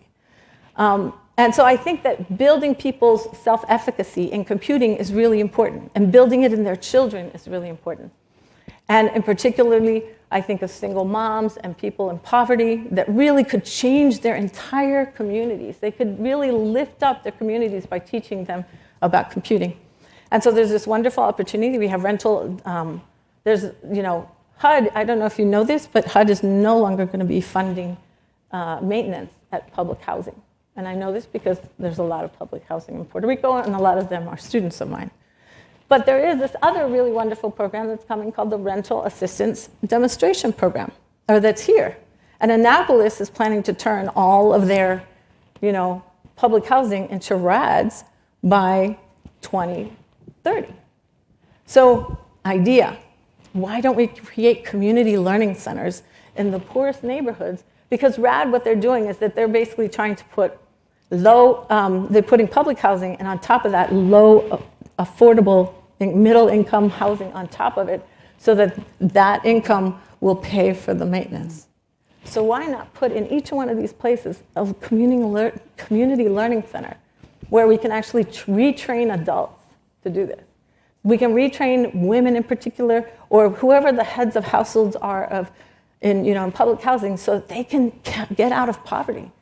So my other job, the other startup I work with, happened to be a software company that does certification of public housing. So before I came to academia, I went and visited a lot of public housing units, right? And so when I visited all these public housing units, one of the things I saw was it didn't matter if you were Black, Latino, or brown. There was a lot of incestuousness in it because they're taught to stay in housing so that they can afford, because every time they make money, they lose their housing. So we need a way to make it so that they can actually get out of housing. And data science, web technologies, those are all ways for people to get out of that. And then we can also take care of the housing problem we're having in communities, right?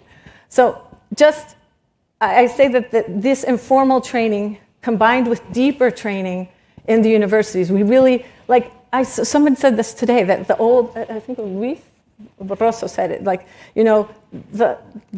the high-level stuff is always changing, and it constantly needs to change. And academia can't keep up. To be honest, we can't. We don't. Or maybe they do at some universities, but our university, it doesn't. So, but the deep stuff is what a lot of people that go through these informal trainings don't get. So why not make it that we differentiate and collaborate between academia and industry to be able to provide that for people? Make the informal training be a way so that they can have self-confidence enough to get through the formal training. So there you go. I wonder if you have any thoughts on this. Yeah, so at the Atlanta University Center, we actually do a lot of academia industry partnerships. We've partnered with Nielsen IQ to co-develop a course where the students, along with the faculty, who's a social work faculty, did data science with proprietary Coca-Cola data. So I say social work because also this summer, our social work faculty at Clark Atlanta, they're going to lead a data core program for students, so students in the social work program can leverage data science to create solutions for a social work practitioner. So when we do data science, AI, ML, all the L's, what have you, it's not just restricted to computer science or mathematics. It really is across all the disciplines, because this technology is really interacting with everyone. So we've been fortunate to, this summer we have a program in chemistry and data science, REU, that was funded, NSF. And last week ran a workshop, NSF funded. It's what happens when you hire a former program officer. But on the intersection of how do you teach data science, the intersection of data sets with those of the African diaspora. What are the data sets? What needs to be taken into account when we have these, we'll say new, or oftentimes difficult conversations when we start talking about ethics, bias in the classroom and stuff. So report will be soon coming. But all that to say, when I started The people said, aren't you going to work with students? I was like, no, the students are good. I'm working with the faculty. I'm working with staff. I'm working with administration. Because if we think institutional capacity, it really is in the institution, right? The faculty, the administration. And when I was at NSF in my first year, I started the Hispanic Serving Institutions program, and we were this is a $40 million program, and we were very adamant that it's about, we need to equip the faculty and support whatever they are doing. The students will follow because the faculty will be working with students. So last year we hosted a series of workshops on a wide range of data science, AI topics, and over 200 of our faculty, staff, and grad students went through our workshops, right? And so this summer we're playing with new topics, Python, genomics, that sort of thing. But we have one, we're taking data science and looking at the intersection with prosecutors' offices. So how can we bring we will bring HBCU faculty and researchers to look and partner with prosecutors' offices so we can bring equitable solutions. So we're kind of at that interface, and really in Atlanta it's like a kid in the playground, like what can we do next? And how we're seeing it as a startup, and how can we do it? But it's our voice who's leading it. It's our voice who's determining how and where this should go. And really our role is to support the faculty, create that ecosystem where the students can then thrive and grow up and go off, and now we're seeing our data science babies go off into graduate school, and they'll be going off into the world and doing great things. But it really is creating a place for them to thrive. And again, our focus really is on building that institutional capacity at the faculty, at the staff level. Any thoughts from the end there? I want to add something, because I think there's something that's gone unspoken here, which is, and I know that there are people who are listening to this now who are asking, well, why does any of this really matter? And I think that there are two answers. And the first is because of the science. So a couple of years ago, I guess it's been a couple of years ago now, there was, or maybe less, there was this big piece of cool technology that came out that would take very low-res images and would generate high-res, very realistic high-res images out of it. Several of you out there in the field know what I'm talking about. And it was great. I mean, it's actually a pretty interesting application of AI and machine learning technology. Well, somebody decided, well, let's see what this does with people. I mean, that's what it was being used mostly on, was to do with people. And it turned out they fed Barack Obama, you might have heard of him, through the system, and it turned him into a white man. Yeah. And in fact, it turned out that it would take almost anyone we would all recognize as being ethnic into a white person.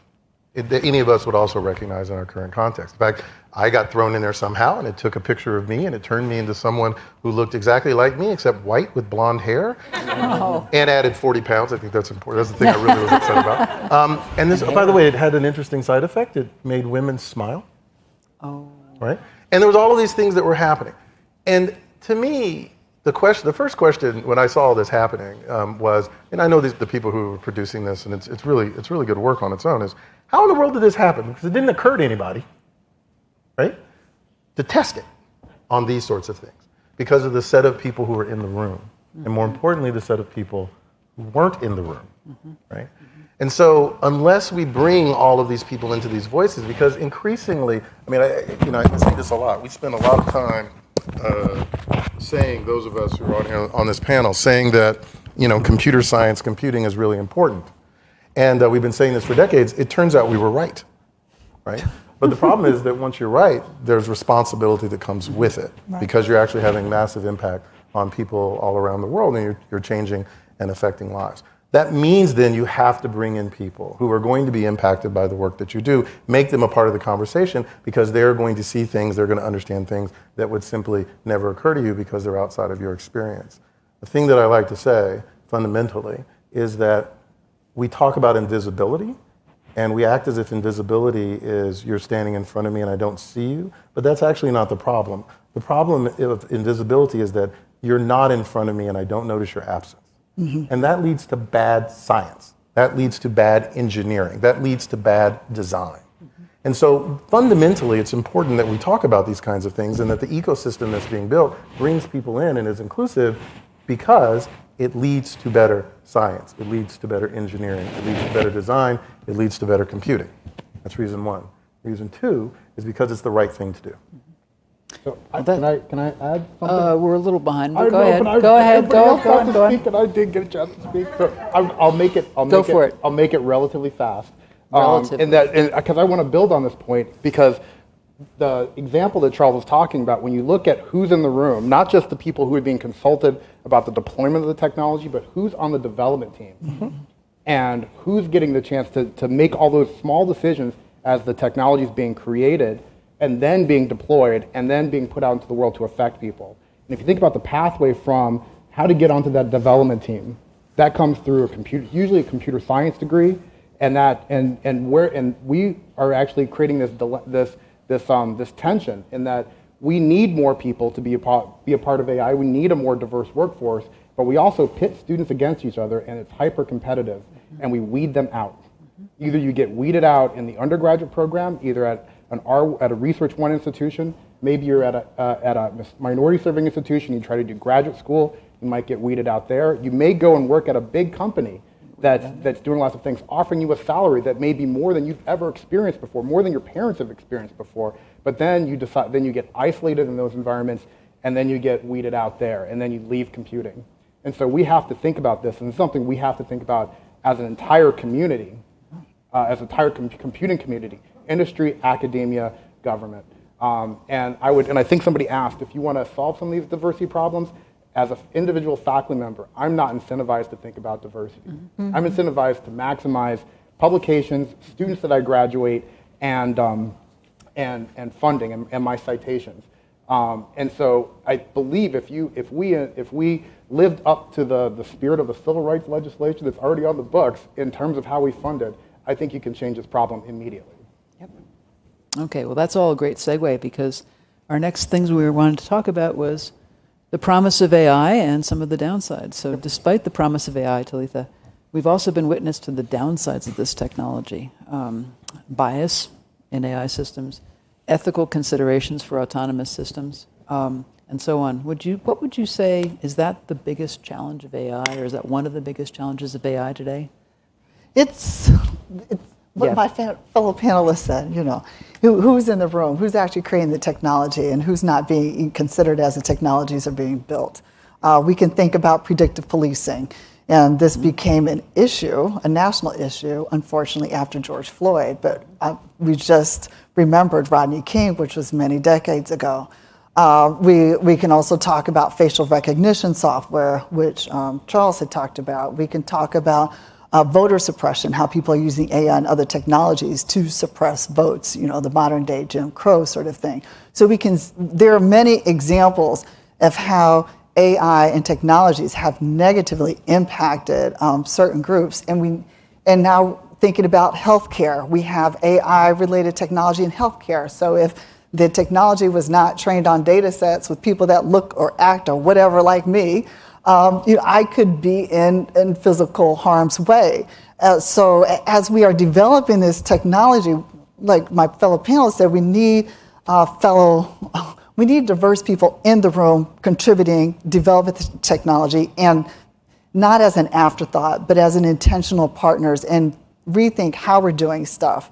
So I'm just going to go with the movie buff. I probably should have done more James Bond themes today, but I'm going to segue into Jurassic Park. So in Jurassic Park, they were creating dinosaurs. They're running all over the park. And at one part of the film, they took visitors and these investors in and were like, isn't this great? We can sell this. We could do it.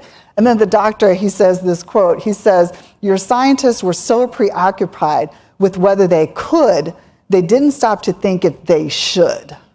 So we're creating technologies that have the potential to do harm, where people are getting arrested and in a wrong way, where people are putting their health at risk in a wrong way, it's not let's create the technology so we can get another publication, I can get a grant and I can get an award, I can become a fellow and I can do all of these things. No, it's really impacting people. So we as a community really need to think about, should we really be doing this? What are the considerations that we should take into account? Because it's people, it's impacting. It could be a positive impact and it can go bad really fast. So we got to be careful of the dinosaurs. Yes. Any other thoughts? I would just add, this is 2 years since George Floyd's murder. Something to think about. I would also say that the AI that we think of today I don't believe will be the AI of 10 to 15 years from now. It changes very fast. When I came in, it was all about Bayesian inference. Before that, it was neural networks. I think the second go around of neural networks. And so, so I wouldn't, we have a major issue with bias in neural networks, the ones that we think of as AI now. But it's going to change. It's going to get better. Hopefully, get better, and more explainable, more diagnosable. That's the research that we should be working on. What else should we be worried about? Is that me? It's anybody. I think we talk a lot about the future of work. I think a lot of things are going to get automated really fast, and it's going to be such that I was seeing that you can't even buy a pair of Air Jordans because people have botnets that they've automated that just go through and buy tickets for concerts, Air Jordans, you name it, and then resell it at a higher price. And so me as somebody who's trying to do this individually, manually clicking on the website, I can't necessarily compete with an automated system doing that. How is that going to happen? How should we think about that? Should we be building systems that do that? How do we regulate them? What's the type of research that we should be thinking about in terms of how we automate and deploy these systems? Major questions that we have to answer. What other things keep you up at night? Well, so at the end of the day, a lot of our so I'm gonna be very nerdy about it. All of our problems are exponential. Our historic solutions are linear. That's a lost game already, right? So a lot of the things we're talking about have this effect. What's happened is the world has changed so fast. It feels almost like a discontinuity. It's just changing really, really, really fast. First, second, third, nth derivatives are all positive, and it's just going to keep getting faster and faster. There's no way around that. We have to start thinking in terms of discontinuities in order to catch up with it, in order to do something.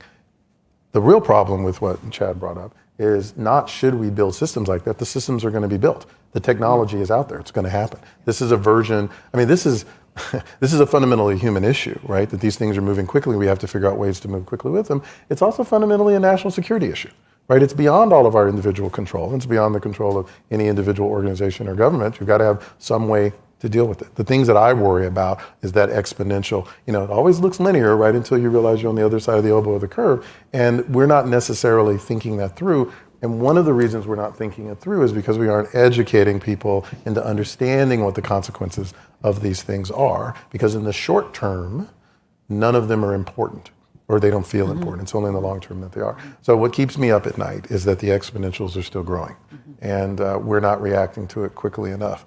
The promise of what we have is that we can make these amazing changes very quickly if we think of AI, machine learning, computing generally as a partnership, right?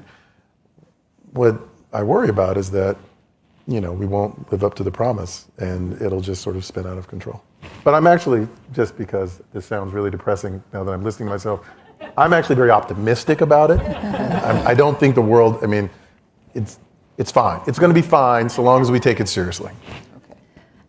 So one of the things that keeps me up at night is thinking in access to internet. Because, Puerto Rico, this week we lost a week of school because we didn't have electricity. So electrical grids, and I know that this is happening not just in Puerto Rico. I see Puerto Rico as a microcosm. This is happening in rural places throughout the United States, not so far away. I went to Northeast Maryland, just an hour and a half from here, and I couldn't get internet on my phone. So we really have to start thinking about the rural communities and how we can, if we take their talent, again, the idea, the brain drain that is happening to all this, from the rural communities and into the cities is a serious thing. It really is leaving communities without access. So, again, it's great that we now can see that the impossible is possible, like what Luis Barroso said, but we also have to make the possible available. And it's not happening.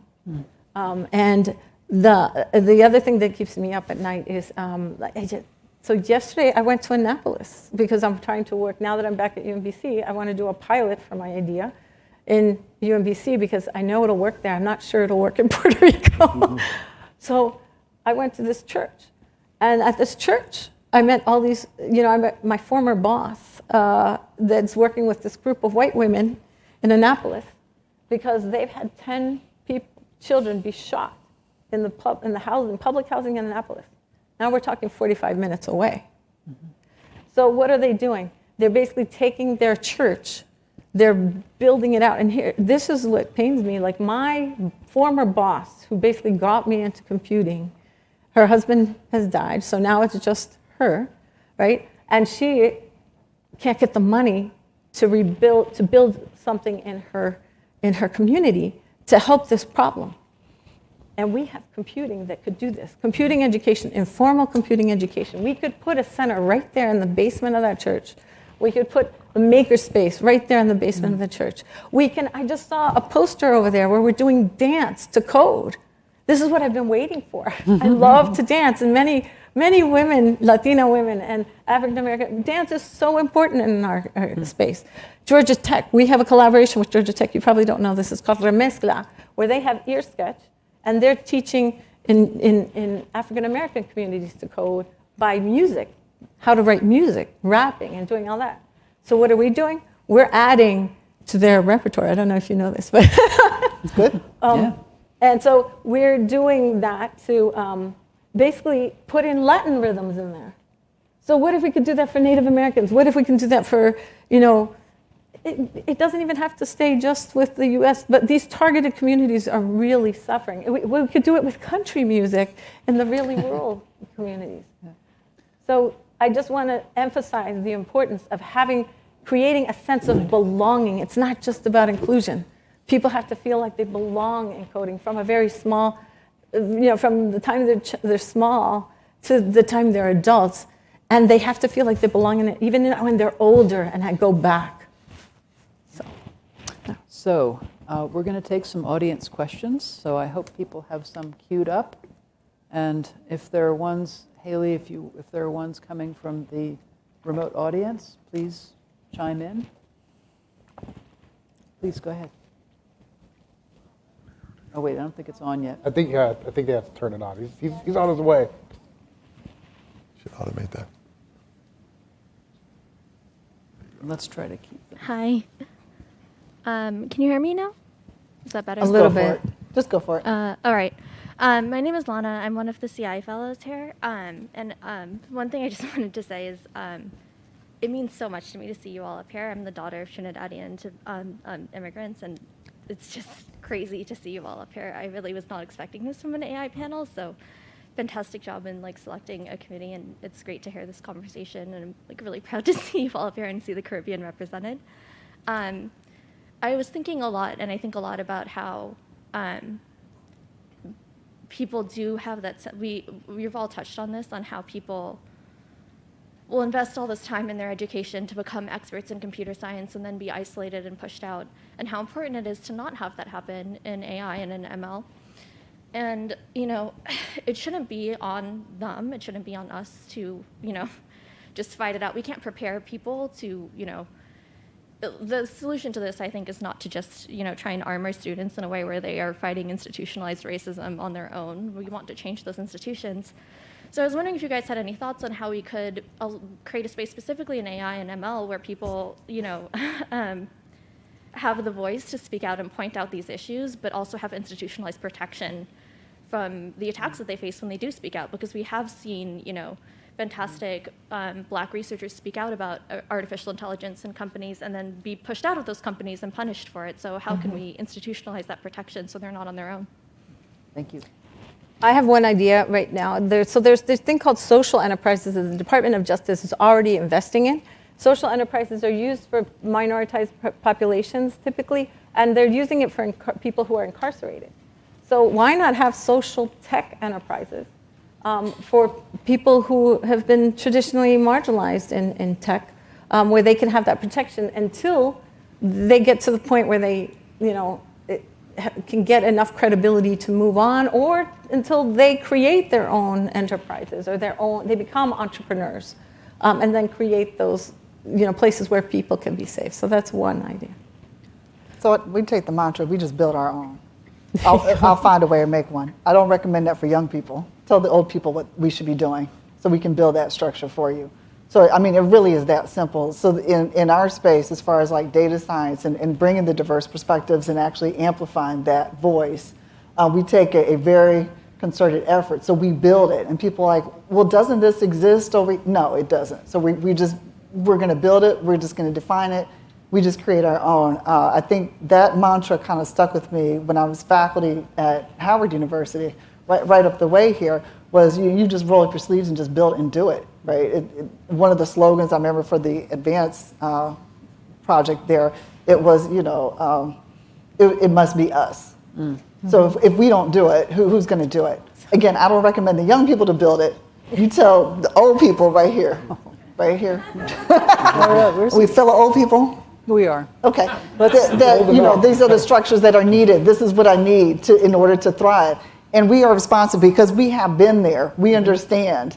And we're at positions now where we can actually create those pathways and create those infrastructures. But it can't just be those from underrepresented groups building those infrastructures. It needs to be partnerships across folks. But we really just need to take ownership and just build it and create a place where all can thrive and contribute. So I just wanted to say that that really there has to be an economic incentive in the marketplace to provide those protections, to incentivize diversity. Right now, we don't have those incentives. When I think back to the civil rights movement of the 60s, it was about getting opportunity and making sure that people had those economic opportunities, professional opportunities available. And right now, we're trying to decide as a society, do those protections make sense? And it's something that I think higher education as the spring well for innovation, for new ideas, and most importantly, for educated people, that's something that we're having to deal with on the ground in the AI classroom and the AI research labs. So we have a bunch of questions waiting, and we have 6 minutes. So let's try to do one person responding to each question. No, stay, Katie. Go ahead. Hello. Can you introduce yourself? Yes. So my name is Rafael. I'm a CI fellow, and my background is originally from my PhD is in human-computer interaction from University of Washington, and now I'm at California Institute of Technology in kind of theoretical AI group. So it's also an interesting experience for me. So I have maybe a bit of a loaded question related to kind of bias. I'm working on the issues of social bias, toxicity, and things like this related specifically to language models. But so you touched upon some of these aspects of, for example, the striking example how the models basically probabilistically reconstruct what's the majority, let's say, class or image that we would expect. And of course, the natural thing from the kind of AI community is to try to fix it. So what's the correct answer? And you fix the model, which is obvious in some cases, but in the cases, for example, of like toxicity or social biases, there are things like, for example, toxicity. You can have reasonable people disagree on what's the correct, you would say, label for things, and in some ways that becomes very difficult to fix with AI, because if you, as a person fixing it, know what the answer is, so how are you going to apply it? And AI doesn't seem like it's going to figure out for us what are the right answers for this kind of social issues. On top of that, these issues are evolving, so the definitions of bias and toxicity 10 years ago is going to be quite different than right now. So I guess it's like an open question on your thoughts on this. Like, how do you see approaching fixing the AI when some of the correct answers are something we don't agree on, something that evolves for us?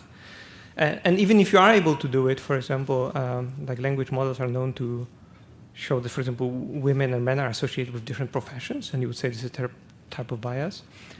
But if you want to fix it and equalize things, then this model no longer reflects the reality.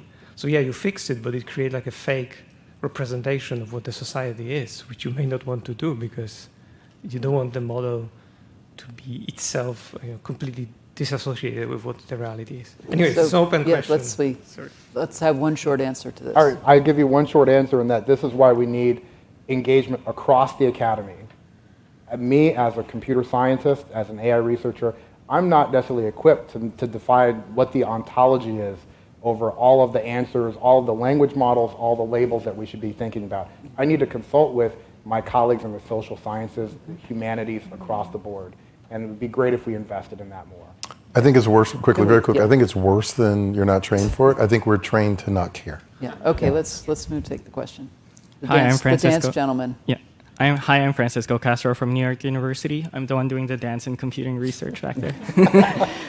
So my question is, so there was a mention earlier about diversifying pipelines by bringing diverse identities and people into the field, the professoriate, the academia, and our fields in general. But we also know that our fields in academia and research are also built on structures that are marginalizing and exclusive. So what are your thoughts on this idea of building and reinforcing pipelines and programs to bring people in, when those pipelines and programs can lead people into broken systems and structures that could further harm them, or as said earlier, weed them out because of the way that these environments are just structurally and systematically broken? I'll just go back to what I said previously. We build our own. So coming from historically black colleges and universities, right? We've been around for a while, and we're started in this country because we could not have access to education. So if you think from the HBCU perspective, we build our own, we educate our own, we have high expectations, high supports. We expect our students to go out and be that person to go to get a graduate degree, go change the world. I'm a graduate of Spelman College, and our slogan is a choice to change the world. So it's not about, and I like to use pathways, not pipeline. Pipeline to me is very just one path. But pathways in from different facets, because if we think about AI, people come into AI, data science, ML from different disciplines. There's not one way in. So how do we create pathways so people can come in? But it really is about building our own at the university level, at the community level, and also at the business level. So I'm very much, and I come from the cradle of the civil rights movement in Atlanta. So that's threaded into what we do, which may not be something that is in your sphere, but come to Atlanta. I'm going to say one thing real quick. We really do need to move on. Can I just say, instead of pathways, just think streams. There we go. Okay. That's all I wanted to say, because it really has to be that diverse, and coming from the mountains and the communities that they come from. How's that? Diverse pathways. Diverse pathways. Good. Hi, I'm Katie Seek from Indiana University, and I'm right now a PI of a REU site. It's 8 weeks long, and I budget 2.5 days for myself. It doesn't even cover childcare to deal with that 8-week site. And so when I talk to NSF, they say, Katie, I'm just scrapping money so you can do this REU, which is super important, but I also have to fund innovative research. So in 10 years, when we celebrate the 40th year of NITRD, how do we do this? How do we do the pipeline? How do we fund innovative research and bring everyone through the streams, pathways, what have you? It depends on how the people in our community who sit on the panels, the review panels, they make the decisions. They choose what our field's going to be. It's our colleagues. We have to socialize that. We have to incentivize that behavior. We have to understand that budgets turn into values. And I think that's really, it comes down to not just the money, but what we expect of that money at the end of the day. But you could talk more about that offline. Yeah. Okay, so we have 45 seconds left on our clock, and what we would like to end with is a very quick, what is the one thing that you would hope that we all take away from this panel? Charles, Chad, Patty, Talitha. I get the feeling I know what they're going to say, so I'm going to say something different. There's a name for this. I can't remember what it is, but you'll all Google it and you'll figure out who coined this term. We tend to overestimate the short-term impact of the things we build and underestimate the long-term impact. And what I want people to understand and to think about is that it's really the long-term impact, and we're not thinking about it correctly, and that's what we need to do to make AI useful. Awesome. Federal funding of artificial intelligence, of computing research in general, has produced immense return on investment. Immense. There's no better way to spend your money. But the question is, are we still committed as a society to have that funding live up to our values and also be the beacon of innovation across the world? I say we also need to think of the hierarchy, as we build streams for people into pathways into computing, we also need to build streams for the universities, like the college, community colleges, where a lot of people can afford to go, and build streams and pathways for people to move up, and retraining of that staff, because it's hard to hire data scientists and computer scientists in those communities. And the last word. recognize our privilege as AI computer scientists, as researchers in this field, and also recognize our responsibility that we have not only to the field, but also to the broader impacts of society. Well, with that, thank you very much. Well done. Thank you. Yes, well done.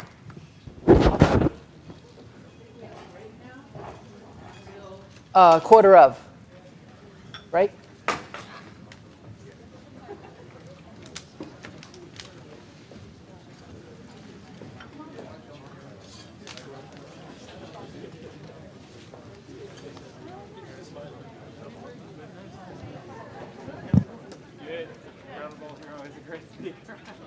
Every time I hear you, I wish I could.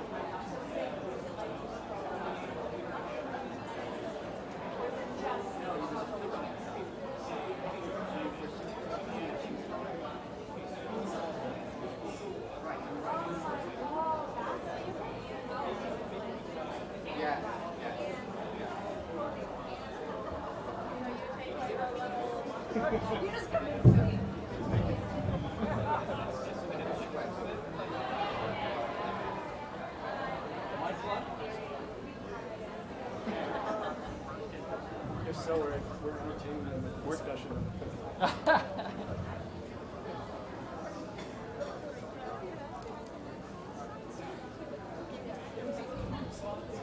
Ready to go? Or if you want there to be. Yes, exactly. Right. I mean, that's how I got my kids All right, folks. interested. Yeah. We get. Are you let me based around do here? this from here. We need I a live gong, here, huh? Okay. I live at American University. Folks, if you could take your seats, So it way would be upper really northwest helpful. We DC. want to get the next panel started. Yeah, I'm not too familiar Thank with you it. very much. I appreciate it. Hopefully, we'll get. I mean, it's a great city.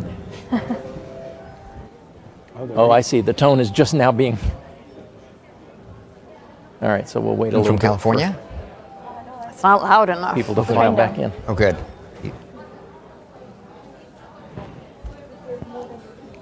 Do you live in Manhattan? Yes, I do. Yeah. Where in the city? Upper East Side at the moment. Yeah, it's a bit strange to commute to Roosevelt Island. So. Oh, are you in the tech center? Yeah. That's where you work? Yeah, the Cornell Tech campus. So. On Roosevelt. Oh, yeah. So my in-laws live in. Oh, yeah.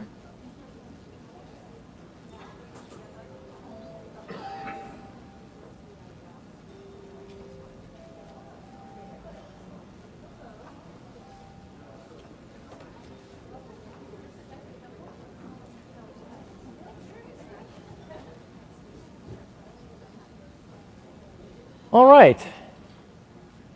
Thank you very much. I'd first like to start by saying my name is Chuck Romine. I'm the director of the Information Technology Laboratory at the National Institute of Standards and Technology, or NIST. And I'm thrilled to be here today to lead this panel, moderate this panel on privacy and IoT. This is an important topic area for us to cover. I also want to say the previous moderators have set a pretty high bar, so I'm a little bit concerned about that, but we'll see how it goes. I want to start by talking a little bit. I want to make one statement about ITL's purpose, so the Information Technology Laboratory at NIST. The purpose of my laboratory is to cultivate trust in information technology and metrology. And there is no way to cultivate trust in information technology without addressing the privacy issue in the room. And we have a privacy engineering program in ITL that is intended to build, to help provide the tools that can build privacy considerations into systems before they're deployed. So I just wanted to get that out of the way. We have an entire set of panels that is dedicated to celebrating the capabilities that have been developed over the last 30 years in the NITRD program. And I've been privileged to be a part of the NITRD program for about 20 of those 30 years. But we also, the NITRD agencies invest in understanding and providing tools to mitigate the risks associated with those new capabilities as well. And so you've heard some of that conversation going on. There's a thread throughout all of these panels that talks about both the benefits and the extraordinary capabilities that have been delivered through these investments, and then the associated risks. Now, I will introduce the panel in just a moment with very brief introductions before we get into the topic. But I want to mention something else, which is perhaps the most important investment that we make from NIST in the NITRD program is Cami Roberts. Cami is the director of the National Coordination Office for the NITRD program, and she and the extraordinary staff that she's privileged to lead are doing just an outstanding job of helping the agencies navigate through this. And so I want to take the opportunity to lead a round of applause for Cami and the whole National Coordination Office. So Cami is, as I mentioned, an ITL employee and has been on detail as the NCO director for a very long time. I want to tell you a very quick story before we get started. I had the privilege of being the acting director of the National Coordination Office for about 10 months a number of years ago. So I can tell you it's an incredibly difficult job that balances technical acumen with extraordinary need for interpersonal skills. And that's why Cami excels at that. I had one opportunity to call a congressional staffer when I was the acting director. It was a cold call, and I said, yeah, my name is Chuck Romine. I'm the acting director of the National Coordination Office for the Networking and Information Technology Research and Development Program. And there was this long pause, and he said, "You must be very proud."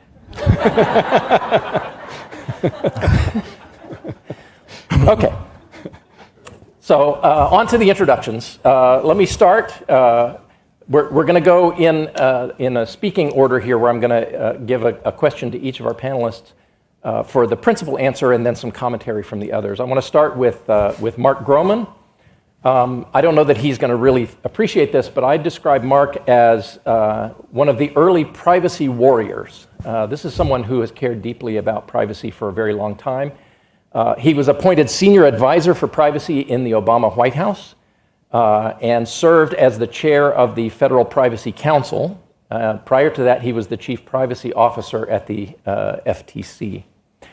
To my immediate left, so Mark is on my far left, to my immediate left is Ed Felton, the Robert E. Kahn Professor of Computer Science and Public Affairs at Princeton University. He's the past director of Princeton's Center for Information Technology Policy and also served as the Deputy U.S. Chief Technology Officer. Next to Ed is Kat Magus, who is the program manager for NIST's Cybersecurity for IoT program. She formerly worked in identity management space, in biometrics, in smart card technologies, and in the development of single sign-on tools. And so she's had a very large footprint in the IT space. And finally, next to her is Sonu Park, who is a postdoctoral fellow at Cornell's Digital Life Initiative. She's a rising star in the intersection of computer science and law and policy. She has a JD from Harvard Law and a PhD in computer science from MIT, which gives me an entire new meaning of exhausted, I think. I can't imagine pursuing that, but kudos to her. Okay, so with the introductions out of the way, we toyed with the idea of my coming out here and saying, so this privacy thing is all overblown, right? There's nothing really here. But I couldn't bring myself to do that. The goal was to do something provocative, right? But I couldn't bring myself to do that because of the privacy engineering effort at NIST. I think they would have had my head when I got back to NIST, so I can't do that. Instead, I'd like to start with Mark and ask you the following. And there are several questions. It's sort of a portmanteau here. I think the key thing that we need to understand is what do you think privacy risk actually is? We're talking about privacy risk, particularly in the context of IoT. What is it? Does everybody understand it the same way? Is privacy distilled down to just protecting personally identifiable information, or PII? Is it different for IoT than in other things? And if not, how do we talk about privacy in the context of the Internet of Things so that consumers can understand the risk? So can you set the stage for us a little bit? Okay, great. Well, thank you. It's a pleasure to be here with my esteemed colleagues and at a great event to celebrate 30 years. And so I'm thrilled we're talking about privacy. What I want to do first is distinguish privacy from what we've been talking about most of the day or much of the day, which is security and cybersecurity, because the interests and the risks are different. I will also say, and I've been known for saying that, despite the fact that over my 20-year career, the word privacy has been in every title I've had, including at the White House, I hate the word because I do not think the word privacy captures what we're talking about any longer. The Europeans use data protection, which is more broad, but when I think about this subject, I am thinking about the adverse consequences of processing data to individuals, rather than trying to bucket it into a word privacy, which can have 10 different meanings to 10 different people. But we'll stick with it for now because it's the word we've got, and it's in the title of your panel. So here's how I want to separate it out, is that when we think about security of your network or of your device, we're talking about confidentiality, integrity, availability of data. That is what we're talking about with information security. And it's generally clear and easy to understand the concepts, and we can build around that. Privacy is completely different. We'll talk about the overlap, but it is not simply confidentiality, integrity, availability. What we're talking about now is how are you using the data? Why was it collected? What are you collecting? What is the purpose? Who will you share it with and why? How will it be transferred? What inferences will be made and why? And how can we limit or restrict that so that we can limit adverse consequences down the road? So you can have data that is secure, meaning you are protecting it from unauthorized access, and you can have authorized processing of data that produces privacy harms. It can be completely secure, but we can have serious adverse consequences from privacy harm. So that's how I distinguish it at a higher level. With respect to Internet of Things, so we can break it down a little bit more when we're talking about connected devices. On the security side, We have, right, secure your device. Make sure no one can hack it so that they can't shut down the power plant or open the dam or change the temperature in your home, right? Keep the device secure. But many devices in the IoT, Internet of Things, are collecting or creating or disseminating data. And so that data must be secure. That's the security of the data. We have the security of your device. Within the data is, in many cases, a subset of data, which is data about or relating to people. That's the privacy side of Internet of Things. When you have a device in my home, you have sensors in my home, what is it collecting about me or about my home that then produces inferences of information about me? And what do we do with it? So we can assume that data, let's hope, it's secure. But the IoT has all these issues presented about data about people, including, do people know that my TV is collecting data about me? Is there an interface where I can interact with this device and learn what it's collecting or change it? Do I understand what's being collected and then what inferences are being made by the device or the company from the data that's being collected? So that's sort of a lot, but that separates out security from sort of the privacy interests, and it also boils it down to some of my concerns with the IoT. Terrific. Anybody else want to sort of weigh in? That summarize it pretty well, or Kat? Yeah, I do think you summarized everything. We try and focus on what makes IoT different, because there are obviously privacy concerns across the technology ecosystem, but why is IoT different? And I think one of the things we identified is obviously scale. The scale of devices is just phenomenal. So what were previously seen as harms are just exponentially growing now.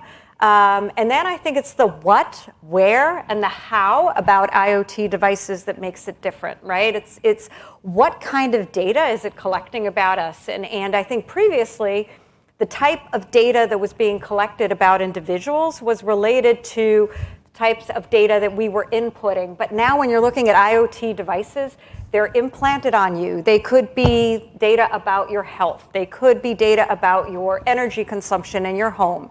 They could be data about how off-tune you might sing in the shower. You think nobody's listening to you. So now you're starting to aggregate data about the individual and things that are physical attributes about the individual that aren't necessarily something we've looked at before. Then it's the how that the information is being collected as well. IoT devices are so pervasive in our life right now. They're in physical spaces. You're not even aware many times that those IoT devices are around you. When you look at the scenario of smart cities, you're looking at sensors that have been deployed in public places that are collecting information about you. So that's also slightly different, I think, between kind of the traditional IT world and kind of now that we're starting to look at IoT. About the where, and of course the last thing I wanted to talk about the devices as well is that it's just so scalable and just being everywhere. You really don't have any idea how that data can get aggregated in the future. So while a manufacturer of a device may look at it and say, well, this is great, I've just got this sensor. This sensor is collecting a piece of very innocuous data. As the IoT ecosystem grows and as those devices are discoverable and begin to get integrated into new systems and used in new ways, what was previously seen as innocuous data, as it becomes combined with other pieces of data, may actually introduce larger privacy harms. And I think I'm going to talk about that a little bit when I start talking about cybersecurity. But it's really about the context of the use that may impact the risk more than the actual device itself. Terrific. Ed or Sunu, either? Sure. I think these questions about what happens when we have these devices all around us, the devices that we ourselves introduce into our own lives, but also the devices that are built into the environment and that are carried and installed by the people who are around us and control the spaces that we move in. It's not always obvious just by inspection what the implications are of this. And this is an area where research over the last 30 years has really, I think, helped to shed light on what's happening. research to help understand what information could be collected and by whom, research to understand what information is being collected and by whom, and then, of course, downstream from that, more research to try to understand the implications of all of this and what we might do about it. Terrific. And of course, the good news is that there's no possibility that once the information is collected that it'll be sold to anyone else. We don't have to worry about that. Yep. So yeah, that's great. Right, so let me move on to, Mark teed up this idea that obviously cybersecurity and privacy are very, very different things, and privacy harms can accrue without any cybersecurity event actually having taken place, which is an important point to understand, that not every privacy event is traceable back to some breakdown in security. In fact, it's much deeper and more insidious than that, perhaps. So the question is that I want to ask Kat, because she's been working in cybersecurity of IoT for years now, and has been paying attention more recently to the privacy implications. One of the big challenges, and I alluded to it a little bit in my snarky comment, I guess, is how do we make progress in improving privacy protections when capitalizing on the information? Once the information has been gathered, once there is a collection of information, it turns out to be incredibly valuable and monetizable in many ways. How do we overcome, this is not a cybersecurity issue per se, but how do we make progress when the amount of money that could be made with a lot of this information is so vast? Yeah. That's a tough one. That is a tough one that I throwing you a curveball here. I work for Chuck, so I have to be careful. I don't have the answer to that one exactly, Chuck. I do want to say, coming from the cybersecurity space, I do tend to always focus on the doom and gloom and think about all the things that can go wrong.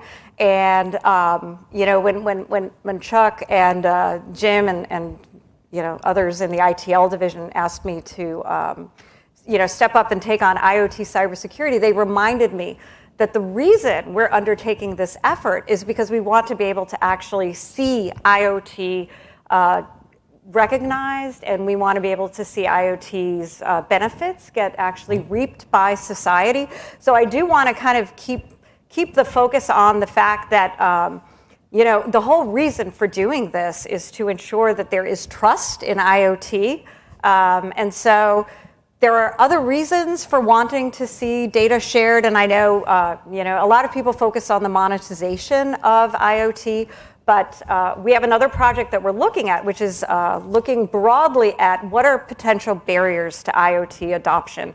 And we had a very interesting meeting yesterday with a group that has been looking at this area for a while, and they highlighted 3 areas that they saw were going to impact the U.S.'s ability to actually adopt IoT technologies. The first one they mentioned was skills. So it's very interesting today. I think there's been a lot of threads across all of the discussions today on skills and how we have to ensure that there's a skill set out there, especially around cybersecurity. Because if you think about it, now that we've started building IT components into these devices that previously weren't smart. We're talking about vacuum cleaners. Again, we're talking about scale. The demand for the cybersecurity workforce now is just phenomenal, and it's growing exponentially. So really important, I think, that we make sure that we look at how we can ensure that we have a sufficient workforce to fill the need there. The second thing they brought up was trust. So you teed that up perfectly. They said trust is probably one of the top 3 reasons that they see that IoT could potentially not be adopted and its full potential not be recognized.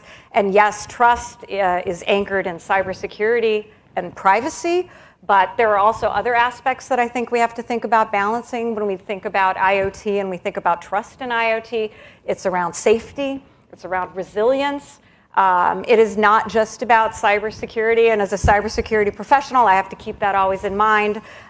Just yesterday, I was speaking to one of my colleagues in ITL, and he's focused on looking at implantable devices and looking at how we can harness movement and wearables in individuals to actually generate energy and be able to recharge those implantables to actually minimize the medical intervention that's required to actually change the batteries on these implantable devices. And he pointed out that the minute they built in encryption into that over-the-air kind of processing of power and transmitting that power to the implantable, it actually became negative, that the consumption of energy was actually higher than the energy that they were able to produce. So again, you have to balance and you have to look across the entire kind of trust ecosystem, and privacy is obviously one of them. And then the third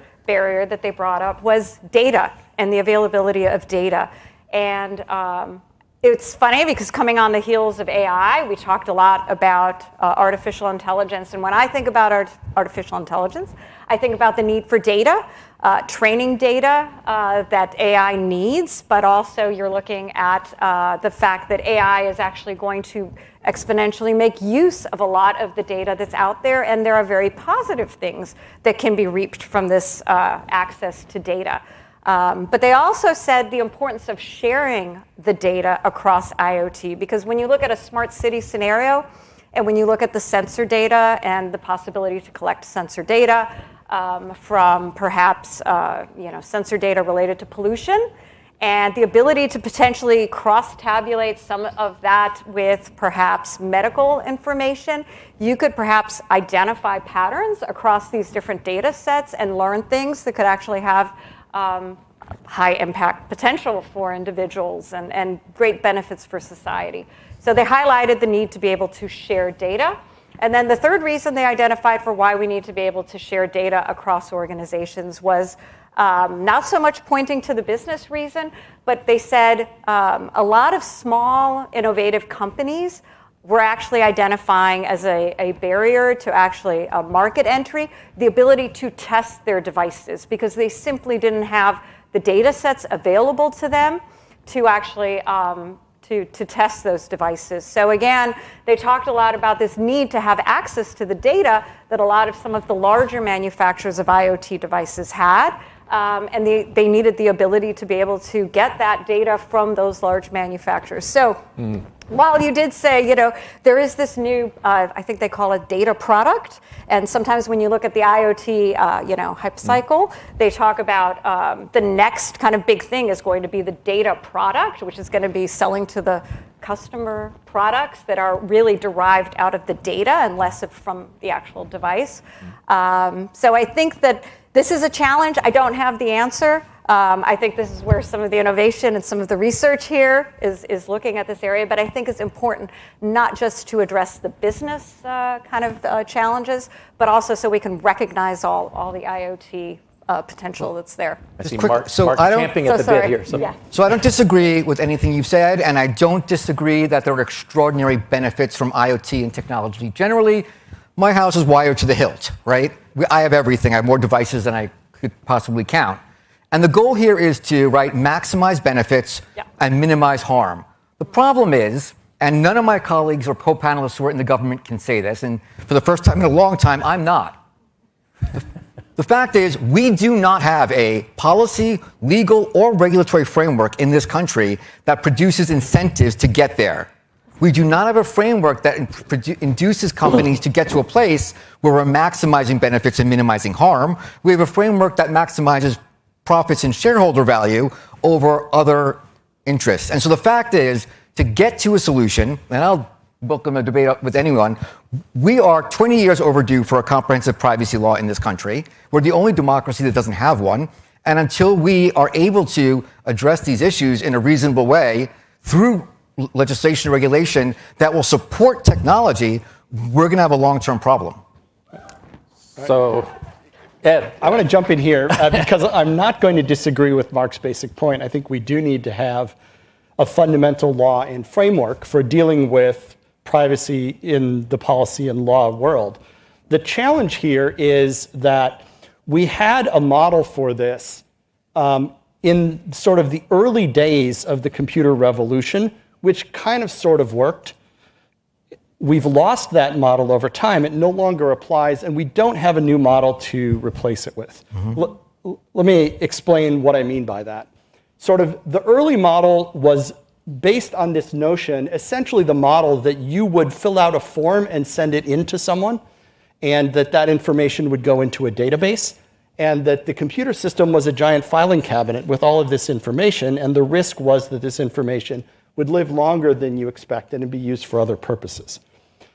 And so that said, that there's a focus on disclosure of data as opposed to how it's going to be used later.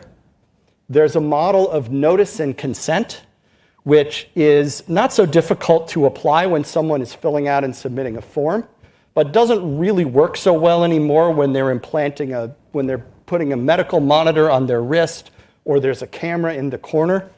Notice and consent is very difficult. It's difficult to even imagine how you would implement it for something like, say, ubiquitous cameras that exist in the world. So that model doesn't work so well anymore. And there's a focus as well in that model on the sharing of data as being the sort of relevant boundary crossing event. Whereas nowadays, much more of what happens is we think much more in terms of querying of data or people being able to make use of the existence of data without actually acquiring the full data set. So much of what blew up that mental model was changes in technology, but also research has helped us understand how that model was starting to break down. Now, the big challenge is, what are we going to replace it with? And here again, I think research is starting to point the way, but we're not really to the point where we have a new model that works in a new way that can answer all the questions that the old model answered in that old world. And to me, that's one of the big challenges, and it ought to be one of the North Stars for research in this area. Try to understand how we can cope with this issue, what kinds of controls and user experience we can do, and how can we make advanced technology our friend in dealing with these challenges instead of making it out as an enemy. Okay, so Ed, let me pull that thread a little more and ask you to expand on something, and then I'll lob the next question to Sunu. So the issue is a regulatory environment, or at least as Mark calls for, a robust policy in place for protection of data. Is there the potential for a technological solution? And if so, what might that look like? How can we provide people with tools, technological tools, that can be used to help improve the situation? It's early days in understanding all of this, I think, but I think we have some idea of how this might play out and how we can build a new technical reality that better serves the interests of all of us as we deal with these privacy issues. Part of the picture, I think, is in understanding and, more importantly, better applying what's known about statistical information control. Right? So this idea of people making inferences about us based on collected information, based on queries to information, how does that all work? We're starting now to build a theory of how we can allow people to interact with data in a way that is privacy preserving. And I think that is a really important piece of it, right? How can we do this?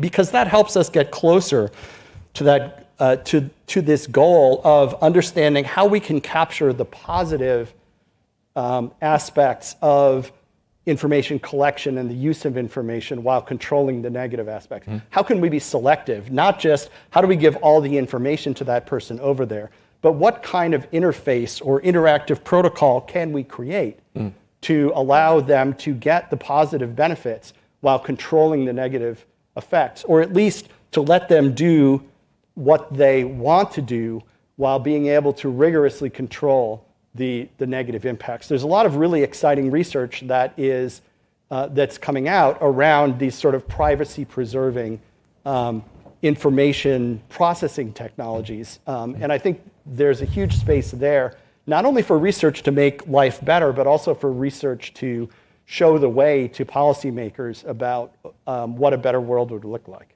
Fantastic. So this I'm thrilled with your comment because it's the perfect setup for Sethiu, right? So following on Ed's answer with respect to technology, you've specifically been looking at the role of cryptographic protocols or cryptography as a potential tool to help in this solution.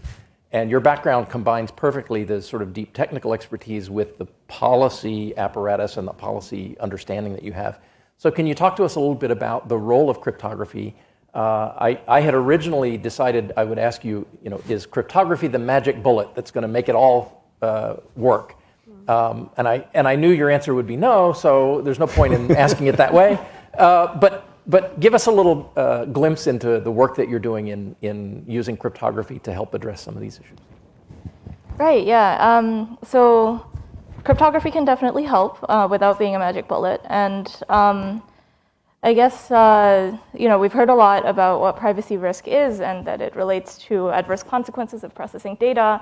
It relates to what kinds of information flows we consider appropriate in what contexts, and the potential risks of those information flows and uses within that framework. And so cryptography provides a toolkit to build systems that have new configurations of information flows.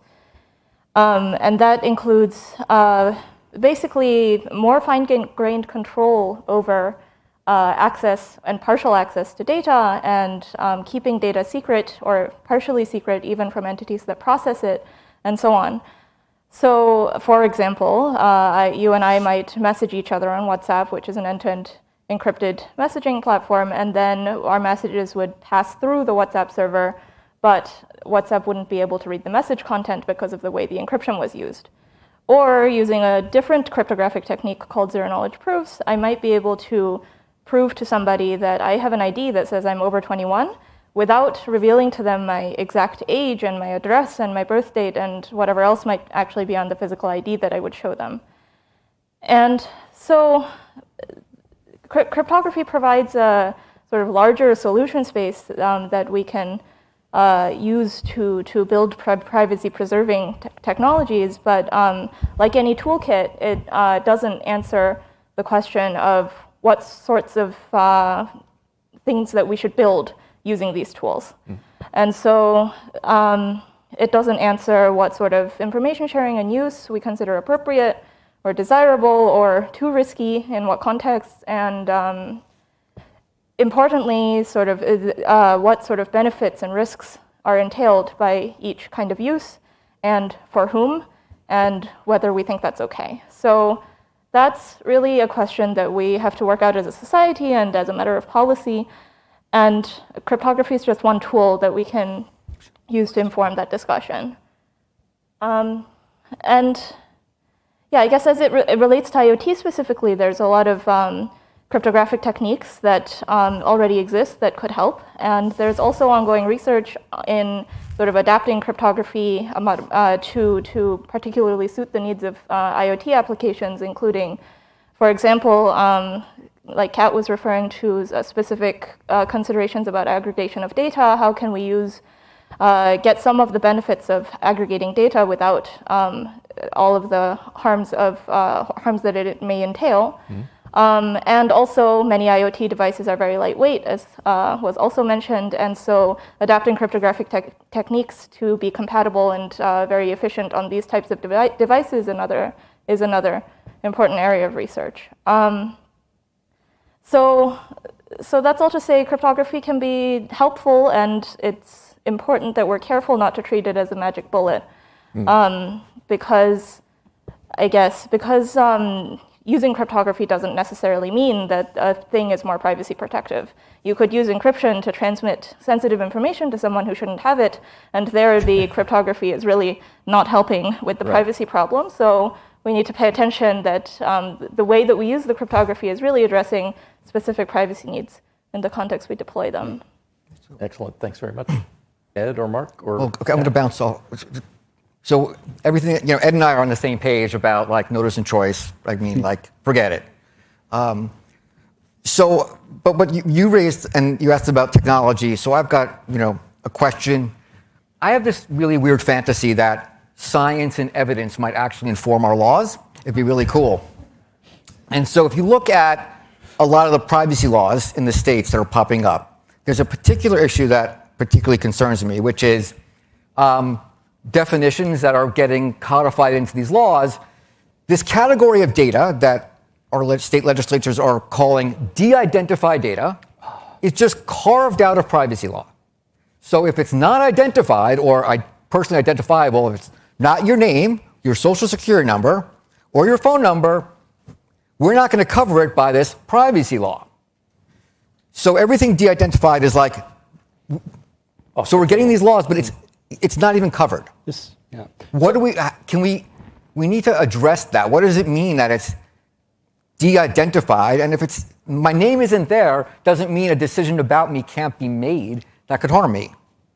I think this question connects in an interesting way also to what Sethiu was talking about, which is that policymakers' intuitions about how these things work or what's possible and not possible with technology are, unsurprisingly, like most people's, who without a lot of training and study, often not very accurate. So this idea of de-identified data seems to make intuitive sense, but from a purely scientific standpoint, it doesn't really stand up. You need to think about the question of what can be inferred from data in a different way. And the same is true, I think, with respect to uses of cryptography, right? That in some respects, cryptography is much more powerful than an untrained intuition might suggest. Something like a zero-knowledge proof would seem intuitively to be impossible, but it's well established in cryptography that that's possible. But then there's some other things that you might intuitively expect to be possible with cryptography that turn out not to be. So this mismatch between the intuition that many people, including policymakers, have about what's possible and what technology can and can't do versus what the reality is, in my mind, one of the big challenges. And I don't know, I'm curious, Sethiu, if you have thoughts about how we might improve that. Yeah, so I am also on the same page about de-identification and notice and consent and all that. I think de-identification is an interesting example where we've seen a dialogue developing, sort of starting in the technical community about how these methods are ineffective and what sorts of sensitive information can be recovered from de-identified data. And that information, that sort of research and dialogue sort of drifting over into the law and policy space, and current legal approaches are inadequate and still largely based on de-identification, but there seems to be a growing recognition of the need to approach even the legal definitions differently because of demonstrated technical research. So I'm curious to see what happens next. And I agree with Mark as well that a focus on the sort of consequences of processing this data rather than identifiability or something that is not as tied to the sort of harm that we're trying to prevent. I just want to address a verb you used, which is drifting into policy. So I've been in DC a long time. These laws, just so we all know, were written by 6 or 7 really big companies on the West Coast. So it's not like there's no accident to it, right? It was sort of like word for word and given to a certain state legislator to pass and codify into these laws a framework that is really, it's outdated before it's gone into law. And now it's going to sort of populate around the country and not produce, it's not true that doing nothing is, doing something is better than nothing. Doing something that doesn't do what you think it does can actually be a worse outcome. Yeah, I think I meant more sort of drifting into the law and policy dialogue rather than drifting into the law itself. So you've eliminated one of the questions I have on here, which is why can't we just de-identify everything and eliminate the privacy risk altogether? So I'm going to skip that question because it's appropriately naive and I've already been disabused of that notion. So thank you. I'll ask another provocative question, this time to all of you. Anybody would like to chime in, which is, why should I care that my IoT devices are grabbing everything about me? I don't have anything to hide. It's not a big deal. Why should I pay attention to this debate? Why does it matter? Well, you do probably have something to hide. I think we all do have some things that we would rather not be public. I'd prefer, by the way, that no one go looking for anything that I might be willing to hide. Thank you. There's nothing wrong with having something to hide, right? That's why we're all fully clothed.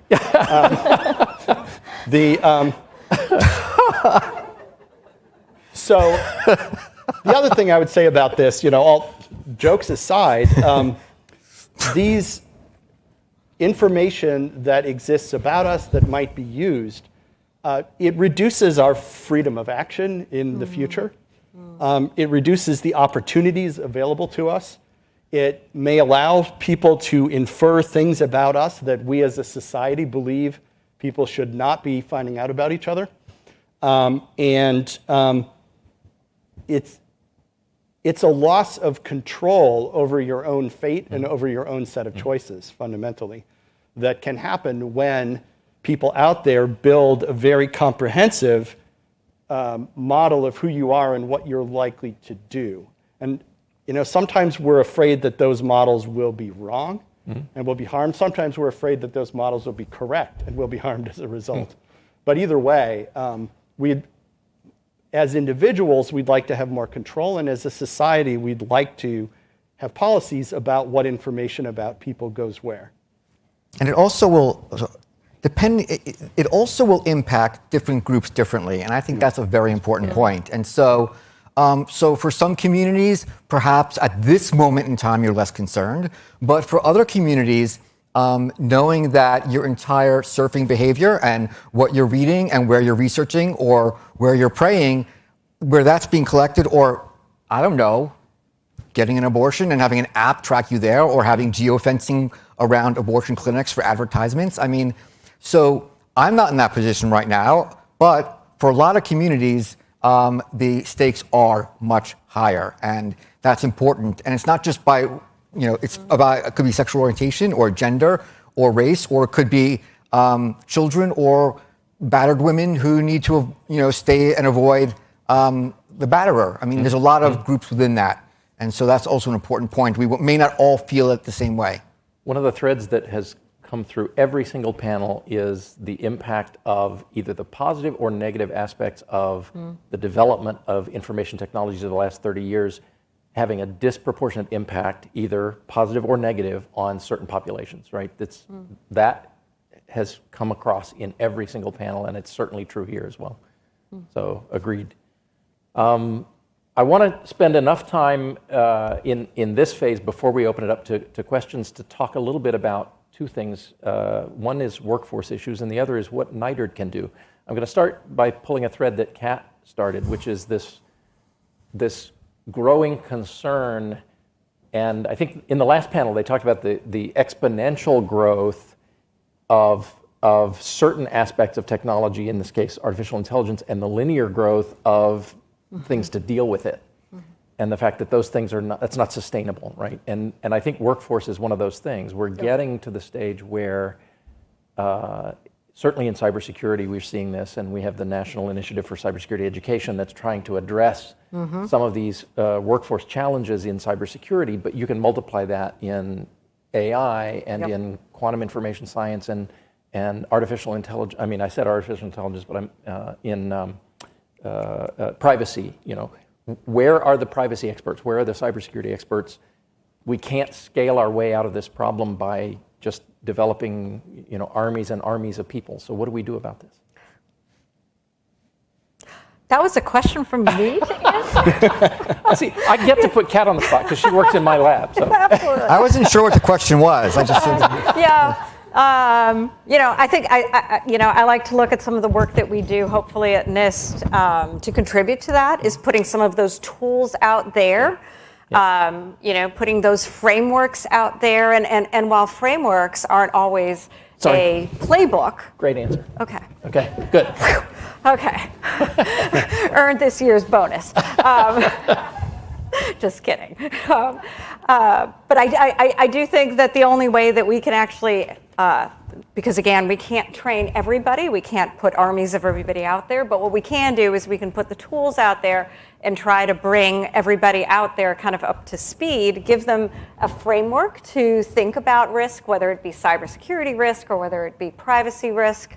And hopefully that's one way. I think there's obvious work that we can do to actually make perhaps some tools available to automate some of these processes. So can I poke you on that? Oh, go ahead and poke me.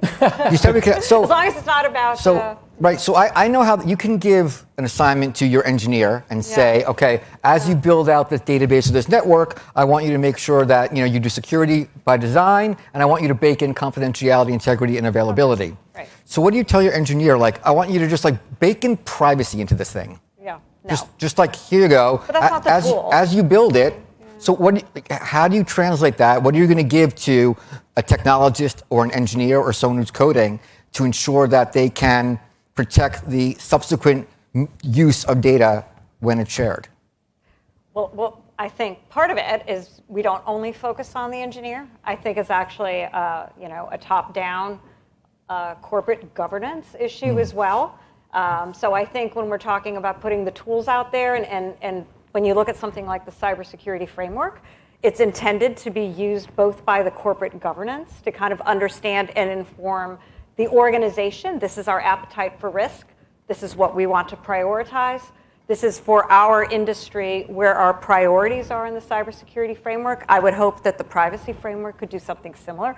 So I think it's more than just tell your software engineer build privacy into this. It does require corporate governance. It requires that permeating and priorities being set, and then the tools being made available, such as low-code options, was something that was brought up and said, hey, we cannot train our way out of a workforce, but perhaps we need to look at tools like low-code options to actually enable organizations who were building physical things and figure out how they can actually build IoT things. So if we can extrapolate that to other desirable attributes that we have around privacy and cybersecurity and make it easier, perhaps we can make better use of the limited resources we had. Yeah. I said I didn't have all the answers. I think it's really important to think about this as leveraging the talent that we have, and that technology can help to do that. Yeah. I mean, if you talk to people who teach in universities, they will say enrollments are growing. There is no scarcity of students in the classroom. And more graduates are coming out with the basic skills in these fields. And yet, if you talk to people who are hiring in industry, they will say they wish there were a lot more people. And it's just the mismatch, I think, between the workforce, which is growing at a somewhat healthy rate, versus the demand, which is really growing much more quickly. And if we're going to meet that gap, it has to be through better tools that allow the same number of skilled technical people to get more work done and to do it at a higher quality and more accurately in the same time.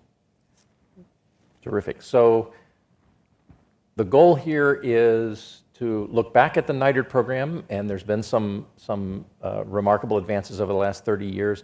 I think cybersecurity got the early attention and still gets a lot of attention from the NITRD agencies. Privacy is now growing in importance. I know, Mark, you've been sort of a lone wolf in the past trying to get people to pay attention to privacy. I think you got your wish. People are beginning to pay much more attention in the agencies. What can we do that we're not currently doing? Do you have any ideas? Any of you respond to that, and then we'll open it up for questions. I guess I would start by saying to the NITRD community, keep doing what you're doing. A lot of these changes and advances that we've talked about up here have been driven by federal information technology research. And there is, and yet, I think the policy community is still awaiting further improvements that we're going to need in order to build that sort of new model that I talked about earlier. This is an area, I think, where there's a lot of leverage, where research can contribute a lot to better policies and toward improving the entire enterprise. Okay. Anyone else before we open it up? And I'll say I heard a couple of encouraging things today. This idea of like telling stories and getting the message out, I think, is incredibly important. You know, we talked about, you know, how can our policymakers be more informed when they're making policy in areas that are very complex, even for some moderately technical people like myself to follow, you know, let alone, you know, people who are actually mean well, but perhaps don't quite understand the technical area. So figuring out how to actually communicate that in ways to a non-technical audience, and I think stories is a great way. So I was really encouraged to hear that today, because I think that is critical. Because anecdotally, I can say when we started down the path of the cybersecurity for IoT program at NIST, we focused on both cybersecurity and privacy, because at NIST we feel that as we were putting out publications and guidance, especially those for federal agencies, we said it was really important to give federal agencies guidance on privacy as well. But at some point, we kind of realized that the kind of guideposts around privacy were not out there necessarily the way they were out there for cybersecurity. The maturity of the frameworks and the tools that were out there for cybersecurity were well beyond where privacy was. And, you know, because we saw that difference, we said, well, for the time being, we are going to focus on the tools related to cybersecurity, because we have kind of a solid foundation there. We have a good understanding of the guardrails, while we're waiting for maybe some of those guardrails in privacy to kind of help us kind of derive where we should be focused on when it comes to the technology and the tools. You know, this is actually just came to my head now. It's more concrete or very specific, but the one thing that's missing So right at the time I left the White House in 2017, because there was an election. With our next project, I thought at OMB might have been, would be to update guidance on how to actually conduct a privacy impact assessment. And NIST has done work on this in the privacy framework, which says you should do a privacy impact assessment, and here's generally some criteria. What could be done is actually not more guidance, but more guidance with really specific, concrete, complicated examples of how you take this concept of a privacy impact assessment and apply it to these Internet of Things devices, or this network, or this technology, and show how it can be done at the different points. Within each point of the life cycle of data, you can make choices. How will that affect privacy if you go left versus right, or if you encrypt or not? That, and that is not a small undertaking, but if there's research with people with that bandwidth, because it's difficult, that would help others as they set out on doing that, and not just cut and paste some existing things. Good. And throughout this panel, I feel like we've been sort of changing between talking about the skill sets that people with technical backgrounds have to address these problems and how technology can help, and then how the different skill sets that law and policy people can bring, and where they meet. But it also seems sort of, instead of going between one and then the other, really important to support research that is across both, because the problem is inherently socio-technical.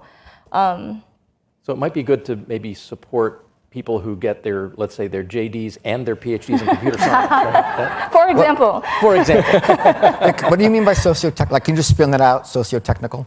So I think it sort of relates to what the discussion about, for example, the appealing idea of having a technical solution that enforces privacy norms.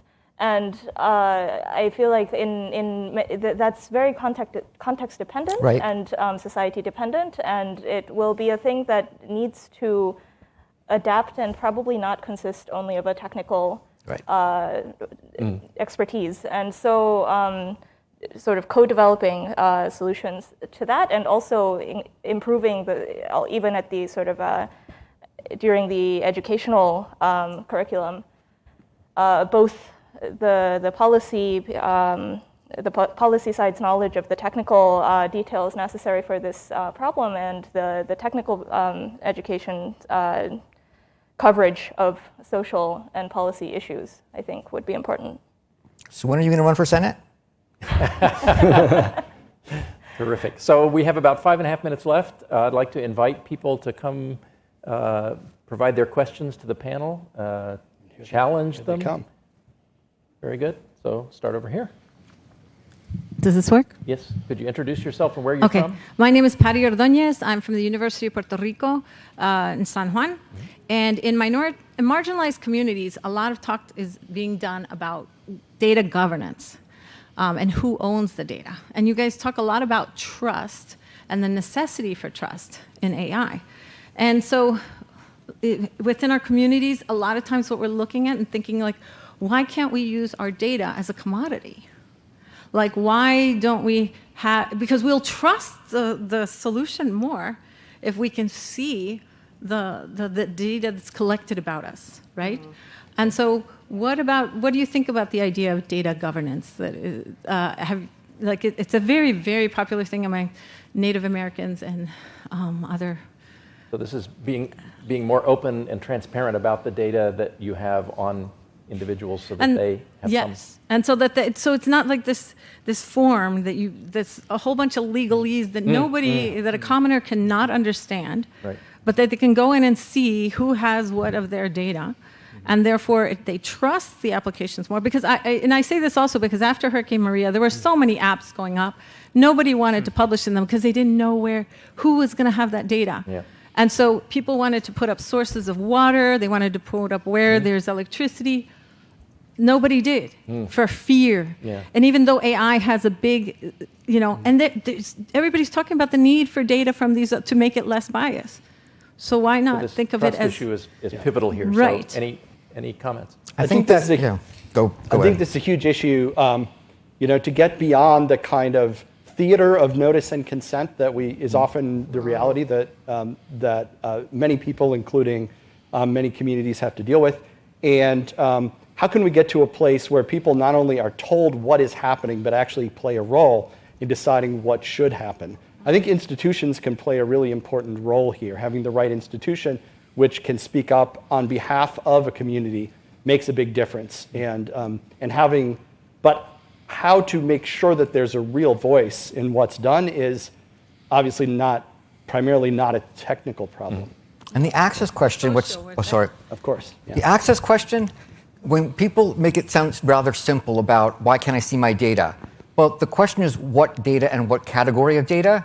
Because we have data that you provide to a company, like when I register for Facebook, but then Facebook has data that other people provided to them about me. More importantly, then they've got my profile and the inferences and inferences from inferences and observed data. So is that also data that I get access to or not? And how do I know if they have it? And actually, they don't want to give that, but that's actually the data that I'm most interested in. And so that question about access becomes much more complicated because it's not the world of 20 years ago where the data is simply the form I filled out online.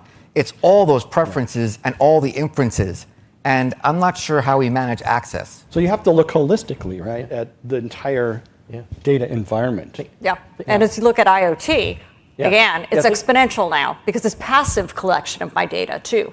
Think about do you want to call them the good old days when there was even the consideration that you could opt out of anything. There's no opting out anymore, right? Everything's ubiquitous. There's if you're a Luddite, you can't possibly disconnect. Anyway, so thank you very much. Next question, please. Hi, I'll try to make fast. Ben Zorn from Microsoft.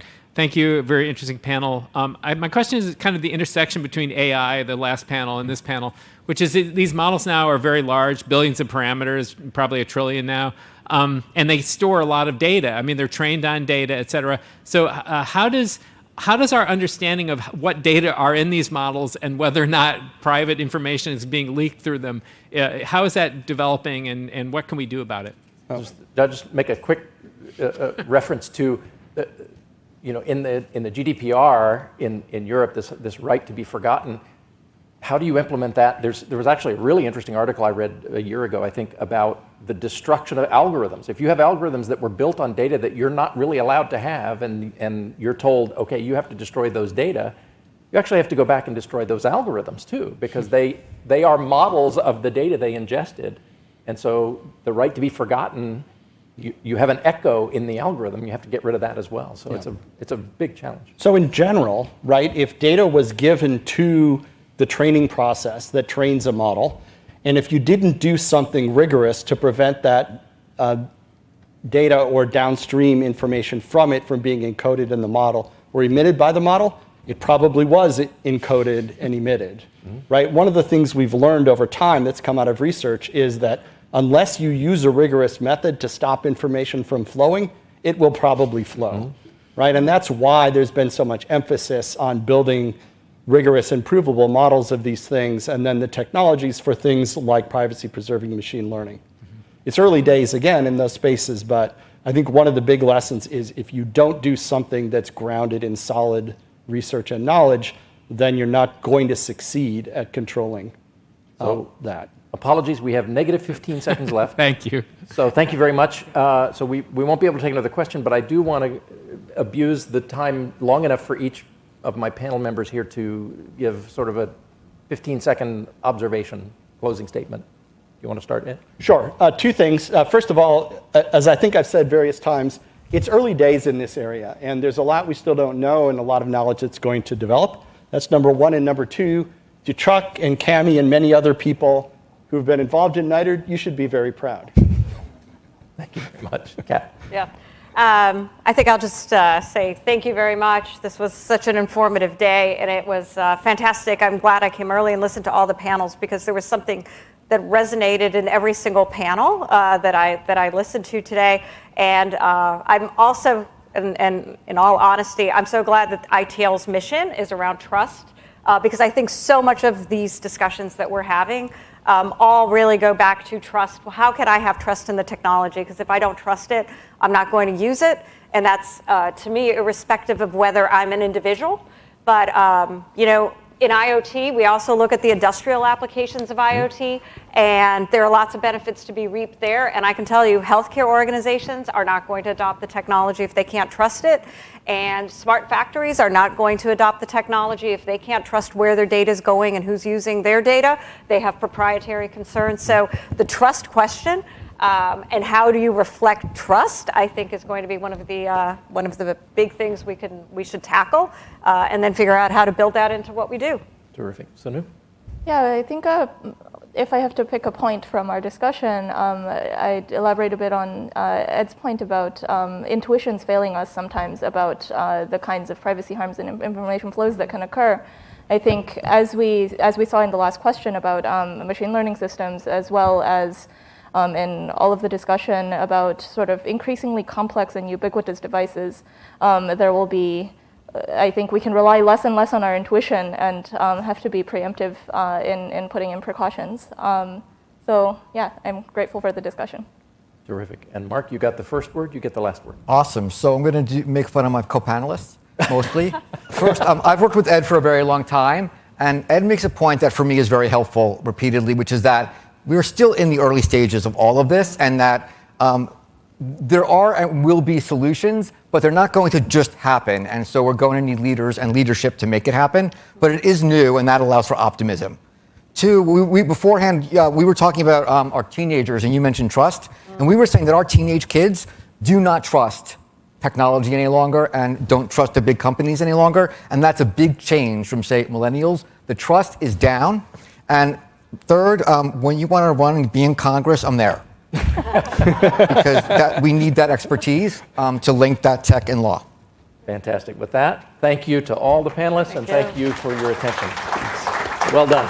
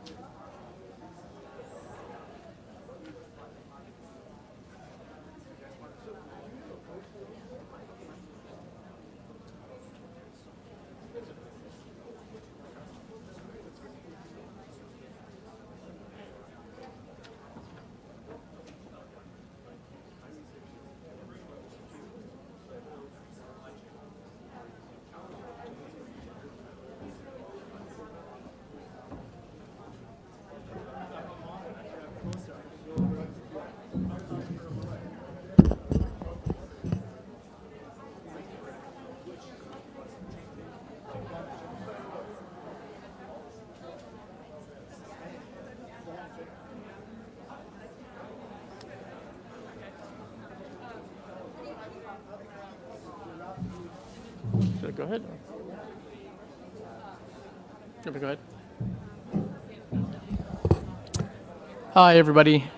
I'm JD Kundu, and I'm from the National Science Foundation. I'm the Deputy Assistant Director for the Directorate for Computing and Information Science and Engineering. We call ourselves SISE. We've had an inspiring day so far looking back at what we've accomplished in networking and information technology R&D over the last 30 years. We've reflected on what we haven't accomplished, and we've started talking about where we should go in the next 30 years. An imperative that's come up is socially responsible computing. And we'd like to debut now a video on technology and society that emphasizes that point. In the video, my boss, Margaret Martinosi, the Assistant Director for SISE and the Co-Chair for NITRD, provides vision for the future.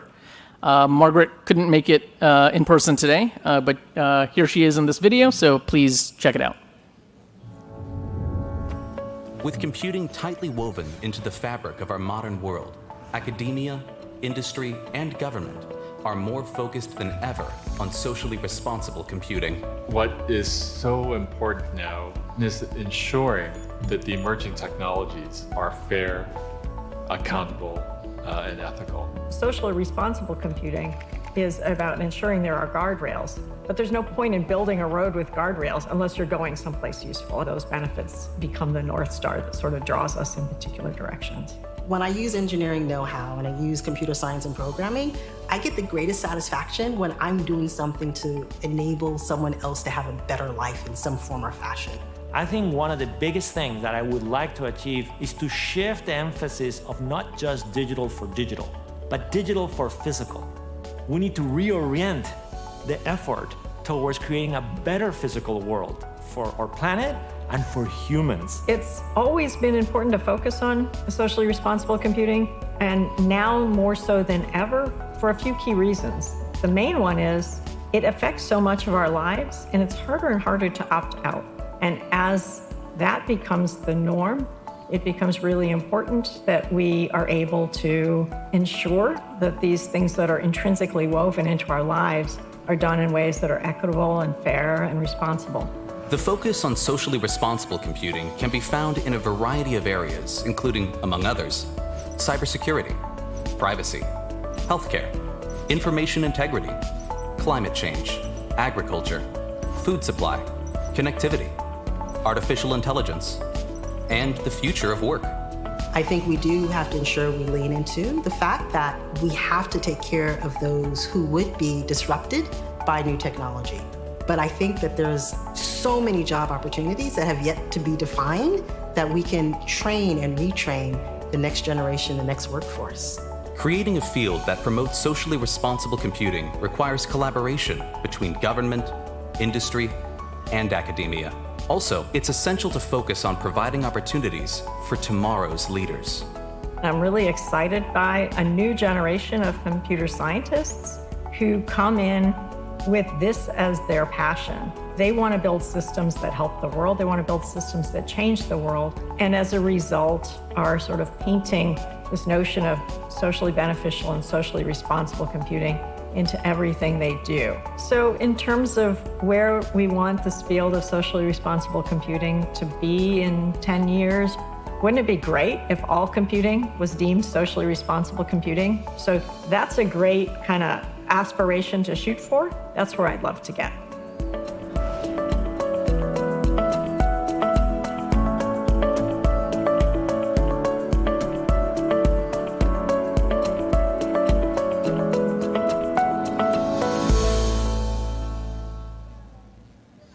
All right, so thank you to our speakers for calling on us to actively pursue socially responsible computing. As Dario Gil says in the video, we need to orient our efforts towards creating a better physical world for people and the planet.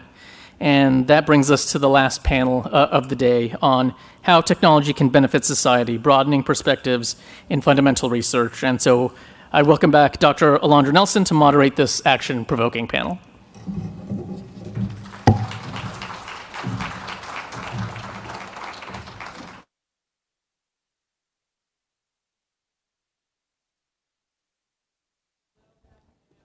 to be back with you and with this esteemed panel here to talk about one of the more important issues that we have facing us as a society, as a community of researchers and technologists, how we do the innovation at the very edges that we want to do while also benefiting society.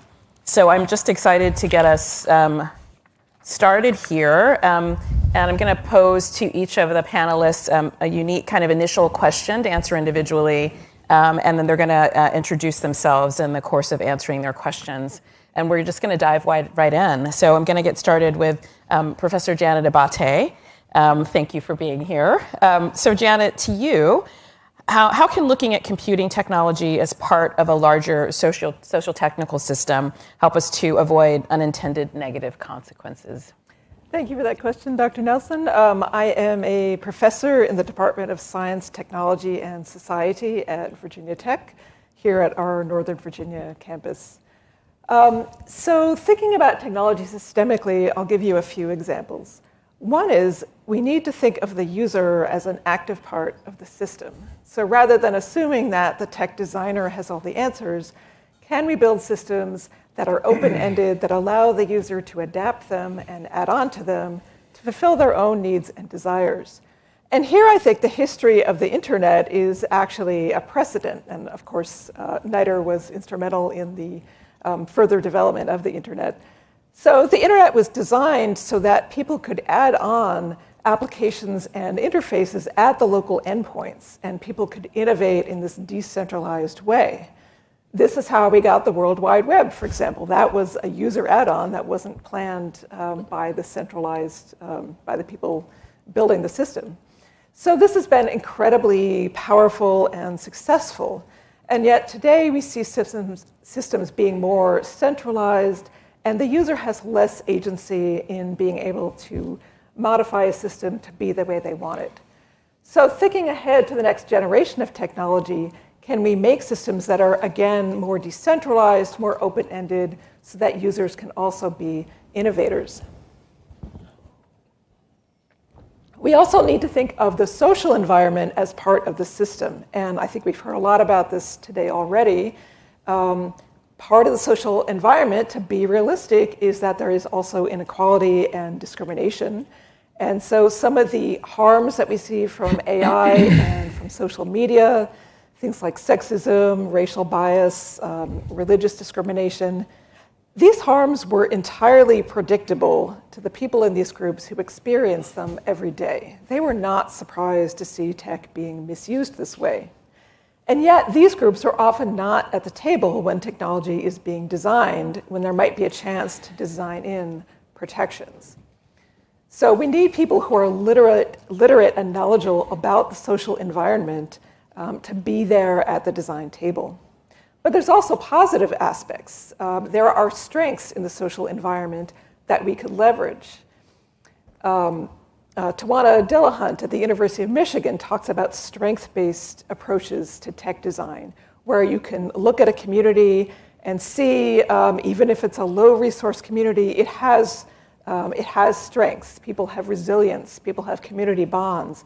And you can build technologies that leverage those strengths so that you don't just see the weaknesses, you see the strengths. So we need to see the social environment both as something to protect people from and something that we can elevate. And of course, there's the natural environment is also part of the system. And we need to think about the entire technology life cycle, from raw materials to disposal, because that's all part of the system, and the Earth is a finite resource. So can we build technologies, can we think about researching and designing technologies that make less use of rare earth metals, which are often environmentally destructive to extract? Can we make technologies that are more durable and recyclable so that we can reduce e-waste, electronic waste that's often toxic? Can we make technologies that are more modular so you don't need to discard a perfectly good phone just to upgrade one component? Can we make blockchain to be less energy intensive and have less of a carbon footprint?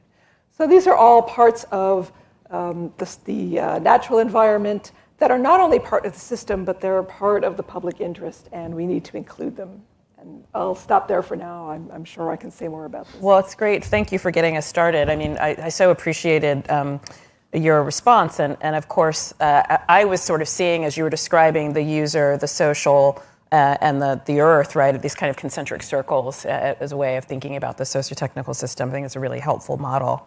All right, so I'm going to turn now to Ramaya Krishnan, Dean Krishnan. Over to you. How do we, or what do we need to do to realize the value from deploying technology in support of societally relevant and consequential decision-making tasks?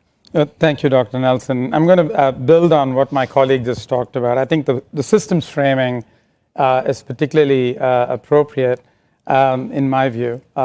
So in particular, if you think about, let me use a couple of examples to illustrate perhaps a different lens on what that systems framing actually offers. If you think about the deployment of cognitive tutors, which is a kind of AI, along with human teachers in the classroom to help kids achieve in a verifiable manner competencies that would allow them to do better at math or do better at reading, and help each kid at every decile of the ability distribution.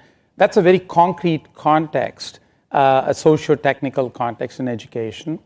And if we as computer scientists went in to offer such a solution without a partner who knew that context well, as in people who knew education well or social science well. So I think it's really essential for us to think about responsible uses of computing stem from a partnership between computer scientists and colleagues in sister disciplines that know the context, that know the environment well, so that through the work together, something really amazing happens. So that's a very concrete example.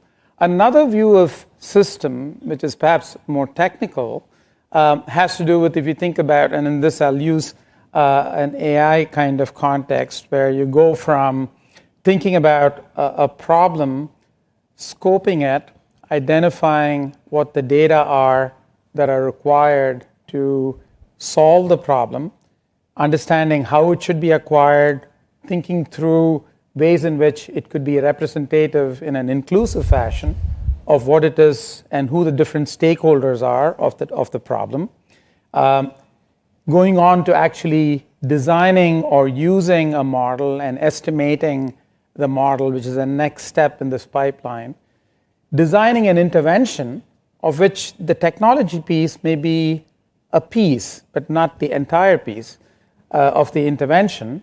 And then one evaluates the intervention to determine what the impacts are of the intervention. Are they disparate?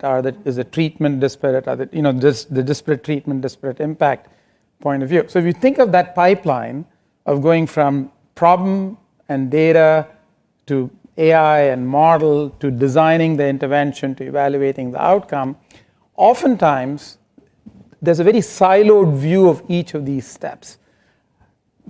Another systems point of view in how one generates value from responsibly using computing and technology in these societal kinds of contexts would be to take a holistic view of this pipeline and think about how these different pieces interact. So let me pause there. 2 points. First one is that problem solving in these contexts will require genuine partnerships, not for the sake of partnering, but a genuine partnership. And second, understanding the pipeline that we are using and thinking of it holistically. So two uses of the word system.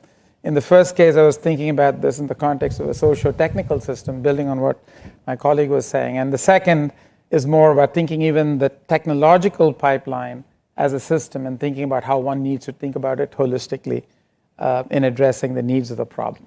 So, thank you so much for that. So we've gotten started with models, with theories indeed, and with systems.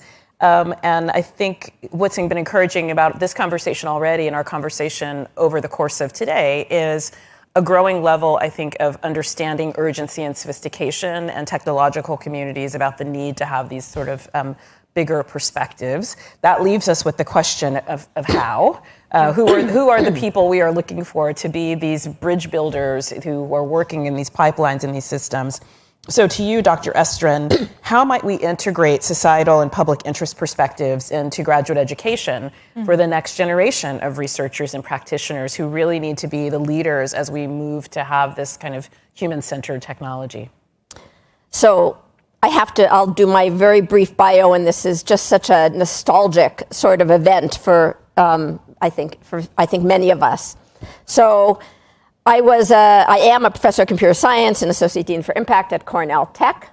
Sunu is a postdoc at our institution. Just a reference to the previous panelist. And we're in New York City on Roosevelt Island. So why this is so nostalgic is certainly as a student and a faculty member, I was witness and beneficiary to what DARPA and NSF did in investing in these technologies, and then what NITRD more broadly did with the other agencies, and just like floated so many boats higher. And I was a part of the internet community, and even before the web, when the internet was called the internet. And that architecture that really allowed for that decentralized, iterative set of advances from lower level speed of links being able to go forward, and this multiplicity of applications up above in fully decentralized way was not magical. It was just really excellent engineering design by the folks who started it in those early days. And it was it came to fruition because there was so much investment and use. It was NITRD and that D of actual development and actual deployment in support of the sciences and research and the research community. Okay, so that was my nostalgia. As an ISAP member in the later 90s, I was thinking about what to do next, right? We've done things in the context of internet, multicast routing, and things like that. And I did a study in what we came to call sensor networks, and even sort of IoT, if you will, and moved from that on into to proposing and winning, that was miraculous, an NSF Science and Technology Center on embedded network sensing. And before that, and before journeying into sensor networks and what we did at SENS, I was a networking person, and applications were like, you didn't do applications. We sort of accepted some token application papers into our conferences, but if you were a real protocol designer, you didn't do applications.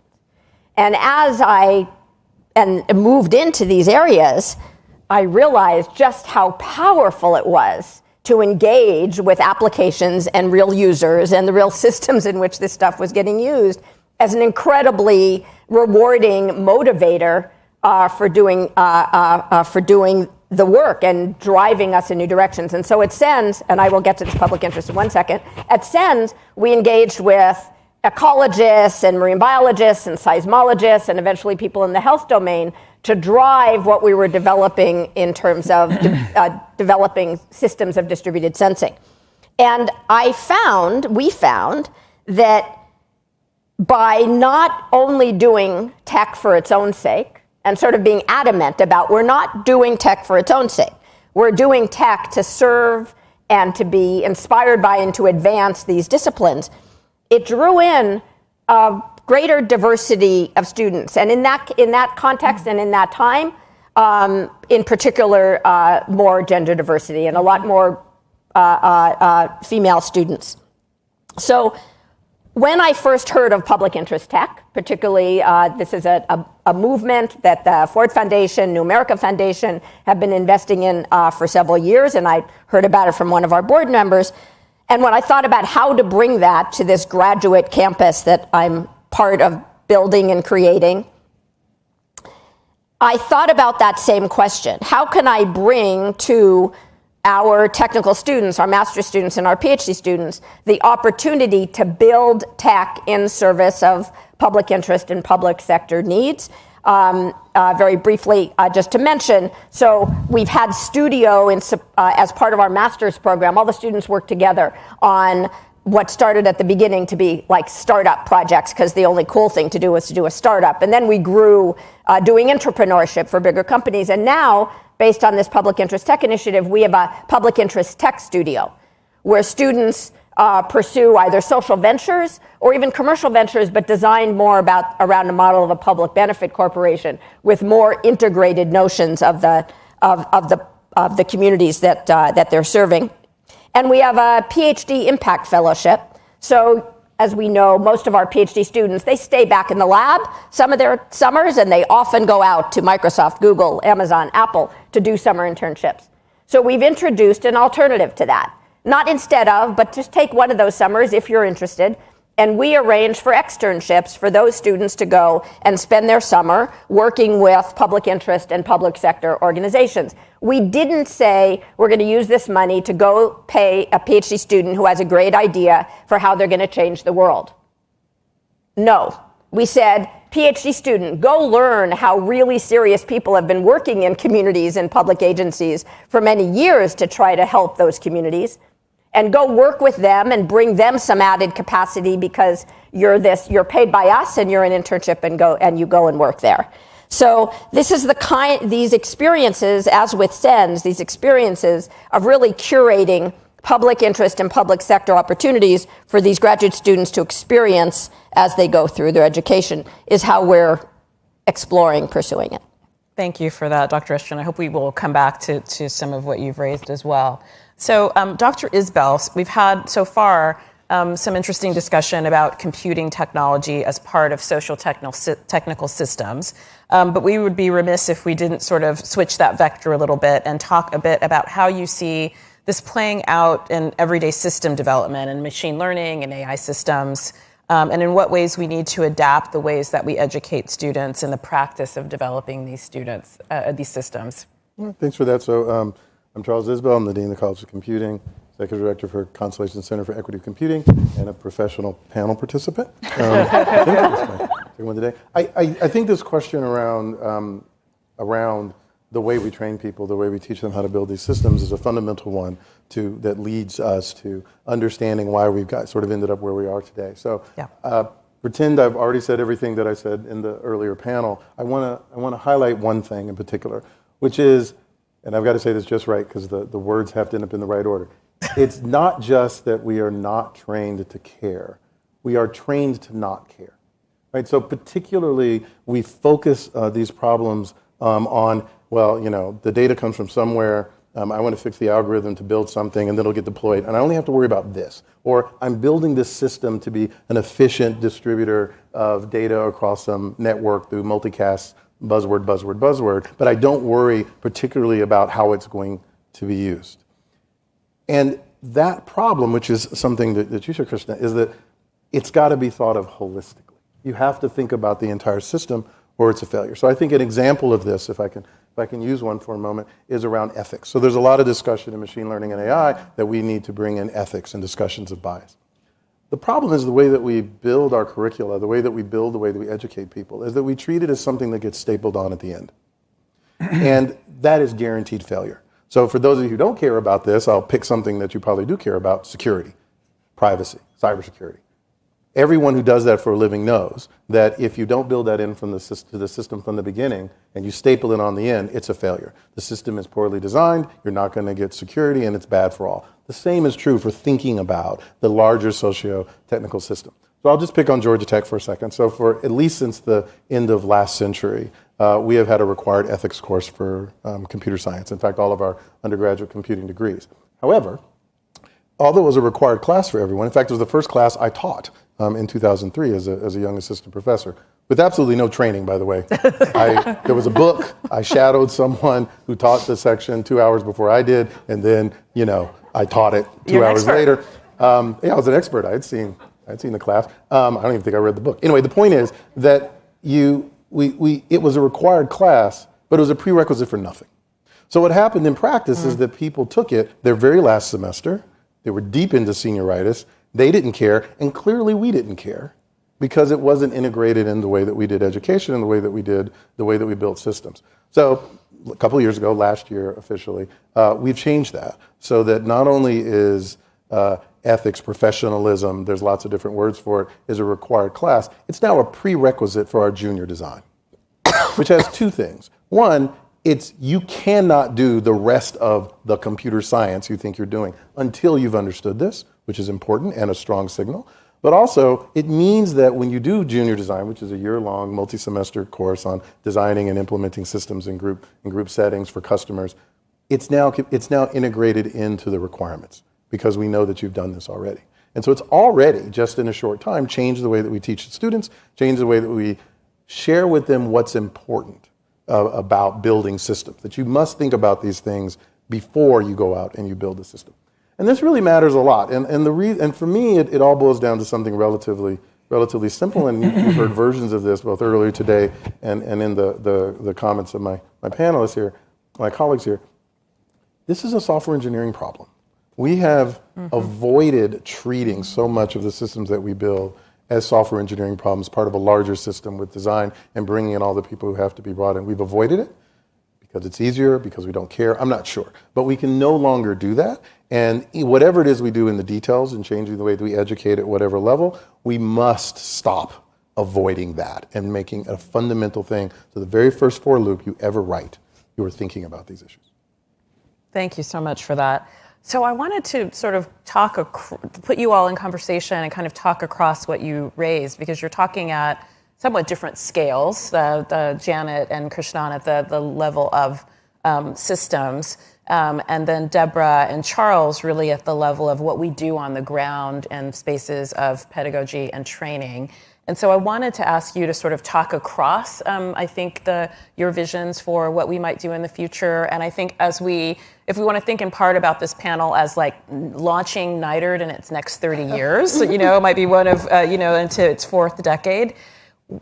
I would add to that, so as part of this, what should government or NITRD be doing to help build these socio-technical systems, to build these pipelines, to train students differently? What is the role of, I think, government and the interagency and the coordination piece here in particular, and driving towards the sort of vision and theories that you guys are laying out here? Janet, you want to start? Sure. So yeah, if I were king of NITRD, or queen of NITRD. Tammy has that job, but when it opens up, we'll let you know. I think I would try to think about computing and technology in a more interdisciplinary way, so that we include people with different kinds of expertise in a deep way. People who know law, people who know sociology, people who are from and understand different groups in society than we necessarily have. So just thinking about computer science in this much more interdisciplinary way, so that it doesn't get tacked on at the end. And then there's a whole other issue about, which I'm not sure NITRD can really address, but about the culture of computing and making it more welcoming to people who care about these things. Because, as I think people have mentioned, the sort of signals that we give and the incentives that we have don't reward people who care about equity and justice and privacy and all of the things we've heard about today. And can we change the ecosystem? Is there some leadership role that NITRD can play to do that? And I'll leave that as an open question. Thank you for that. Krishnan? Yeah, I realized I forgot to introduce myself in all my excitement to talk about socio-technical systems. So I am the dean of a college that actually sits at the nexus of technology and social science. So I lead the Heinz College, which is both the information school and the policy school at Carnegie Mellon. And I also lead the Responsible AI initiative at CMU as part of a center called the Block Center for Technology and Society that I direct. I want to use two examples building off of things that folks on the panel have said. I think one has to do with just by way of education, be it at the undergraduate level or we have a joint PhD in machine learning and public policy, and then a new undergraduate program on decision analytics and systems. And this goes to the question of teaching either ethics or how do you build equity and efficiency, and taking all of these things holistically in terms of designing these systems. I think importantly, if you think of many organizations, they all have their top 10 ethical principles. But converting principles into practice, into actual tools, I think if you think about what NITRD, this whole program could actually help drive, is that translation of policies to practice via tools that actually then could be used for the purposes of understanding if there is bias in the data, if there's ensuring that there are ways in which one could get more representation and representativeness in the data, being able to link in a holistic fashion, as I was pointing out, between data and models and outcomes. Those kinds of things really bring to bear both the contributions of ethicists and more broadly multidisciplinary points of view about equity, efficiency, and ethics, but in ways that then are translatable into actual deployments, actually deployed systems. And if you now are able to combine research, development, and deployment, we call it RD&D, instead of just R&D, it's RD&D, then you have the capacity to build proof points with partners in the community, with partnerships with organizations in the community that not only drive the state of research forward, but then give us really great experiential learning opportunities for students to learn, be they undergraduates, versus just taking an ethics course. They've actually had an opportunity to take that ethics course and learn how that then gets translated into, since you're talking about responsible computing here, about how computing can actually realize those values into systems that actually get deployed. So that's what we're on that journey, and we'd very much like to see that, greater support for this, and I think that's something that would be awesome to have. Wonderful, thank you. Dean Estrin. So I'm only an associate. So I think clearly there's so much that this community does to incentivize and shape what the rest of us do, right? As faculty writing proposals, as graduate students choosing faculty with whom they're going to work, their postdocs, determining where where you can have groups that are large, and if groups are larger, you have a room for more diversity and interdisciplinary and collaboration. And back when, even before the expeditions, NSF started funding larger scale things. I'm forgetting the name. What was it before expeditions that allowed you to have multidisciplinary? Irwin, somebody out there doesn't remember the name, doesn't matter. I don't know.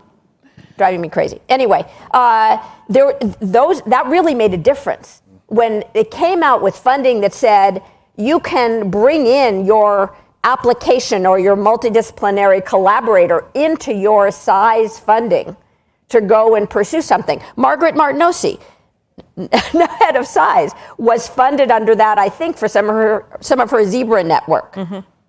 And she said this famous quote on a panel, and she laughs at me all the time because I've quoted her many more times than she ever said it, which taught us how to take turns. She said multidisciplinary work is taking turns, right? You don't go out with the brand new algorithmic idea that you're going to publish in NeurIPS. NeurIPS didn't exist at the time. At the same time that you're trying to help that ecologist do their groundbreaking work, you have a willingness to take turns. You go out with your state-of-the-art, but something that will work, to let them collect their data. They go collect their data. You get some motivation for the next thing you need to design. So those sorts of programs that are designed to push us to, maybe it's this time not just going to be saying you can include the ecologist, but you can include that community-centered work. And NSF does this, whether it's sustainability or some of the community-centered work you do, but allowing that to come into the more mainstream, particular division focused work. That it's you can get additional money for an REU.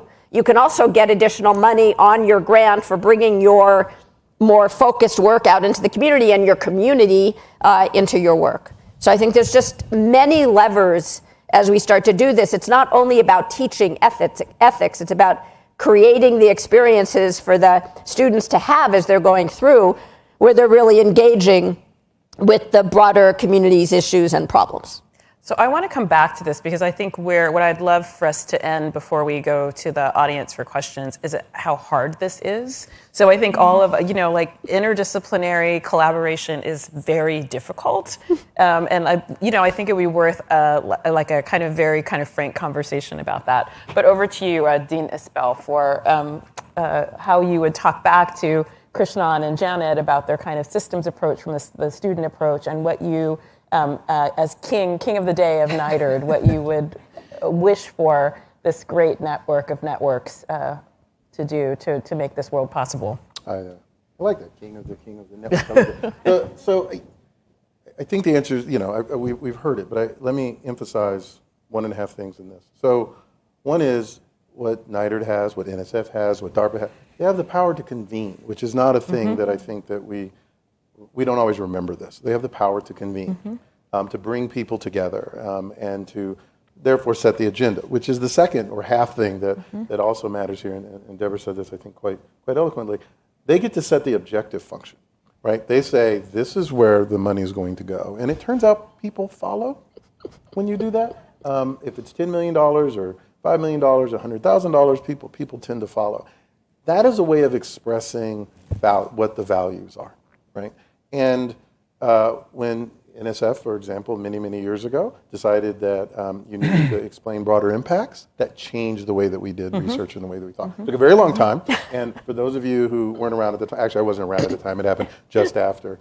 I'm desperately trying to convince myself I'm young here, that, there was a lot of resistance. Yeah. But it mattered, right? And NSF is going through something right now about broadening participation. SISE in particular has been pushing on this for a long time, and it's beginning to change the way people do work. So this is an organization of organizations that have an enormous amount of power to set the agenda. We'll point out, though, you talk about difficult problems, that at the end of the day, even if you take something like NSF, which I think a lot of us like to hold up as a model of merit-based reviewing and those kinds of things, in the end, the community decides whether this gets a 5 or a 4 or a 3 or a 2 or a 1. And it is difficult sometimes to get the community to move.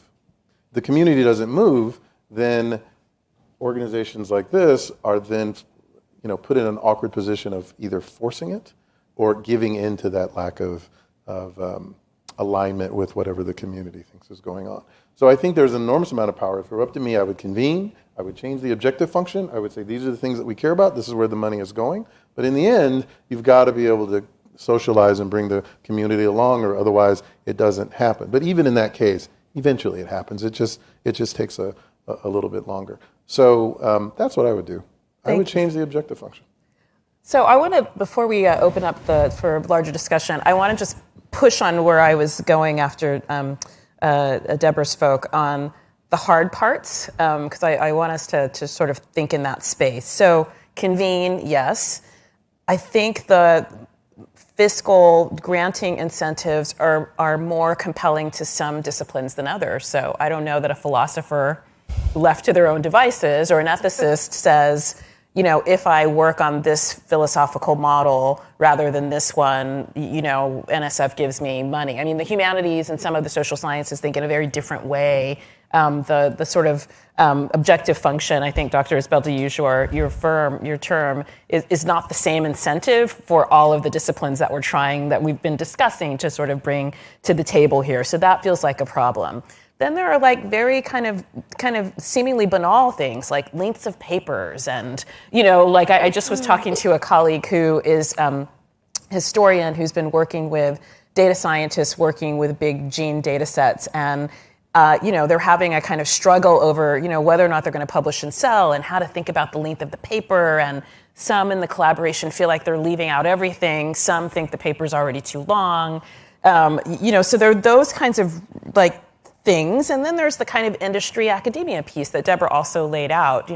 How do we continue to effectively populate the research community when some of our very best students go into industry and never come back, or that there's all of these in the system and in the pipeline, all of these moving pieces that if the extraordinary vision that all the four of you have laid out is going to work, requires new incentive structure, some really hard work. I think the mutuality that Deborah talked about is right, but that is hard to do. So I just wanted to just push us a little bit further on how we get here from this this beautiful dream we have for the future of socially informed, kind of human-centered computing. So, I don't know if philosophers are as motivated by money, but I think philosophers and social scientists are very motivated by the idea that people building things in the real world would actually listen to them and want to work. Fair enough. Because yes. They do want to make the world a better place and to have that kind of collaboration. I think we need to encourage and fund interdisciplinary work and interdisciplinary programs. And for example, the program I'm in is not only interdisciplinary, but it's also kind of intergenerational because it's aimed at mid-career professionals who are getting a PhD part-time. And so my students come in and they are already senior officials doing cybersecurity, or they're doing research, or they're in government doing policy work, and they're coming in to kind of get the theoretical perspective. And so, they're bringing something that someone fresh out of college isn't bringing. And so I think also the kind of lifelong learning, multi-generational wisdom is just to think outside the box in all of those ways. But one other thing I wanted to say was just that I was so impressed by the posters of the CI fellows that I looked at, and there are people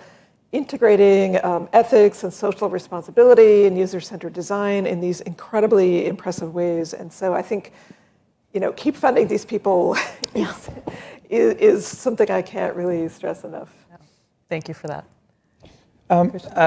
I think harnessing a lot of what we have and directing it in ways to achieve the kinds of outcomes of interest might be interesting. So let me offer 3 or 4 ideas. We are actually, through the offices of CCC, who's one of the sponsors here, actually bringing together the AI community and the operations research community in a series of workshops with the objective of really getting these two communities who are working on related problems, but don't often go to the same meetings, don't publish in the same kind of journals, so they use the word objective function a lot. They both they do optimization. We like objective function. They do optimization, and operations researchers think they came up with that term first, so on and so forth. So, but the point is that kind of and as an OR person, I like to say that. That was appropriation. So this getting these communities to talk to one another and having these conversations that then lead to these cross-fertilization, I think, is one level of engagement. Yes. Another level of engagement is a fellows kind of program. She mentioned the CI Fellows program. We have something called the Data Science for Public Policy Fellows program. This brings in master's, PhD students with social science training, computer science training, brings in an ecosystem of partners who are community, social sector, public sector organizations. Professor Raid Ghani leads it. And it's about 50 students a year. We run it in 5 locations worldwide. Pittsburgh is one of them, but it's one in Africa, one in the UK, and a couple of other locations. But clearly, it's an attempt to try and bring these communities together.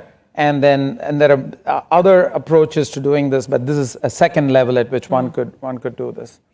A third is building on the public interest technology idea. This is something that I am the lead person at CMU on public interest tech. Is we've been trying to build something called a scopeathon, much like a hackathon, but different, to teach people how to scope and work on problems, to learn to ask the right questions, learn to determine who the right stakeholders are, which to a large extent is an even more important piece of the puzzle than the toolkit, which you learn in computing, and how to then marry the two together.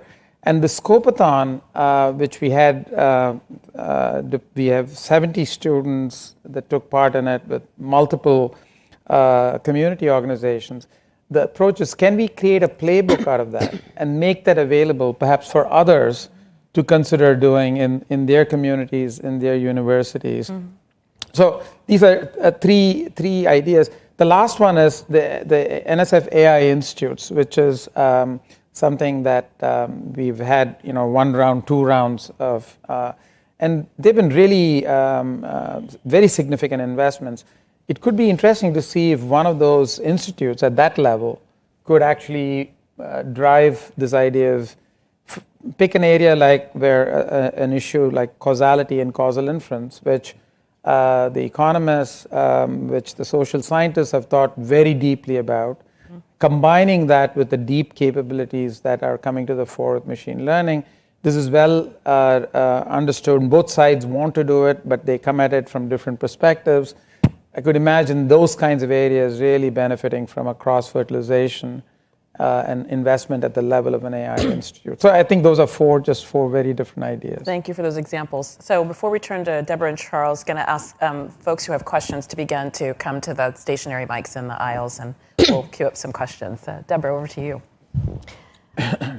Listening to the answers, I of course lost track of the question, but you asked about difficult. Yes, I mean, you clearly have thought quite a lot about this. I mean, there's lots of, it all sounds really good, and how do we make it really work?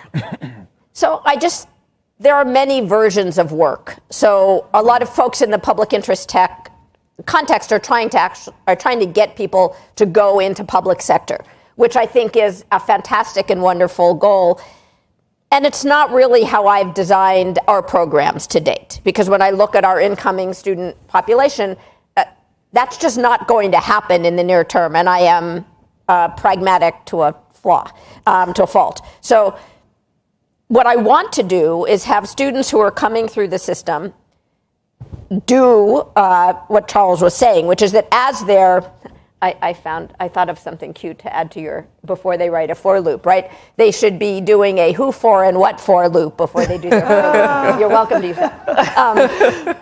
Anyway, that they should be just getting, every startup venture in the master's program that comes through, they do ethical risk assessments. And that's just part of how things get done.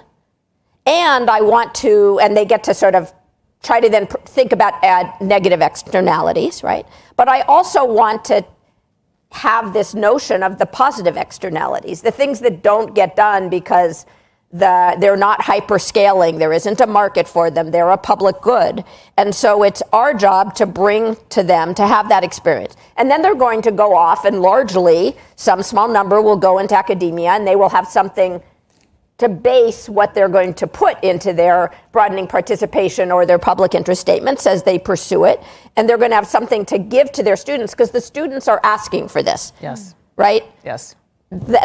All those posters, they're gone.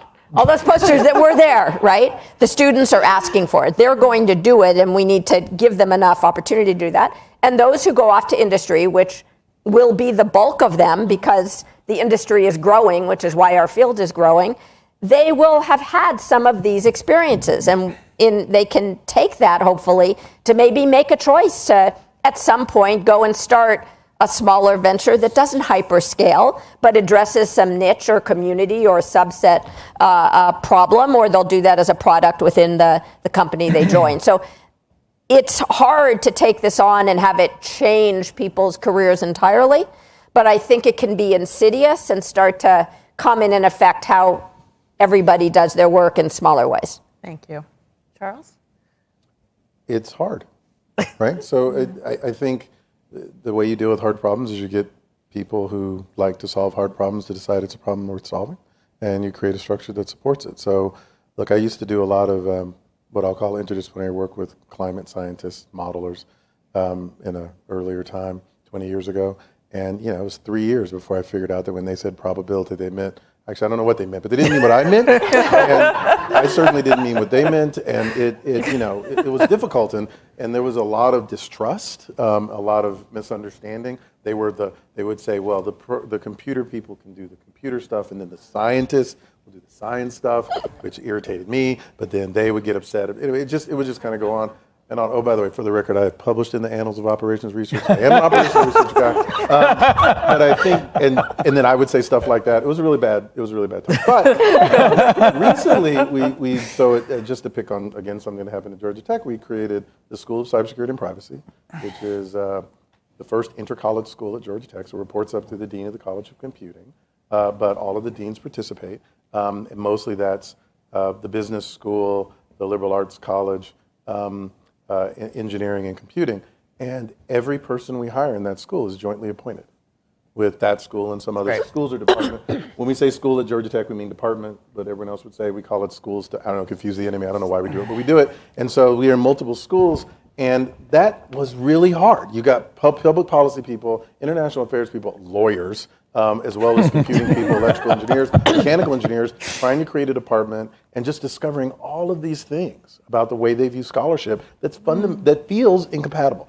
But they decided it was worth it because we created a structure for them, and it was a chance for them to elevate the problems they care about. And they've worked over 2 years to come up with structures, including things around reappointment, promotion, and tenure, which is the central question in universities, the way classes are taught, the way people are rewarded, in order to try to make something work. Ask me in 10 years how it turns out, but right now, the gradient is positive.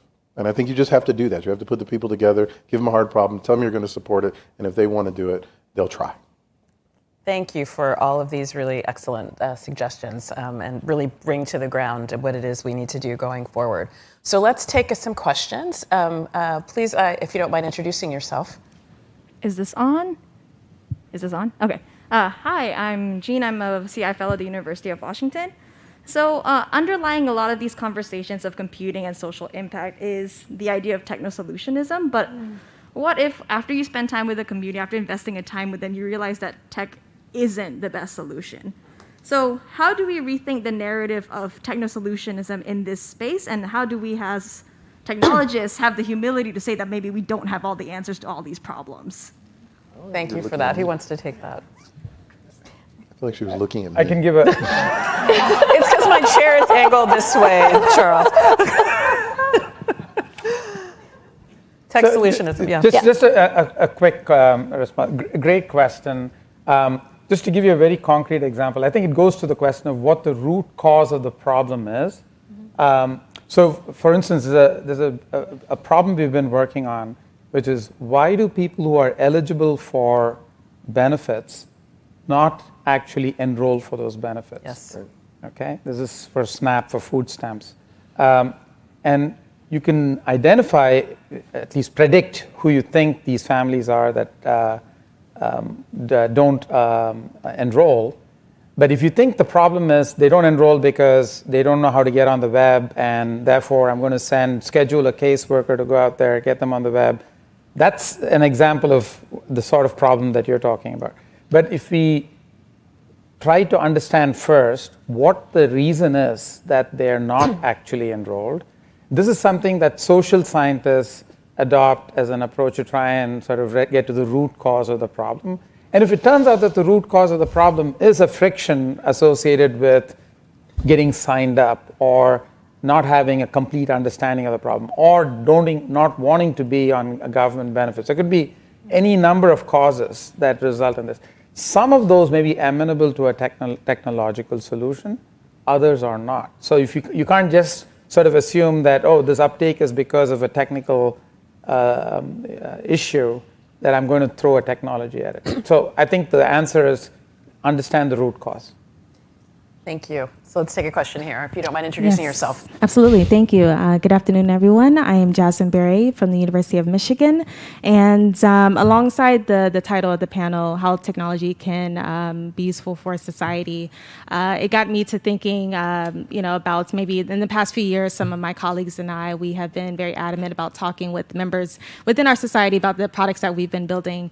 And what we realized is that we grossly underestimated how much interest the public has confidence in the AI solutions that we're constructing, to the point where they're very interested in the ethics that we're building, the principles, and it got me to thinking. They want a higher stake in the direction that science goes in the very near future. So much so that decentralized science is now becoming more of a thing, especially with the use of blockchain and digital ledgers. So I wanted to know, I guess, from your opinion, does either NITRD or your institution or organization, are you planning to somehow either work with decentralized science organizations to maybe give people more of a voice in how science is built and ensure that their ideas and their thoughts about how AI is being built is actually incorporated? And what do you see for that in the near future? Thank you. Thank you. Who wants to take that? I was going to consider, then you mentioned blockchain, and I decided I wasn't going to. Joking. Where are you? Okay, thank you. I'm not going to fully answer it. It's all of it together. What is AI as a thing, right? So I was reminded from the previous panel of my incredible colleague Helen Nissenbaum and her work in contextual integrity. And in so many things, the context is what matters. And who, is it about, something about policing, or is it about, treatment of arthritis? Another colleague of mine, Emma Pearson, who did some incredible work about undertreated arthritis pain in different contexts because of the nature of the training of those ML algorithms.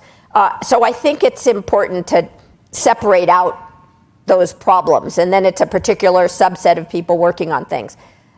Think about what's going on with long COVID.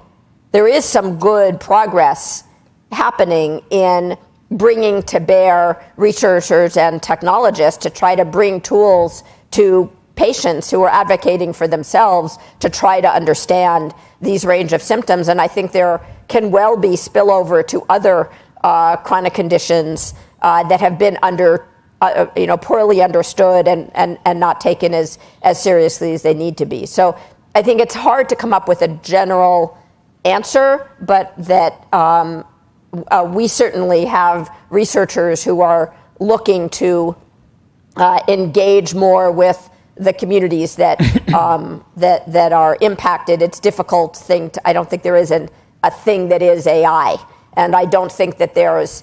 I don't think that a blockchain or anything else is a solution to democratizing anything, right?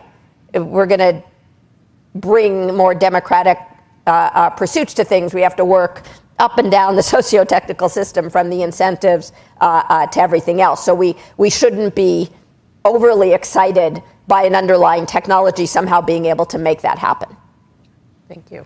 Over to you. Can I give it to him? He hasn't asked a question yet. I've already asked a question before, so maybe Sure. Yeah. Oh, sure. Just in case we're running out of time. Hello, everyone. My name is Emmanuel Johnson. I am a CI fellow at the University of Southern California. And listen to the panel. One of the things that keeps coming up is this notion of interdisciplinary collaboration between the social sciences and computing. And one question I had, do you all feel that we are preparing students to be collaborators and to collaborate outside of discipline? One, and if we are, can you share some models that have worked?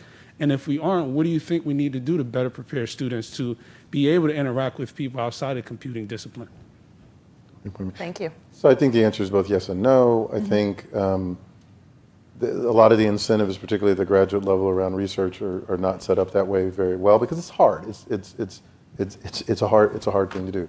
On the other hand, I think increasingly we're seeing a lot of programs at both undergraduate and graduate level that colloquially have been called computing plus X or X plus computing, where we try to bring people together to do this. The cybersecurity thing that I mentioned before is an example of that at my own university, but a lot of universities have something like this. The problem with a lot of those is that, well, there's a couple of problems, but one of the big problems with a lot of those is that it becomes either computing dominates or X dominates, and the people involved have a hard time creating something new. Where I've seen it sort of succeed, either at the programmatic level or at the sort of individual research projects, is when people sort of believe that they were creating a new thing. that was neither the computing or the X or the math or the X or whatever the two things are, but they were trying to invent something new. But all the incentives for inventing something new, I mean, there are disincentives for inventing something new, a new discipline, particularly in academia, right? People always want you to find the conference or the paper, have the community that cares about you. And if you can't do that, then it feels difficult. Actually, I think in practice it's not, but it feels very difficult to kind of go through that. So I think the answer is both yes and no. There's a lot of effort to do this. People have to be, to use a term someone said earlier, appropriately humble about their own participation in that. And if it can be expressed positively, that there's a thing that we're getting to together that will be new and different, then you sometimes get quite a bit of success. Thank you. Last question, please. Thank you. Patricia Ordonez from the University of Puerto Rico, Rio Piedras. I wanted to ask you, well, first of all, thank you for the work that you do. And Deborah, particularly your work in broadening participation is part of what inspired me to do the work in Puerto Rico. But this is one of the things. I didn't know about her work until I got to Puerto Rico and I was trying to do computer science. Like, what can we do to get that work? It seems like if you do science, you can't broadcast what you're doing for the community, and how can you change that? Like, can there be a term that NITRD can use to do like equity enabling research, where you put into your research you put equity?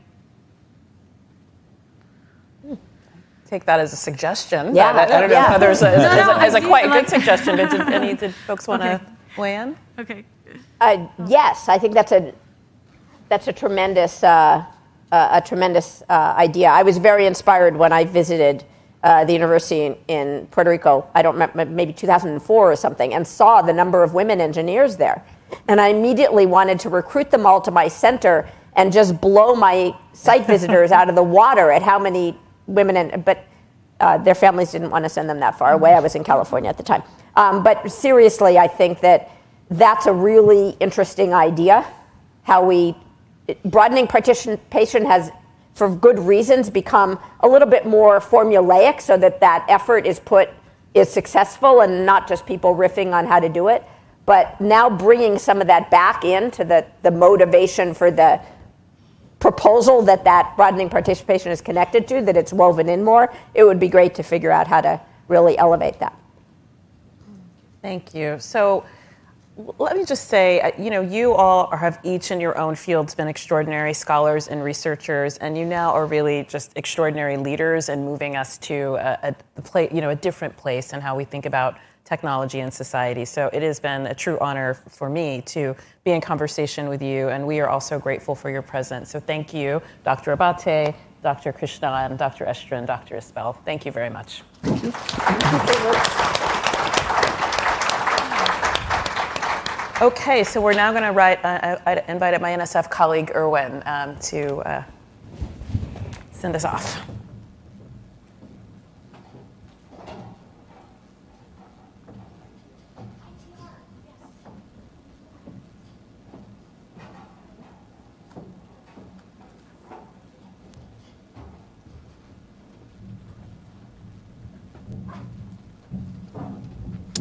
All right, good evening, everyone. Oh, come on. Good evening, everyone. There we go. So my name is Erwin Yanchinani, and I have the honor of serving as the Assistant Director for Technology, Innovation, and Partnerships, leading the newly established directorate at the National Science Foundation. And it's a pleasure to be with you today, and it's a pleasure to be able to draw this symposium to a close. Some of you may know I was previously in SCIES for 8.5 years, so very intimately connected with the NITRD program. So I know it's been a pretty stimulating day, a lot of great discussion. This panel was fabulous here at the end, and I stand between you and the reception. So I'm going to try to be brief, but I think we have to take just a moment to acknowledge what an extraordinary set of conversations we've had today, and really what an extraordinary day this has been, and especially the fact that we've been able to do it in person here today after a couple of years. So I have had the fortune of being connected to the NITRD program one way or the other for almost 13 years now. And as, in fact, some of you may know, helped organize the 20th anniversary symposium a decade ago. And I have to say that I couldn't have imagined when we were standing there 10 years ago that we would be back here in this fashion. Couldn't have imagined certainly all the things that have happened, all the progress and all the challenges that have emerged as a result as well. But one thing that I want to emphasize as we wrap up here today, when we closed off that symposium 10 years ago, I think many of you who were there would share these feelings with me. We thought we had done a pretty good job. We thought it was a pretty good symposium overall. A really nice tribute to what had happened in the first 20 years and a look ahead to the future.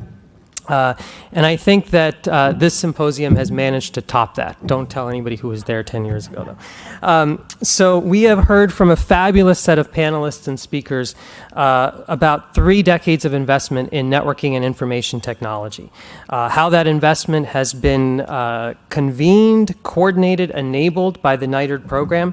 And it has not only advanced science and technology, but it has also allowed for those scientific and technological advances to touch all of us in terms of our daily lives, right? Change the way in which we work, we play, we consume information, and so forth. We've also heard about how those advances have served to impact, at the end of the day, our economy and our global standing. They've created new jobs, they've created new businesses, and they have created regional and national scale economic growth as well. If you think about just data, for example, the pace of discovery in nearly every field of science and engineering, nearly every sector of our society has accelerated dramatically as a result of low cost, low power sensors, which collect data, allow us to harness data, the access to unprecedented amounts of data, and then AI and machine learning that's allowed us to be able to extract meaningful insights and real-time decision making, facilitate real-time decision making. That's just in the last 5 or 10 years. We've also heard how the NITRD program has really evolved itself too over the course of the last 10, 20, 30 years as well. So I've lived that in some sense on the front lines, but I think today has even deepened my own appreciation for how the NITRD program and the agencies that are a part of the NITRD program, not just NSF, but all of the agencies that are a part of the NITRD program, really play a role in convening and coordinating and in engaging, leading to the contributions that we see. And especially so the leadership and the team at the National Coordination Office and all across the federal government, for that matter, who really work tirelessly day in and day out to move this program forward. At the same time, we have also, I think, recognized just how much more there is to do. Our scientific breakthroughs and our technological innovations have demonstrated the power of disruptive change in the world. But they have also demonstrated the challenges that lie before us. So the barriers of entry in being able to be at the table to design and shape new systems are still too high. The biases that these systems can perpetuate are profound. And the adverse implications that these systems can have are consequential, particularly on those who are most vulnerable. And so, something that Charles said earlier this afternoon really, I think, resonates and I think will stick with many of us. If you're not in front of me, I don't even know that you exist. And I think that's really telling, and that's something that we should carry forward as we think about what we do. So going back to that example of data, I talked about the unprecedented impact of access to data over just the last decade. Well, there's the flip side to that. It can drive progress in every field and sector, but for all the good that data provide, we also have to be conscious of just how comprehensive a data set actually is. As we try to draw conclusions from that data set, we also have to be mindful of all of the security and privacy considerations, the civil rights and civil liberties considerations that need to be factored in when we try to utilize those data for a variety of different applications and contexts.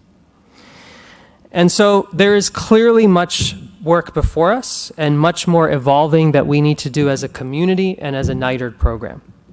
It's not just that transistors are getting smaller.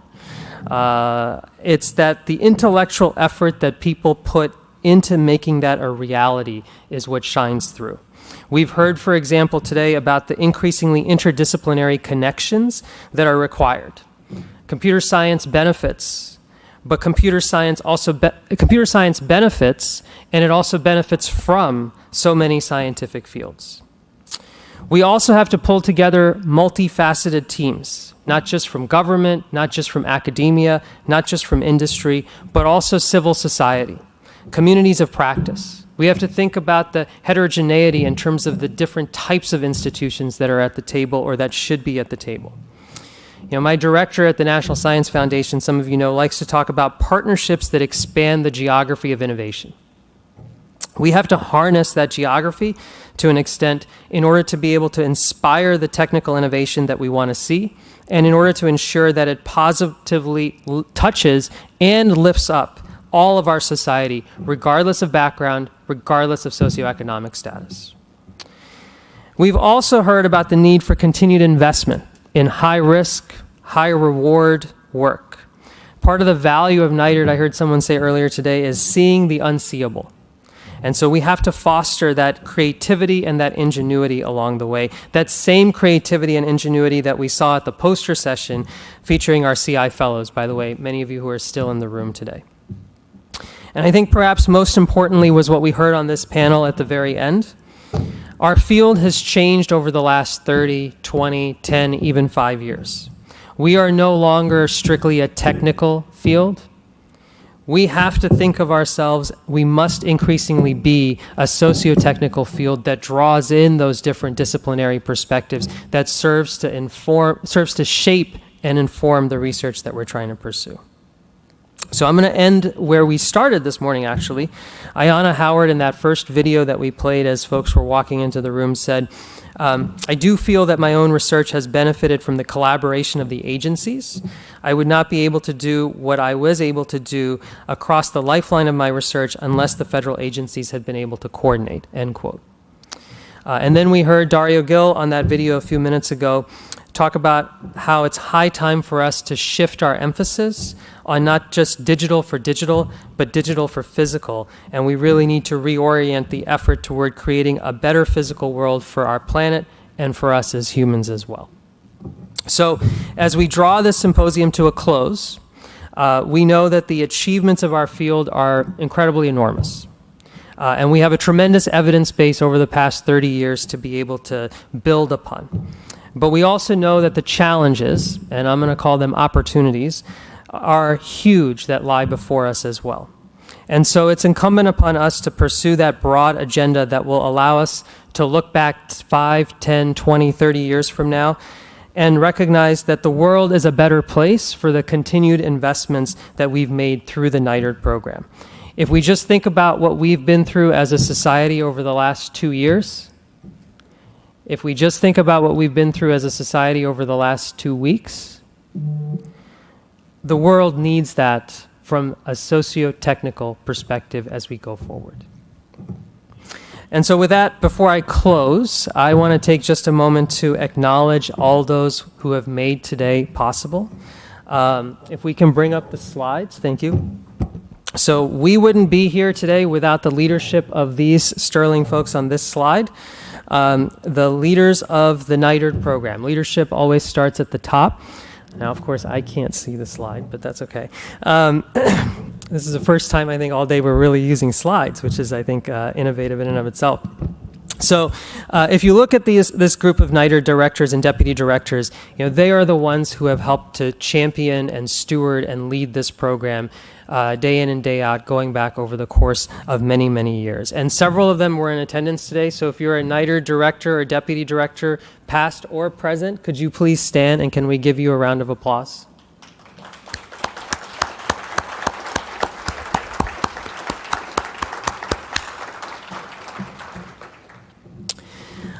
We've also learned, I think, not just about our discipline, achievements, and opportunities ahead, the exciting future, but we've also learned about the enormous talent that we have in our field in terms of spectacular speakers who were on this stage today, even if they want to argue about CS versus operations research. It's okay. So let's give our speakers, our panelists, our moderators a round of applause one more time.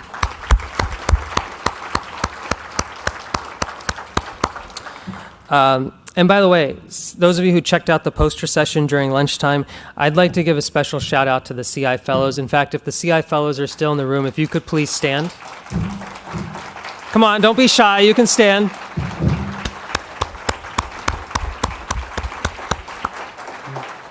This is the next generation.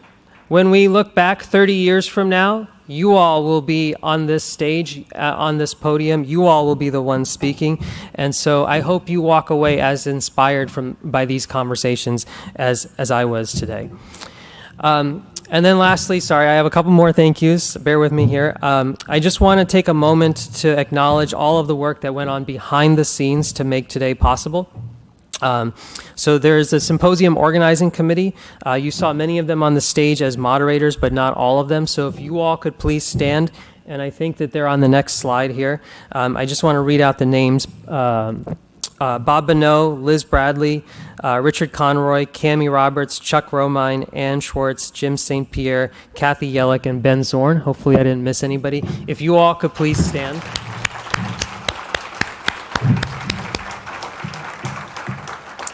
So I watched, for the most part, as they worked incredibly hard to figure out how to capture the tremendous diversity of our field in one day. So kudos to them.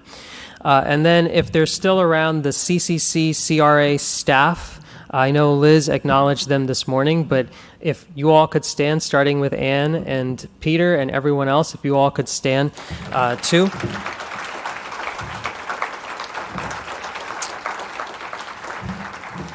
And similarly, the NCO staff, the National Coordination Office staff. I know we have a number of technical coordinators here, but I want to call out those who were particularly instrumental in this event.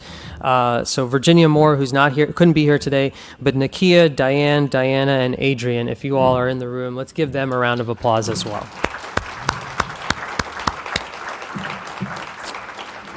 It has been a pleasure to work with them to, pull this off so seamlessly over the last day or so, and particularly to have to do it on sort of a schedule where we didn't quite know exactly when we would be able to do this. We had started planning for December, and then we had to shift a couple of times in light of the events that we've seen. Finally, thank you all. And thank you to those who are watching on the webcast, the live stream today. You're being here and you're engaging in the NITRD program, past, present, and future, is what is key to its success. We wouldn't have all the accomplishments were it not for all of the research community that really helps to foster those. So thank you to all of you as well. So with that, I invite all of you to move upstairs to the reception. It's a great outdoor venue. I think many of you saw it at lunchtime, but I'll just invite you to go up there one more time.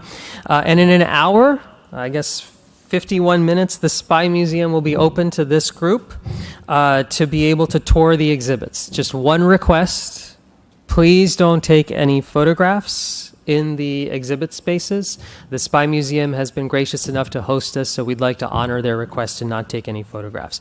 Thank you again. We'll see you down the road, and we really appreciate everything.